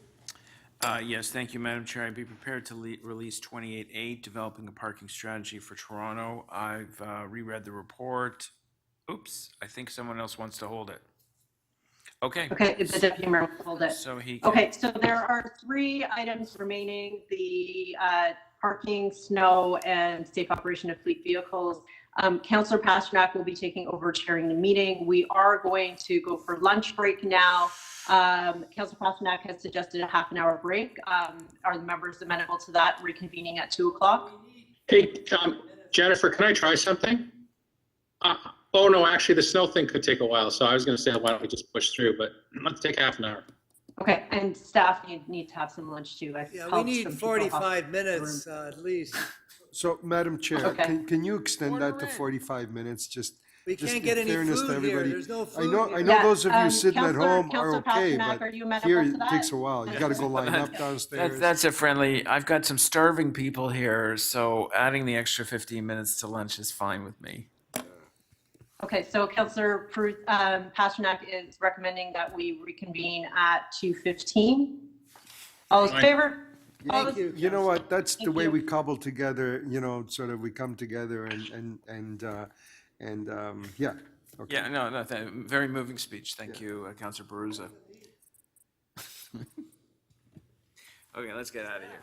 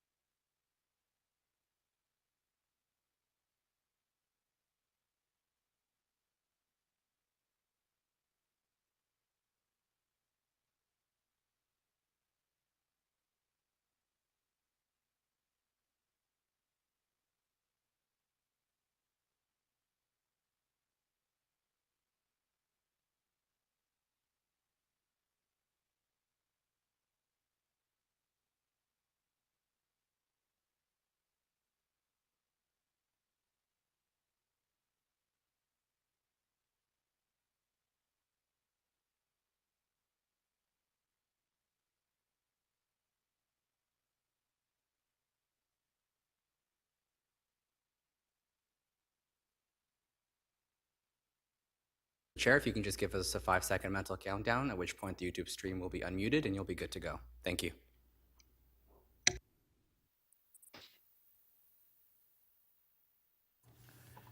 Well, good afternoon, everybody. I hope everyone had a nice lunch. Now back to business. Next item on the agenda is developing a parking strategy for Toronto. Deputy Mayor Minnan-Wong, you held the item. Questions for staff? Oh, are there any other members? Questions for staff? Councillor Layton? Yes, thank you very much. Just very quickly, will the parking strategy include cycling parking? Because I know there's some on-street cycling parking and lots of sidewalk cycling parking. Will it include that element? Mr. Speaker, Councillor Layton, it probably could. One of the things that we're doing right now is trying to cast the net a little bit wide on what the scope exactly is. We definitely have TPA as a partner, so with regard to bike share, absolutely. It's not really one of the things that we've talked about a lot at this point, but if there's an interest in doing a bit of a deeper dive on bike parking, then we're happy to put that on the list. Do you think it's not like? Do you think it's something that needs direction, or can it just a solid? Hey, Councillor Layton was asking about this. I think it would be worthwhile for us to take it back to the team and have a conversation about it, as well as with the bike ring folks and the street furniture unit, and see if there's pressure there. And we can certainly loop back around with you on that before we make any decisions. Okay, thank you very much. Thank you, Councillor Layton. Any other questions for staff? I just have a couple. I noticed on page 5, there's this working group, which looks like it includes a lot of city divisions to discuss this important issue. Are there any residents groups, ratepayers groups, key stakeholders involved in this process? Councillor Pasternak, we are in the process. This report effectively sets out a framework for pulling this parking strategy together. So one of the critical pieces of that is going to be robust public engagement. And I think there's a number of different mechanisms that we'll absolutely need to use. There's going to be some pieces of it that need to be on a citywide level, but then there's going to be a very localized issue for lots of people. So we're hoping to get some good feedback on some strategies for public engagement that we think will work, given all the different programs, as well as the very localized issues and the citywide issues. And we will do a very robust public engagement process, probably starting towards the end of this year and into the beginning of next.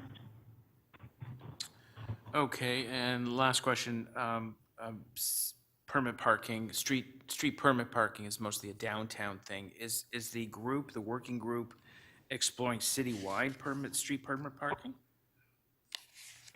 We're not making any determinations about whether there will be changes to that program, but we definitely want to take a look at how that program is rolled out and benchmark it against on-street permit parking programs in other cities as well, just to make sure that we're covering off all the right pieces of it. So if there are any specific changes as a result of the parking strategy, if there are any specific changes to existing programs or neighborhoods, all of those would have to come back through council, and we would have to debate them on their merits individually. So if there are any specific changes to the permit parking program that we glean from doing this process, we will bring those forward first as an overview, and then if there are specific bylaw changes or anything else that may come of it, then we would bring those independently. Okay, thank you very much. Any other members' questions for staff? Speakers? I've got a motion. I think I have a motion. On the screen. City Council requests the General Manager to include in the development of the parking strategy, review of the impact to city revenues when on-street parking spaces are displaced due to other uses, and include a proposed approach to maximize those revenues post-COVID recovery. Members of the committee, we make money off of these spaces. They're being used for other things. If they're being used by other businesses, for restaurants and such things like that, they should be paying rent. I'm not saying we do it immediately. That's why I said post-COVID recovery. And so that we should be able to take those revenues, those businesses are benefiting from it, and we need to make up the shortfall so we can afford the services that we provide. So simple as that. And I did want to comment on Councillor Pasternak's comment about parking requirements citywide. I have no interest having on-street parking on our residential streets in North York. I think our residents like the way it is, and that we, the status quo is fine. Most of our residents have driveways, and I think in my neighborhoods at least, they would like to keep cars parked in the driveways and not on the streets overnight and staining the roadways with their oil smears and other various contaminants. Thank you, Mr. Chair. Duly noted. Thank you very much, Deputy Mayor. Any questions for the mover? Any other speakers? Okay, let's put the motion back on the screen. There we go. All those in favor? Councillor Layton? Oh, okay, we're good. Opposed? The item is amended. All those in favor? My apologies. I'm so sorry. The amendment wasn't on the screen, so I thought that was the item. Could clerks put the amendment on the screen? I'm very sorry about that. Sorry, okay, I'm fine with, yes, sorry. Yes. That's fine. It is supportable. Okay. And the item is amended, and I believe this goes to council, does it? Yeah, it does go to council. Okay. Item is amended. Opposed. That is carried. Next item is item 11, January 16th, 17th, major snow event. We do have 3 deputants. Margot Duncan, are you on the line? To the chair, one moment, please.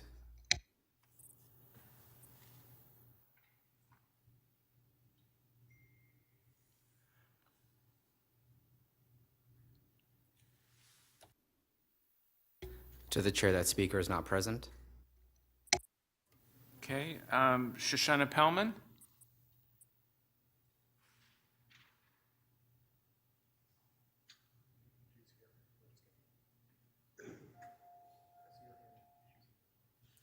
Shoshana?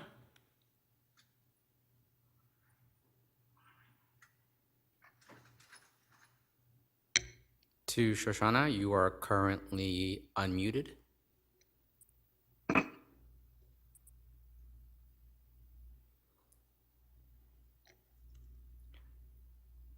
This is the host to Shoshana Pellman. You are currently unmuted and can speak to the committee on the item.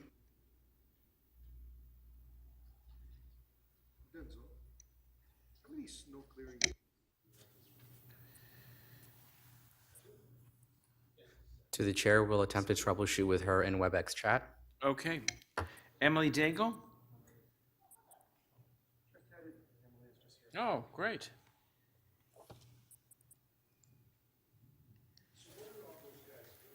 Hey, everyone.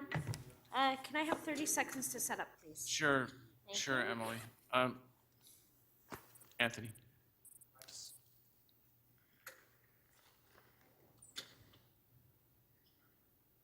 AV, please. Thank you.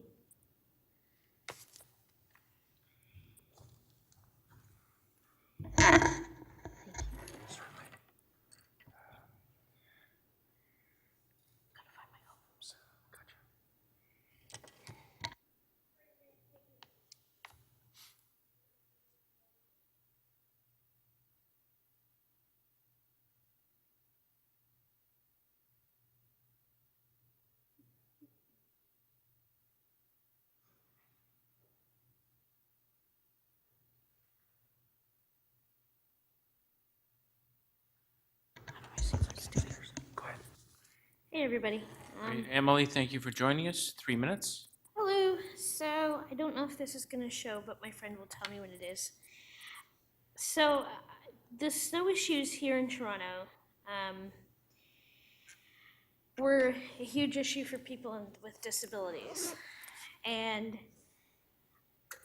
I can tell you from firsthand knowledge that I was severely affected by the snowstorm and the lack of clearing in my community. Yeah, that's Dex. Sorry, I'm just watching what's going on. Sorry. Can we hold my time?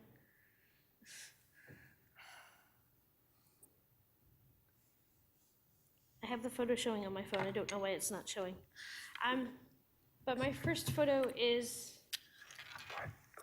of the snowstorm from my front door of my building to. Sorry, it's showing your desktop. It's not showing your pictures. Can you? It's showing decks. Sorry, everybody. There is one on there. No, it's not working because it's going into decks. It's going into computer mode. Yeah. It's not going into regular mode. See, it's using decks. And I can't use decks very well. I can't see what's going on. So what I'll do is I'll put it on the overhead. Yeah, And that'd be then- great. Okay, pull up your picture again, Hold on a second. and then I'll switch it over to overhead. We'll do it the old version. Yes. Done. Sorry, everybody.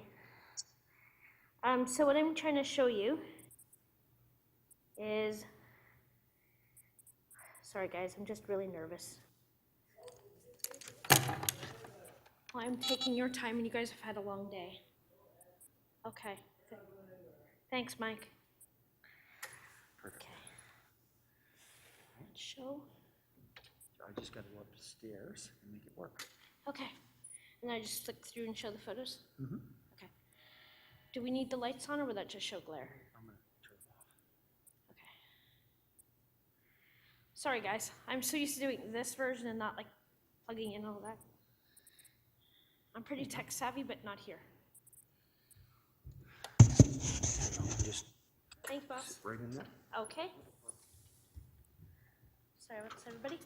So everybody at home, and everybody here, I want to thank you for being here and putting up with my time here. Shalom and peace to all, and the recent issues that have been going on in the world, I hope each of us can find our safe place and our peaceful place.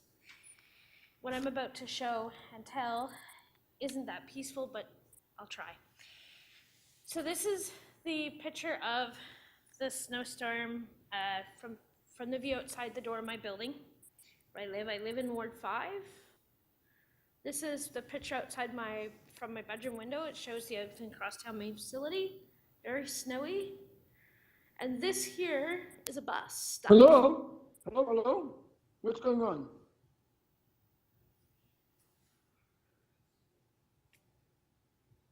Should I stop? Okay, thanks, Matthew. So this is showing a bus stuck. That is Ray Avenue. There's a close-up of it, of the bus stuck. So this was happening, this is a bus stop at Eglinton and Trethewey. This is 2 days after the storm. Same bus stop. Another direction, that's the bus shelter. Snow piles, big snowbank here. Bus stops on that side of the shelter. As you can tell, no wheelchair accessibility onto buses whatsoever. This is Jane Street looking south. The bus stop is right sort of here. The curb is right there. Another view of the Jane stop. This is a crosswalk near my apartment, near my area. It's Ray and Weston Road. Even after repeated calls to both the councillor's office and to 311, this was never cleared. This became a giant, this is going a couple of weeks later. This is actually the 4th of March, right there. It's still there. You still can't cross this crosswalk, the west side of Weston and Ray. There was many spots in my community that were like that. And there's another shot of it. And there's by Black Creek and Eglinton to get to the no frills. And I think there's a couple more of that one. I'll go back to that one because that can show you, that's the rec center. That's our York Recreational Center, which we're very proud about in Ward 5. But there's my crosswalk. That's what it was up until about a week ago, before the last snowfall. And there's it close up. This is after repeated calls to 311 for accessibility assistance. This is one of the stops on the King Street card near here. Nice and clear, beautifully clear. This is my wheelchair. This is what I want to leave you with. This is cleaned up. I was cleaning my chair once a week, every week. The amount of damage that not clearing our curb cuts and not clearing our sidewalks even after repeated calls to 311, trying to get on TTC, trying to get around, the damage done to our wheelchairs is in the thousands of dollars. ODSP does not like covering this. That front right caster you see, right about, where's my finger? Right here, that was broken several times. Both front caster forks. My whole suspension is broken now. It's thousands of dollars. I have to wait months for ODSP to repair it and pay for it. The city of Toronto completely forgot about people with disabilities this winter, especially after the snowstorm. It is absolutely ridiculous. Bike lanes are cleared down to the ground, down to bare pavement, and yet people with disabilities in the rest of the city are completely forgotten about. Snow is piled on curb cuts and never cleared, even after repeated calls to 311. My counselor's office even called 311 on my behalf to no avail. We've got to deal with this because this is severely impacting people with disabilities. Now, I'm lucky where I'm really mobile, as most of you know, but it is absolutely disgusting that people with disabilities are forced to put their lives in danger, not go to appointments, not be able to go to work, not be able to be employed because the city of Toronto can't get its guts together and clear the sidewalks. I don't know about those of us in suburban wards. I used to live in Scarborough. It was this bad, if not worse, many times. I wish I lived downtown Toronto. I don't. Many of us don't get that choice or that chance. So please, when you do snow clearing, think about people with disabilities that actually need to get around instead of impacting us more than most people. I thank you, I appreciate you, and shalom.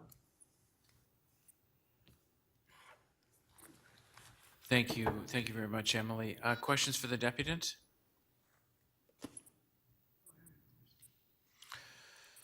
Councillor Cole? Oh, thanks, Emily, for that very compelling and painful video that you took the time to take. And so how long before you were able to get out and about? To most areas, I was not able to get out and about even decently until within the last month. Getting on buses was still a thing, there was bus stops closed and shut down in my area, many of them, for weeks. And using wheelchairs for me with the type of work I do and volunteer work I do is not an option most of the time.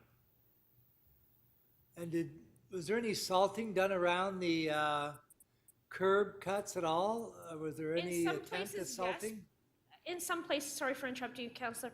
In some places, yes, but salting doesn't work for curb cuts. Salting destroys the tires on our chairs as well. Another big thing that people don't realize. And you're right about the salt. Plus, at the low temperatures we had after the event, it was almost, the salt was useless. It was so cold. Yeah, and iced up, which means it can't be cleared, and which destroys our wheelchairs even more. Do you think maybe there should be a special, I hate to say hotline, but snow line or ice line for people with disabilities so they could get some priority, essential service during these storms? Well, I'm gonna tell you, Councillor, if the lift line doesn't work at the TTC, then how would an accessible line work here? If TTC can't get its guts together and clear bus stops enough so people with disabilities can get on instead of having to get on in the road, if not getting bypassed constantly by buses because of too much snow, and even our councillors, when they call 311, 311 does nothing, and or they clear the wrong side of the street, even though you've distinctly told them and sent photos. I don't know I don't know how it's gonna work. We need to find a way of being equality to everyone. Because it's not just abled and car drivers that need to get around in the winter. And now with wheelchairs forcing us to family of services, it's not, and that's, I won't even get into that. It's disgusting and pathetic. It doesn't work. But even with that, those of us that need to get on regular TTC, we can't. And how can we even hold down regular jobs if we can't get around? Or our wheelchairs are absolutely disgusting when we get to work. Like, something's got to be done. I would like to call for a public inquiry of how bad it was this year. It was worse than normal. And I think we should have an inquiry and an investigation into how bad it was and how many complaints on 311 and how many people with disabilities' lives were impacted. Yeah, or maybe we know how bad it was. You certainly witnessed how bad it was. Maybe we got to look at solutions and making it work. That might be a good thing. I'd also ask Thank you. every single ward councillor to go to their disabled community and ask. Okay, thank you. Thanks, Emily. Thank you, Councillor Cole. Thank you, Emily. Councillor Perusa, questions for the deputant? Okay, where's Anthony? Yeah, I guess my question is, so when we ask the question, and here's some of the disconnect between us, the councillor, and the on-the-ground operation. So when we ask the question about, there's snow out there, people can't move around, et cetera, the answer that we're given is, well, councillor, this is the contract. As long as we clear, the bus stops, as long as people can have a way of getting from A to B. For example, I had school bus drivers complain to me and say, "Councillor, I can't make the turn on the road because the road's not wide enough."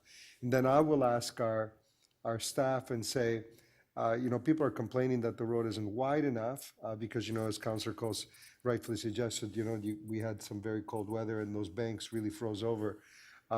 Well, Councillor, as long as the contract says that as long as we're at 7.5 meters or 7.5 meters of clear road from curb to curb, as long as one car can fit in the road, it basically meets the contract.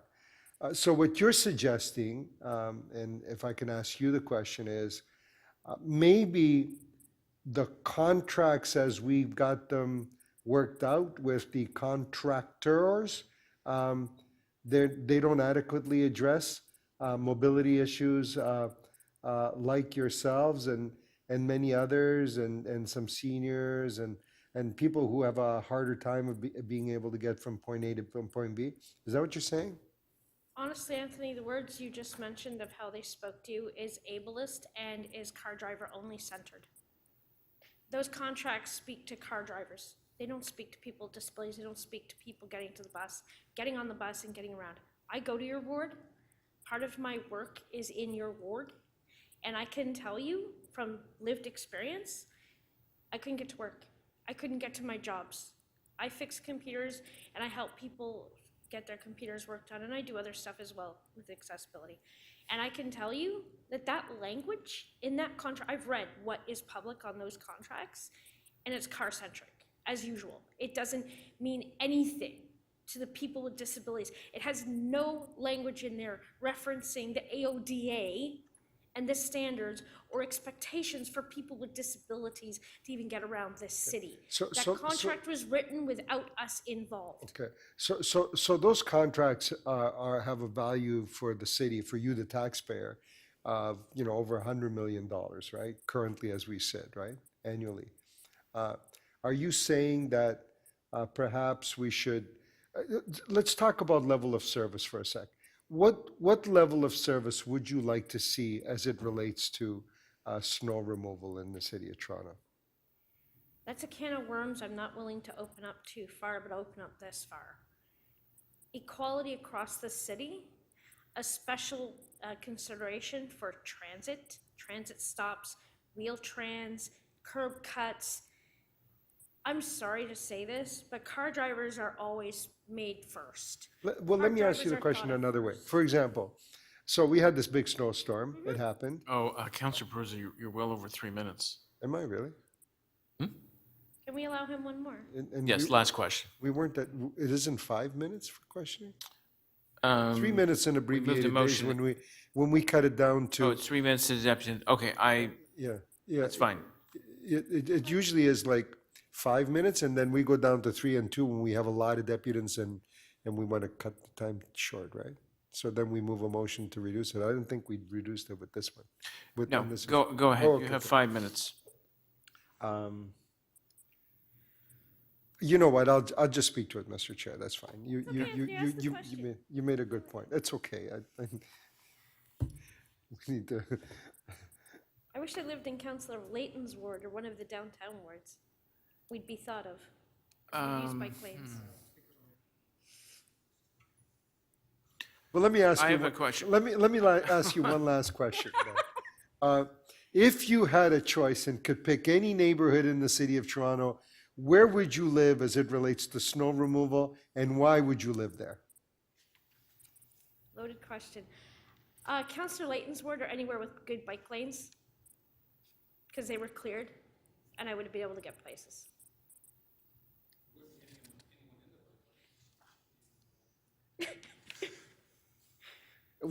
All right. I asked her the question, okay. and she answered it. Yeah, thank you. She would like to become a constituent of Councillor Thank Layton's, you, which is fine. Councillor Peruzza. You Fair did get your 5 minutes. There wouldn't be any bikes in the bike lane, so she'd have to be able to go back and forth. So just, I just have a couple of questions here because Yes, sir. what you're telling me is actually not surprising from all the thousands of calls, tens of thousands of calls that came into city complaining, but it's nice to hear it directly from someone who was so affected. Now, I saw the pictures and you described what was happening.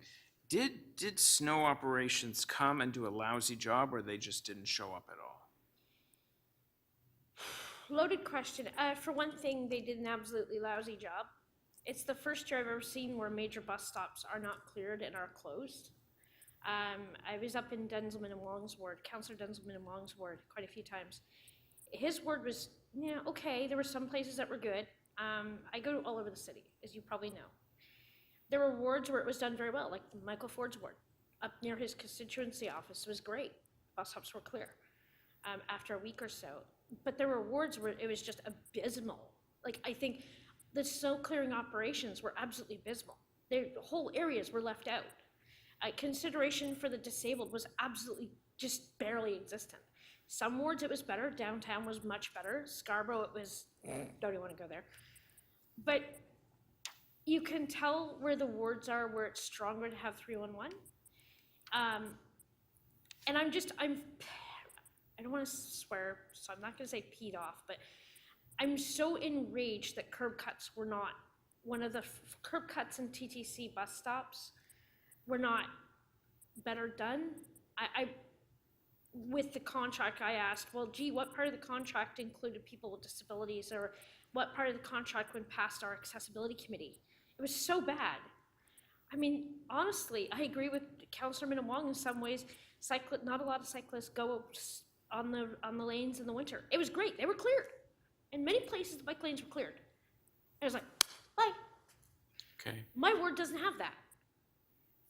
You know, even the trails up near Councillor Pruitt's ward, going from the university, from Finch West to University and back, they're pretty good. They're not even proper everyday sidewalks, and they're cleared. Please, these contracts need to be done with AODA and accessibility in mind, not just car drivers. Please, I beg you. I don't usually beg you guys, but about accessibility and snow clearing and ability to get around and get on TTC. So, Emily, when you said you called Sorry. 311 numerous times, we had the same complaint. Yeah, I called over 15 times. What did they tell you? What was the response there? They said, oh, well, we'll put it into the system most times. The counselor, they didn't get back to me from the counselor's office, but I did ask the counselor's office to call her one because I was so fed up with just dealing with it. And if you're hearing impaired, good luck using 311. Thankfully, we now have an app, which I'm going to try and use even though I'm legally blind. That'll be interesting. But the biggest thing was getting anything back from 311 did not happen if you were just a constituent. You did not get a reply. You did not get any information on what had been done or if they had been out. And I think that's the biggest problem because you don't know who to hold accountable. 311 is 311. You call your counselor. Who do you hold accountable? At the end of the day, who do you hold accountable as someone with disabilities? Well, it's... Like TTC says, oh, well, that's not our problem. That's not our job. Call the city. The city says, oh, that's TTC's job. Who do you hold accountable? Yeah, no, I know exactly. There was enormous finger pointing, which actually is not really addressed in this report. Sorry. So you live in a building. Yes, I do. And are you aware your building had a responsibility to clear its property as well and adjacent sidewalks? Did they do that at least? Well, thank God I'm TCHC. Did they do it? A little bit. They did what they could. But we had a path that goes through a park to a side street to the closest bus stop, and it was barely done enough for a wheelchair. It was done literally the width of a shovel. That was it. It wasn't done wide enough for a 25-inch wheelchair. There needs to be standards. There needs to be a 30-inch standard. So it is accessible. You know, you need to make sure a half an inch of snow will stop one of these chairs. You know, if we're gonna do bike lanes down to the ground, why aren't we doing curb cuts like that? Why aren't we doing TTC bus stops like that? It is mind-boggling how we did this contract without any thought of people with disabilities in a city this size. We're the largest city in Canada. Why is it that other cities can do better than us? We're supposed to be a world-class city? Yeah, that makes me joke. That makes me choke with laughter, especially after this snow. Yeah. No, very valid points. York Region, sidewalks are clear. I was up in York Region tons. I could get around no problem. My friends in Ottawa, much better experience. And they get more snow than we do. Come on, Toronto. I love you. I keep coming back to this city. I keep living here. You know, I'm down here all the time fighting for accessibility, and I won't stop. But my city, okay, when my hometown does better than you, that makes me want to puke. And my hometown is Hamilton, Ontario. Boom. Mic drop. Understood. It was not our finest moment. Okay, any other questions for the deputant? Emily, thank you so much for coming to City Hall. It's actually nice to see you again. Good to see you all too. It's good to be here, and it's good to see people coming back.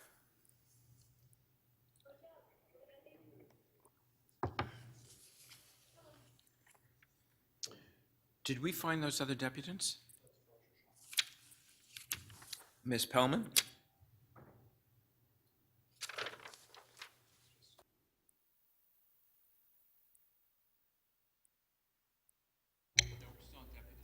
This is the host to Shoshana Pellman. You've been promoted to panelist, so you should have the ability to unmute yourself. Please unmute.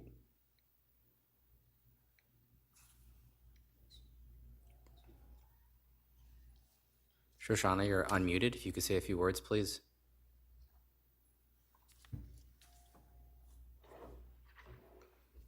I love all the clocks. Everywhere I look, I see a clock now. It's like... I remember there was a motion put forward by the mayor to have clocks. Shoshana Pellman, you are currently unmuted. If you could say a few words, please. I see it on the computer screen.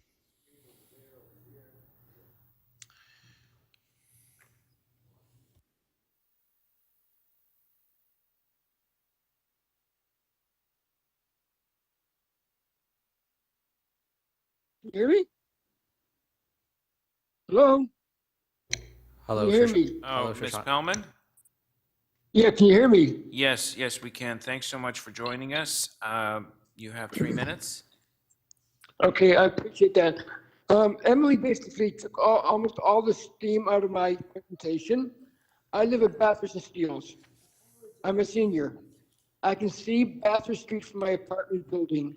I can see the streets being cleaned, being primed and cleaned. I can see the pavement clean. I can also see the bus stops. There are 10 bus stops in my area, 10. 4 of them I can see from my window. The snowbanks were disaster. There were snowbanks on Steeles Avenue. People had to walk on the street. There were 4 feet snowbanks for 3 weeks on Steeles Avenue. 3 weeks. People had to step down on the street to get on a bus. Step down the street if you have a walker or whatever. It's a disaster. On top of that, adding insult to injury, the sidewalks were not salted in my area. They cleaned, but it was not. They weren't salted. Like, I don't understand. This winter was the worst. But in previous years, it's been an ongoing issue. Ask Councillor Pasternak. I've been testing him for years about the salting. The plows, the paperwork says clean and salt, right? They don't do it. I don't know if you can hear me, but they're not cleaning and salting the sidewalks in my area. I don't know what it is in the rest of Toronto. I can just testify to my area. They're not cleaning and salting the way they're supposed to be doing. So that's that's the one I address. It's an issue. I know what I know what it says on the documentation. I know what the service level is supposed to be. In the field, it is not happening. And where are the inspectors? Where are the people checking to see what's happening to follow up on the service levels? It's not happening. Hope you heard that. Did everybody hear me? I hope. Yes, yes, no, no. Yeah, no, Shoshana, we're listening. No, we can hear you. Okay. So, okay, so I appreciate that. So, like I said, it's a disaster. I know that what it says there. I tried contacting staff in the city of Toronto. 2007, they were supposed to put down 100 kilograms of salt for every kilometer. I don't know if it's happened now. All I can tell you is, if I look at my apartment building on the east side of Bathurst, they were plowing and they were salting. On the west side of Bathurst, they weren't. They were plowing, sort of. Wasn't always a good job, and they were not salting at all. The bus stops. Oh my God. I'm sorry. Don't want to offend anybody. The bus stops. Okay, so there's a number 7 bus stop on the east side. The number 7 bus goes down south, cleaned and salted. The 7 bus going, well, correction, that's going south. Okay, the 7 bus stop at Fisherville, which is the bus stop after that, it's a graded stop, right? Like the street is lower than the sidewalk.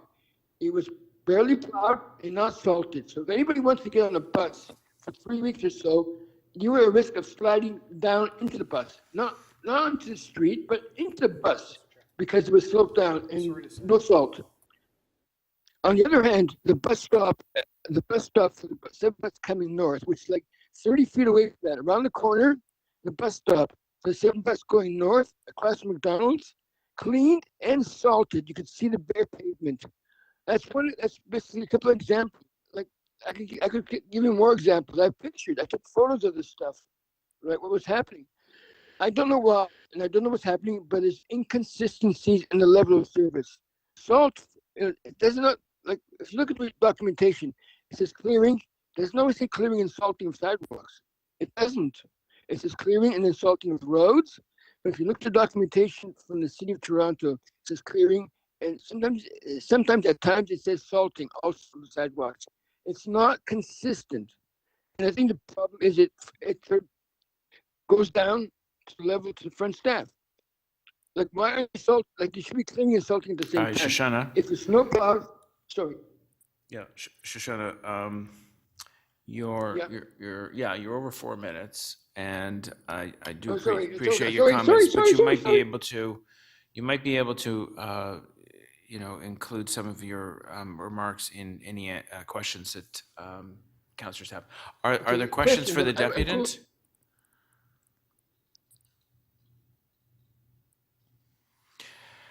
I asked Emily this, and I know you live in the ward I represent. I know the intersection very well, and I will tell you the storm and its the weeks following was one of the most frustrating periods of time in the 12 years I've been at City Hall. Now, in your view, did snow operations show up and do a substandard job, or they just didn't show up at all? The plowing was done, right? Council President, the plowing was done on the sidewalks, but they didn't finish the job. From what I understand, the plows have a salt bin in the back, right? They can probably put in maybe 100 kilos. I don't know how much salt they can put in the bin, but the plows have salt bins. They're supposed to be clearing and salting at the same time. It's not happening. It's not happening in my part of North York on Bathurst Street. It's not. Okay. So did they do up half? It's semi. Like, clearing is good, but if you're a walker or we have seniors in that building, right? And people have walkers, etc. How are they supposed to manage when you have to go through snow and it's icy also, and there's no salt down there to melt the ice? How do you manage? Yeah. And like I heard Emily talking, like I have people in the same situation as Emily in my building. It's a seniors building, so it's a lot worse. If they break something, that could be the end. All right. Okay. We read you loud and clear. Thank you. Thank Can you, I say Shoshana. Thank you, Shoshana, for your Okay, comments. And I know we have to do better. thank you. All right. Thank you. Take care. Do we have the Yeah, you third? too, bye. Is Margot Duncan available?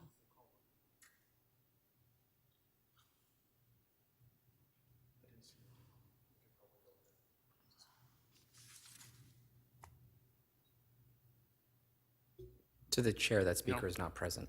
Okay. Questions for staff?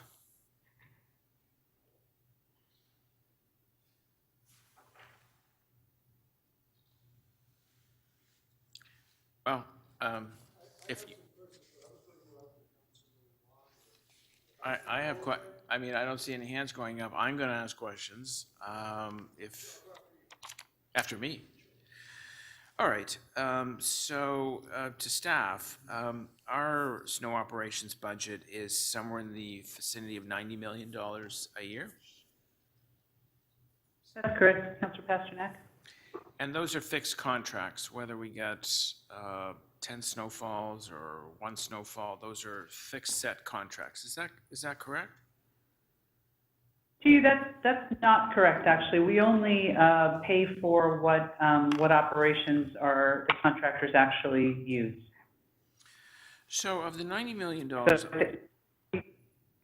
there's many years when we actually don't spend the full winter operations budget, and there are those years when we hit it or are slightly in excess of it. now we outsource some of this work, but we also have teams at City Hall or with the city, our snow operations in-house as well. What's the breakdown of the 90 million? Is that just for subcontractors, or does that include our city staff as well? That includes the full program, Councillor, both contracted services as well as city staff. The percentage of the service that is contracted out is a little over 90% though. So it's outsourced at about 90%. So when this issue first came to council, I asked about our new micro plows for sidewalks. I believe, correct me if I'm wrong, we ordered 50 of them at $100,000 each. And at the time, you mentioned that they were in a good state of repair. But in your report here, you mentioned that global supply chains, parts, product shortages, shipping delays, disruptions to manufacturing processes for newly approved sidewalk clearing equipment. I'd like to know, if this was brand new equipment, why did we need all these parts and products, whatever they are, shipping delays, disruptions? Well, so I can certainly start to you, Chair Pasternak, and David Jollimore is here from Fleet as well. Maybe you can talk a little bit more about some of those. We got post-council approving the downtown sidewalk snow clearing pilot. We currently have 59 sidewalk plows. We didn't have all 59 for the January 17th storm. I think we had roughly 35 of them. Those plows are new. They're still under warranty. They certainly were not necessarily designed for the volume and intensity of the storm that we had, but we did run them consistently throughout the response. There were issues with them, probably not as much in the first week as in the weeks that followed. There were things that needed to be replaced. We had vendor that was very responsive in coming out and doing on-site calls to address issues that came up. And there were parts that were needed to be replaced. Again, all of these machines were under warranty, but I don't know if David wants to add anything else to perhaps fill out the answer. Yeah, just to add, Barbara, so I think the conditions exacerbated the issues with the equipment. We did have some equipment-related issues.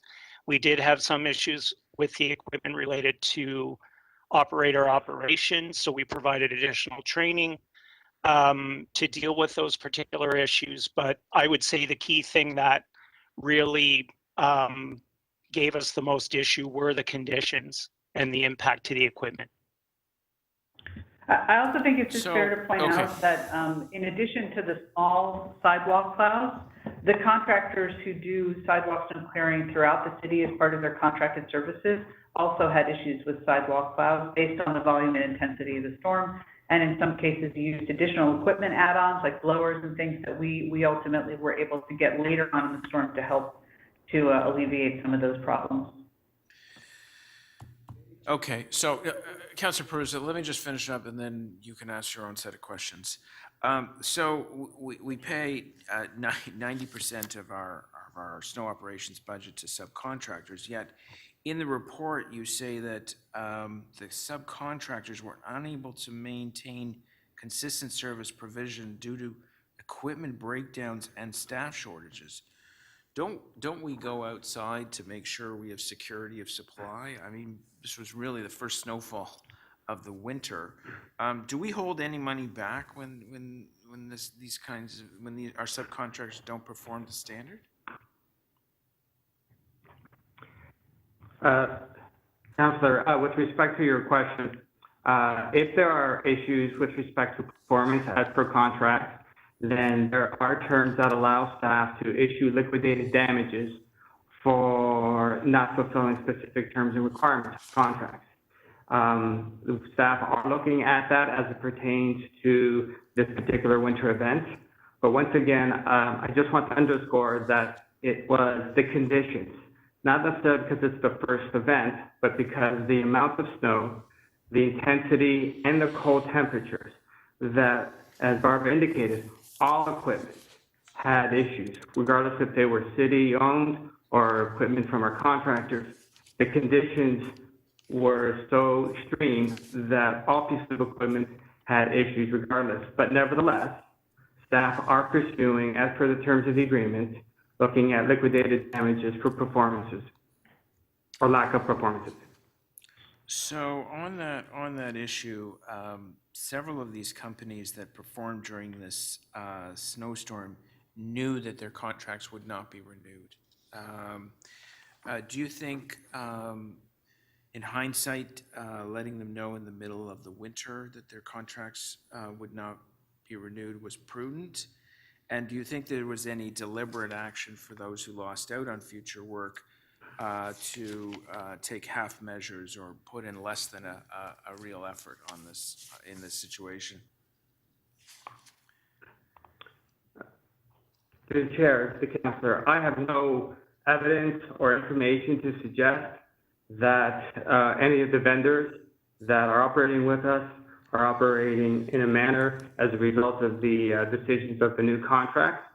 So I'm not in a position to answer that question, but I can say that all of our contractors were still expected to fulfill the terms of the agreement, and it was staff's responsibility to ensure that they continue to do so. I'll just wrap up because others want to ask questions as well.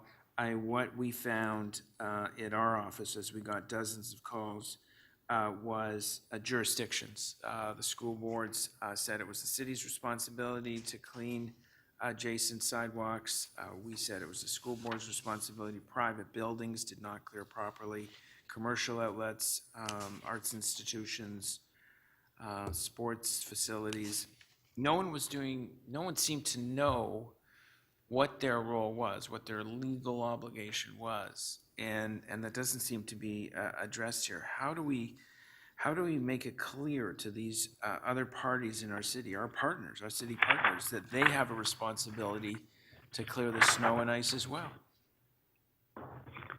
To Councillor Pasternak, similar to the agreement, the memorandum of understanding that we have with some entities like the TTC about snow operations in winter, we need to craft the same type of understanding or formal agreement with our partners at the school boards and some of the other entities you mentioned. We mentioned that in the report. That will certainly be something that we put our minds to quickly here so that we have things in place for next year. So there does need to be some, not only some consistency, but some clarity around responsibilities. I think that on an average storm, those issues are not that exacerbated, but on a storm such as the one we had in January, where there's so much snow and people again, trying to do the right thing is the hope in most cases. Moving the snow from one place to another, it then falls in a different location, and multiple rounds are required to minimize the impact. So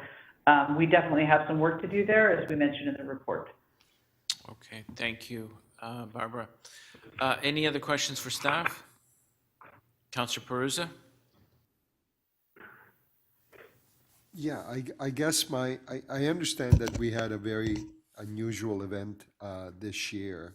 We got a lot of snow, but it seems like every year we get hit by one or two snowstorms that are very, very difficult to manage. So what's the plan going forward to be able to meet this type of event, this level of event? And God forbid, should we get a couple of events like this back to back, a few days apart? Like, what would we do then? Thanks, Councillor Perruzza. To you. So the report before you recommends the development of an emergency extreme winter weather event response plan. That's not something that's currently in place. We certainly have surface levels. As you know, we review them through the budget every year, but they do not contemplate a storm of the intensity that we experienced. I think your point about the future and what happens vis-a-vis climate change and wetter, wilder weather, we need to be prepared and we need to have clarity around roles and responsibilities for those extreme circumstances. So that's what we are putting our minds to right now, is developing that extreme winter weather response plan. We outline what we believe are most of the critical pieces in the report, and it also gets to Emily's very important point about supporting people with disabilities and our most vulnerable residents during snow. We've actually been to the Accessibility Advisory Committee one time. We'll be back to them, I would assume, a number of times over the course of the next 9 months or so.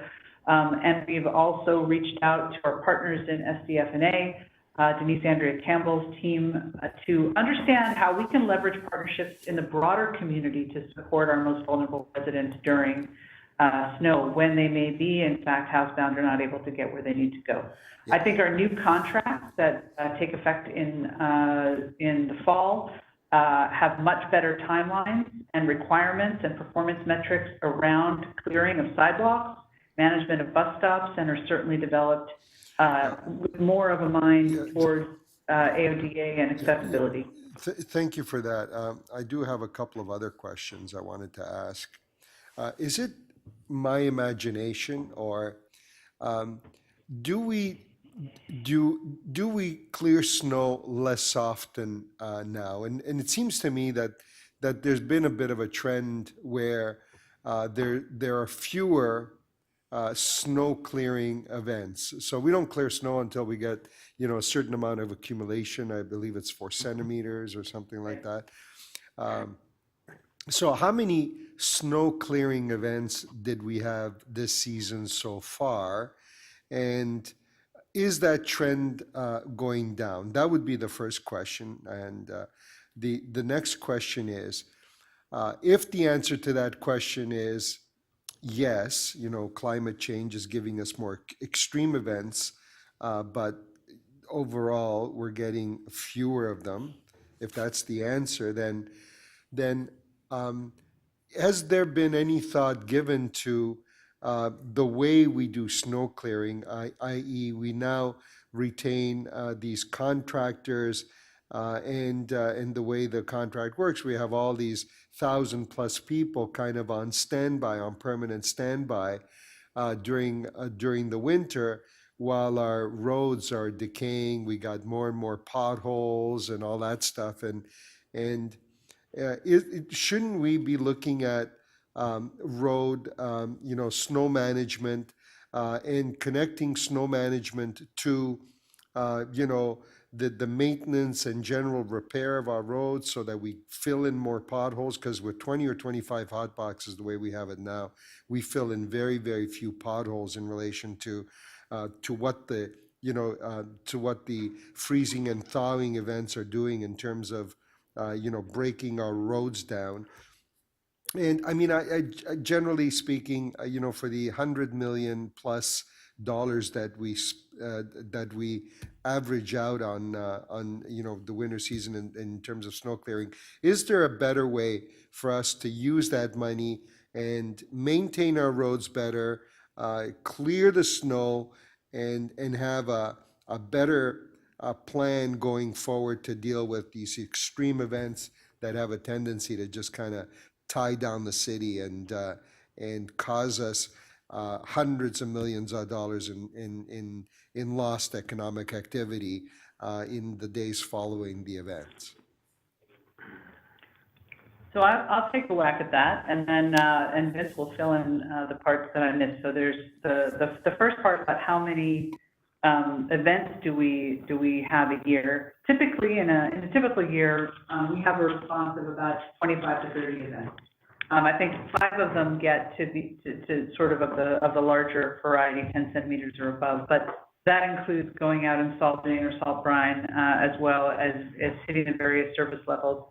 In the number of years, 5 years that I've been here, we've actually gone and changed service levels, especially for sidewalks, where we've gone down to 2 centimeters across the board for our response on sidewalks. So there has been some modification, and the staff that we have. So the contracted staff, certainly I think you'll see a bit of a difference in how the deployment happens next year and in the following 7 years of the contract, where you have one contractor who's responsible for an entire area, as opposed to, as you know, the 47 contracts that we've had up to this point, which made it very, very difficult to coordinate amongst them.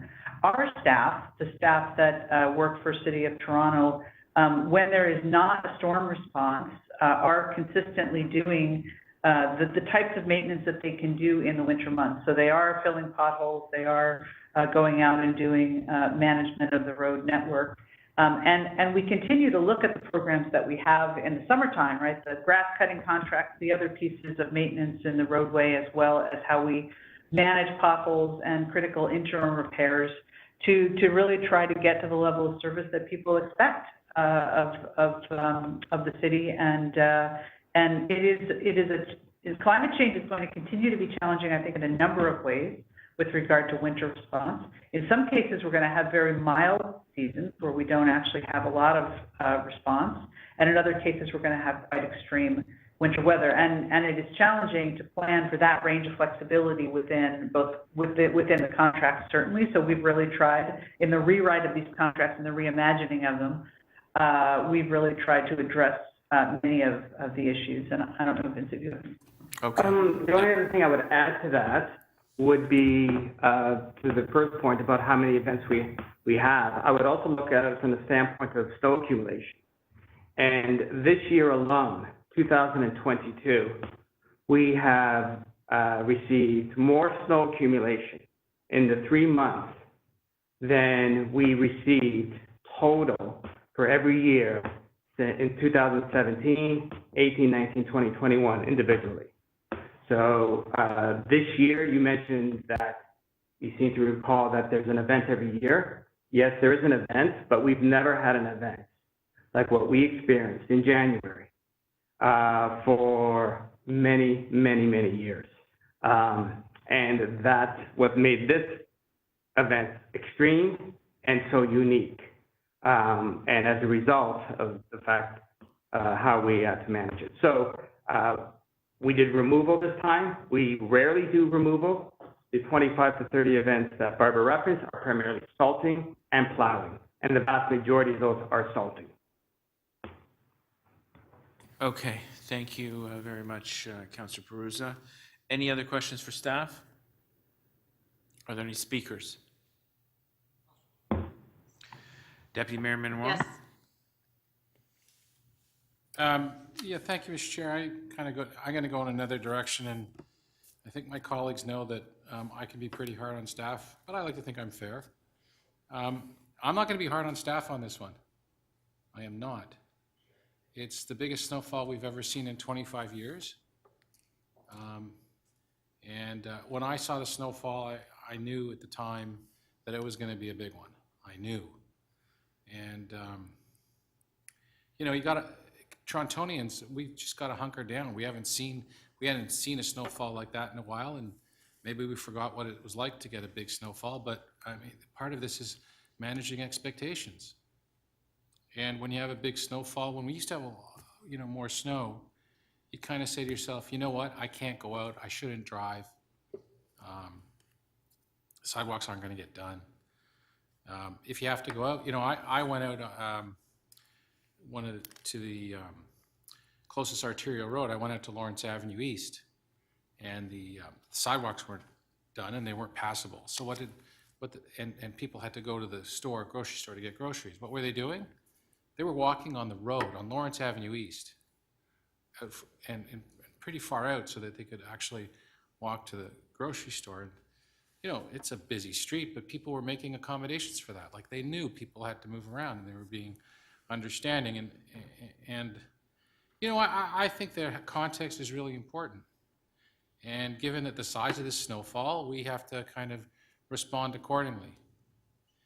There's a piece, and I think it's fair that, if we're not performing, if the public service isn't performing appropriately and our contractors aren't performing appropriately, then, we should ask tough questions and hold them to account. But, we gave them a budget. We awarded these contracts. No one really has said that they've actually done anything materially wrong, except they didn't plan for a 25-year snowstorm. And so what's the answer to that? I don't know. I mean, for me, it's like, are we going to buy more pieces, like more snow plows? We could. Or pay more money and get more contractors to sit idly by for the next 25 years until the next snowfall comes. We could do that. But we have to make reasonable decisions and know that there are going to be some snowstorms that are going to be outliers that we're just going to have to respond to accordingly and just tell people to stay at home. And and maybe the sidewalks aren't going to get plowed as quickly as we'd like. But we live in a really cold climate, and once in a while we're going to get one of the big ones, and we're all going to have to manage. I think that was the case here. I think there's some people that are kind of really getting upset about it. And I respect that point of view. I don't feel that way. People say they got a lot of calls. Heck, when there's a snowfall, my staff kind of cringe, the ones that have been there for a while, because you all know there are going to be a lot of calls. I think it's fair also to say, I mean, the piece about the people that actually need to get out, we need to, I would say that's worth a review, because some of those people that need to get out, elderly people, let's say people that have to go for dialysis or something like that, really critical needs, we have to respond to, we have to know that we're responding to them more smartly. But, 25 years ago, a guy called in the Army, and that was a bit of an overreaction. I don't, once again, I'll say that it was a tough snowstorm, and it was a big snowstorm. I think could they have, you can only do so much with what you have. And this was a huge snowstorm, and I don't think that, I'm not overreacting and saying that we have to, we have to go out and get our contractors and our city staff and make them walk the plank on this one, because I think that it just happened and they did the best with what they had, and we shouldn't be excessively hard on them. Thank you, Mr. Chair. Thank you, Deputy Mayor. I see Councillor McKelvey is back. Yes, Mr. Chair. Can I speak? Yes, please. Okay. So I have a motion. Put it on the screen.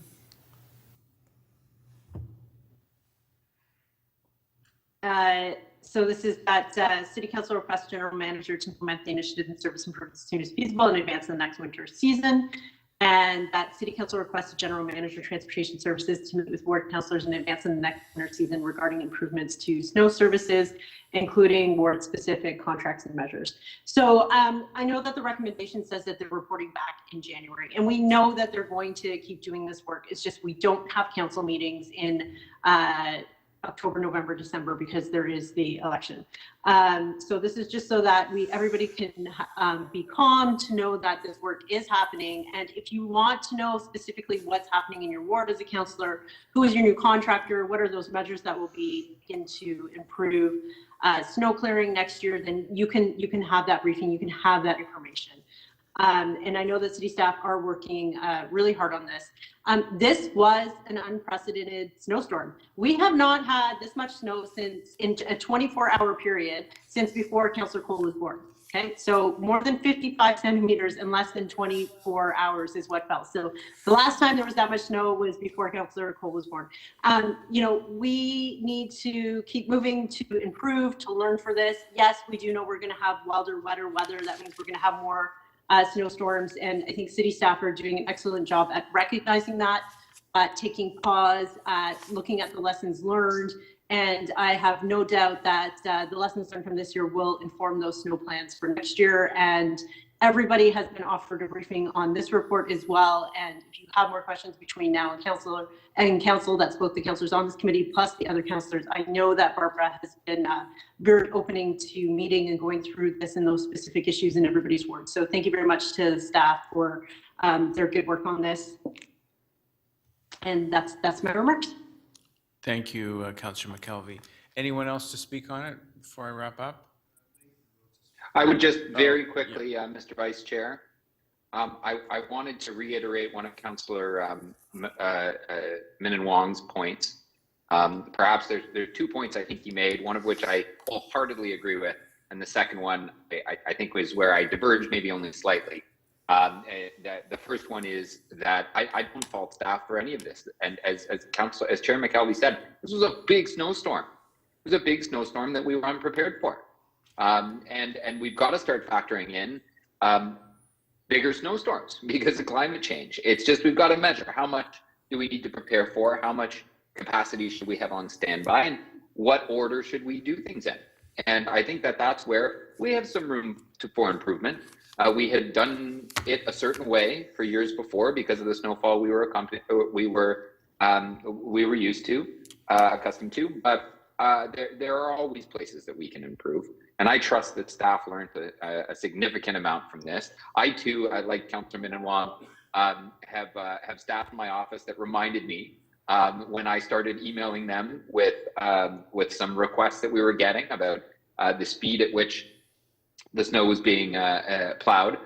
They reminded me that this is indeed something that happens every year, and every time, like Councillor Min Wong's staff have demonstrated to him, when that snow starts coming down, you start to expect those calls. But that's not to say that there isn't room for improvement. That's where we should take back our thoughts and collect the feedback that we heard and see if we can do it better, in particular to deliver on accessibility. I wish those bike lanes were cleared down to pavement. I am one of those cyclists that goes out there even when it's snowy and cold. It is not, sadly, down to pavement, and unlike what the Deputant Emily had suggested. But also there are inaccessible spaces around transit and other sidewalks that we have heard today, and that's where we can do better. And so we should strive to do the best we can. But certainly this was a big snowstorm, and I don't think it falls on the feet of staff to explain why they had a challenge. Thank you. Thank you, Councillor Layton. Mr. Chair. Councillor Peruzza? Please. Yeah. So listen, I agree. You know, how can you blame staff?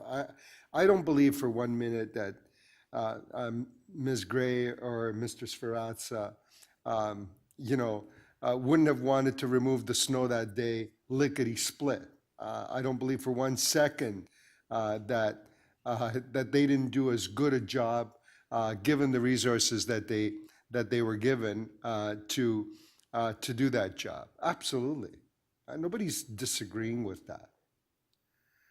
All I'm saying is that I believe that this is an area where we, sort of the political folks, have to focus in on, and we just have to do a better job. I think it's all interconnected. Snow removal, road maintenance, potholes, freezing and thawing, all of that is interconnected. And it's way more than $100 million. It's way more than $100 million in terms of snow removal alone. And then when you factor in, repairing roads and then having to resurface them and having to repair them and having broken down roads and having lost productivity and having people not be able to go to work, it's all interconnected and it all equals big, big, big money.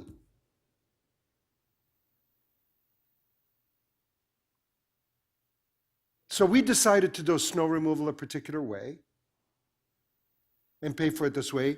Most of it is contracted out. So we have 11 or 1,200 people sitting around most of the winter through. And basically, while our roads are just deteriorating. I think we need to rethink that. And I think that we need to rethink how it is that we approach this.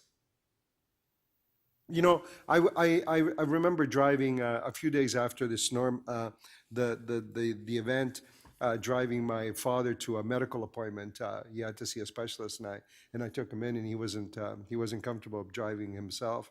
And this is on top of, I believe my ward got one of the highest complaint numbers. They called me, they called the 311. I think you can check 311 and you'll discover that that's in fact the case.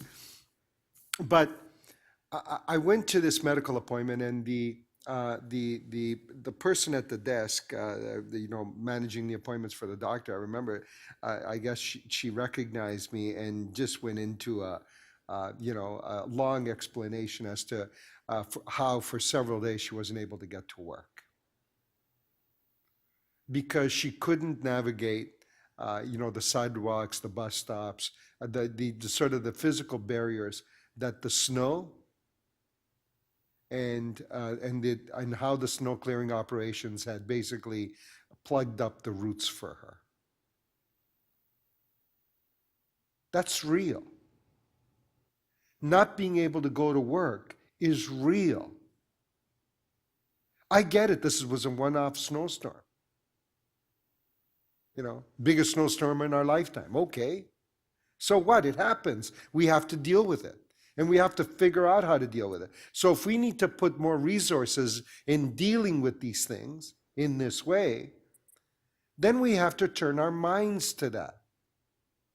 I know that Councillor Minnan-Wong is saying, this is contracting out versus bringing people back in, and immediately tune out to that because contracting out is the better way to go and then bringing people back in. I beg to disagree.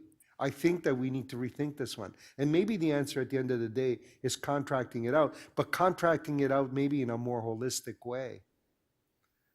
So that, snow clearing is connected to road maintenance and road management and all of that stuff. Because for that person who wasn't able to go to work, for 2, 3, 4 days after the event, right? That doesn't come back. That lost productivity, those lost wages, that lost economic activity is lost. And it has real value because that's repeated thousands and thousands of times by people when we have these types of events. So I know my clock is running out. I know that Councillor Minnan-Wong doesn't necessarily want to listen to this particular song or this particular music. I get it. He knows the song, he knows the dance, but I tell you, it's only going to get worse for all of us going forward. And I think Ms. Gray alluded to that. Climate change and all of that is just going to make this a much worse situation for Torontonians, for everyone else, and for us included. So, and I think our staff given the resources that they had, have done the job. But we need to bring, snow clearing to a better standard and to a higher standard. And we need to figure out how to do that. Because quite frankly, if we can't do that as a city, then what are we here for? All right. Thank you. Thank you, Councillor Perusa. I'm just going to just wrap up very briefly here. I don't think anyone was throwing staff under the bus. I think all the questions, both under the plow, thank you. When it came to council, I thought everyone was respectful. I think I'm speaking on behalf of everyone. We hold Barbara and Vince in the highest regard of professionals in our public service.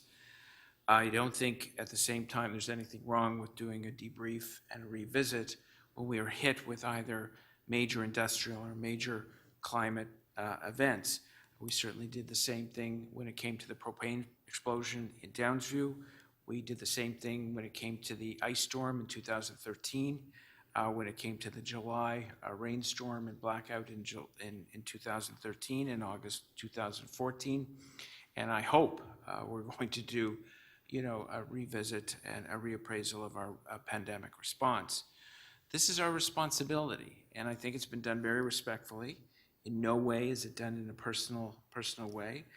What we focused here on is actually third-party suppliers and the type of equipment they're providing in the work. We're talking about our school boards and the role that they have to play and our readiness. If we are a resilient city, we have to be ready for things, for events like this, no matter how rare they might be. Plane crashes are extremely rare, but airports are always ready for them. And we have to look at it in that way. $100 million is what we're spending on snow removal. And it's a lot of money. And we want to make sure that those who have physical limitations or exceptionalities or disabled are protected in these kinds of situations. So I think a revisit and a reappraisal, a reassessment of how we respond is healthy, and that's what cities do. And I think this report addresses that. There's no doubt. It's quite comprehensive. So with that, I think there are some lessons learned. This will go to council, and the debate will continue. There's lessons learned, and there's always room for improvement. And there's always a way to make a city safer, better, healthier, and make sure that our subcontractors are living up to all their obligations as well, and that the equipment they're using and giving us meets the contractual obligations and the money we spend. And I think that's very important. And I think it's been touched on with the deputants and with Councillor Perusa that individuals were deeply affected by this. People who could not get to work, people who could not get to the grocery store, people who may have been injured by falling. And I realize that some complaints from constituents were unreasonable. There is that segment of the population. But the stories we heard today, are very reasonable concerns about the ability to get out of your house safely, to get to work, to get to a store, to get food, to get medicines, to get prescriptions. These are very real human stories, and I think we have to take them seriously. And it's not meant to insult anyone. It's not meant to undermine the public service. It's just to improve the delivery of services that we have at the City of Toronto. And I will conclude. Can I speak? Oh, yes, Councillor Cole. Yeah, I know. When you talk about the human aspect of this past snowstorm and the response, like we heard from Emily, are you still here? Yep. It is a real gut-wrenching time, and there's a lot of Monday morning quarterbacks. It's a lot of second guessing. I think I've heard about 200-300 recommendations from people on the street, over the phone, etc., saying, well, here's what you should do. Do like Quebec City, do like Montreal, do like Calgary. it was an unprecedented, difficult time, and there's no magic bullet here. It takes money, takes staff, well-trained. And, I was there in, I think it was 204 or whatever, with Mel Lastman when we called in the Army. And, I still get these comments from people, usually outside of Toronto, saying, oh yeah, you guys in Toronto had to call in the Army. And I said, well, we called in the Army because if you were on the phone back in 204, I think it was, but hearing people cry on the phone about not being able to get to dialysis, they couldn't get an ambulance up the street. I remember people calling from Manning Avenue and Treeford Place and Claremont Avenue saying that they couldn't, go down the street to get milk. Their cars were all snowed in up and down those streets, and you can't, where are you going to go with your cars? They were just, because we got, 100 centimeters there at that time. And, we got on the phone and called the former mayor of Toronto and asked him for help. He was lucky. He was the defense minister, Art Eggleton, and he understood downtown Toronto. And he listened to the pleas of the mayor at the time, Mel Lastman, God bless his soul. And he brought in some help. The good thing is it distracted people from the snow because everybody started talking about the Army on the streets. And you remember seeing them, you were probably just a young boy, but they were out there on the streets clearing and helping. And they, people at least had an understanding that the mayor understood. He was trying to do whatever he could. He felt their pain. And the Army was called in, so what? We get these comments about Toronto from all these cities all over the place that always like to diss Toronto. But that's what happens, is that there's the human impact, like Emily said, about what happens in these things. So whether we're councillors or whether it's Mayor Tory or whoever it is or city staff, it is a gut-wrenching time when people can't get to the bus. They can't get down the street. They can't get someone to bring them their medicine. They can't get to the drugstore. You couldn't walk. And the thing about people forget, the day that the Army came in, there was a forecast for another 20 to 30 centimeters the next day that was supposed to come on top of the 100 plus we got. So anyways, that's a little bit of history, and I know some people don't appreciate history, but I thought I'd just put that on the record. Okay, thank you, Councillor Cole. And yeah, no, you've hit on some very key points. Okay, we have one motion. If we could put that on the screen. Councillor McKelvey's motion. All those in favor? Opposed? That is carried. The item is amended. All those in favor?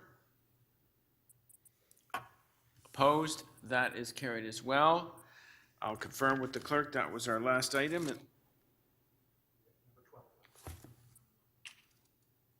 Fleet Services? No, this was the speeding Vision Zero thing. That was conveniently put as the last item. Okay. I do apologize. We have one more. Councillor McKelvey, did you want to resume the chair, or are you okay? What do you want to do? Nope, you got the visual on the room. I think you're handling it way better. Yeah, I've got a very unruly crowd here, so. Deputy Mayor, you held item 12, and. I just have a couple questions. I don't have any deputants. Questions for staff? Yeah. So my first question is the agency that has the most offenses is Toronto Housing Company. I wanted to know why they had the most offenses.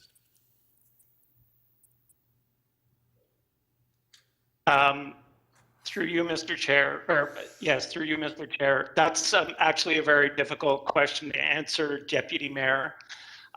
What I can tell you about those violations is that they were concentrated in the community safety unit of Toronto Community Housing.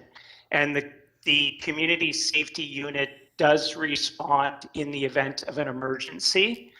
However, they are not permitted to violate what's set out in the Highway Traffic Act. Yeah, okay, so, but they still have to pay their own fines, yes? Yes. So similar to the city's policy, TCH does have a policy that requires the offending vehicle operator to repay any fines associated with their operation of the vehicle. And how many of the 200 plus offenses in Toronto Community Housing were from that unit? So there were actually, during the period from July of 2020 through the end of 2021, there were 90 violations. I've been told by Toronto Community Housing that all of those violations were with the community safety unit. Okay, then just this a different question. What was the biggest fine and highest amount of speed that was achieved by the tickets that were issued? The highest level of speed that exceeded the posted limit was 30 kilometers per hour.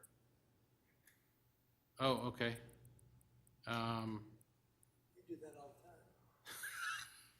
All right, thanks, David. Thank you. No problem. Mr. Jollimore. Thank you, Deputy Mayor. Any other questions for staff? Are there any speakers? Do we have any motions on this? No? Okay. Deputy Mayor, you moving receipt? Okay. All those in favor? Opposed? That is carried. That concludes our business for today. We are adjourned. Thank you very much to our tech people, to our clerks, to councilors, Marking this historic return. and deputies. Marking this historic return. Yes, it is part of our recovery process. Thank you very much. Enjoy the rest of the day. Thank you, Councilor Pasternak.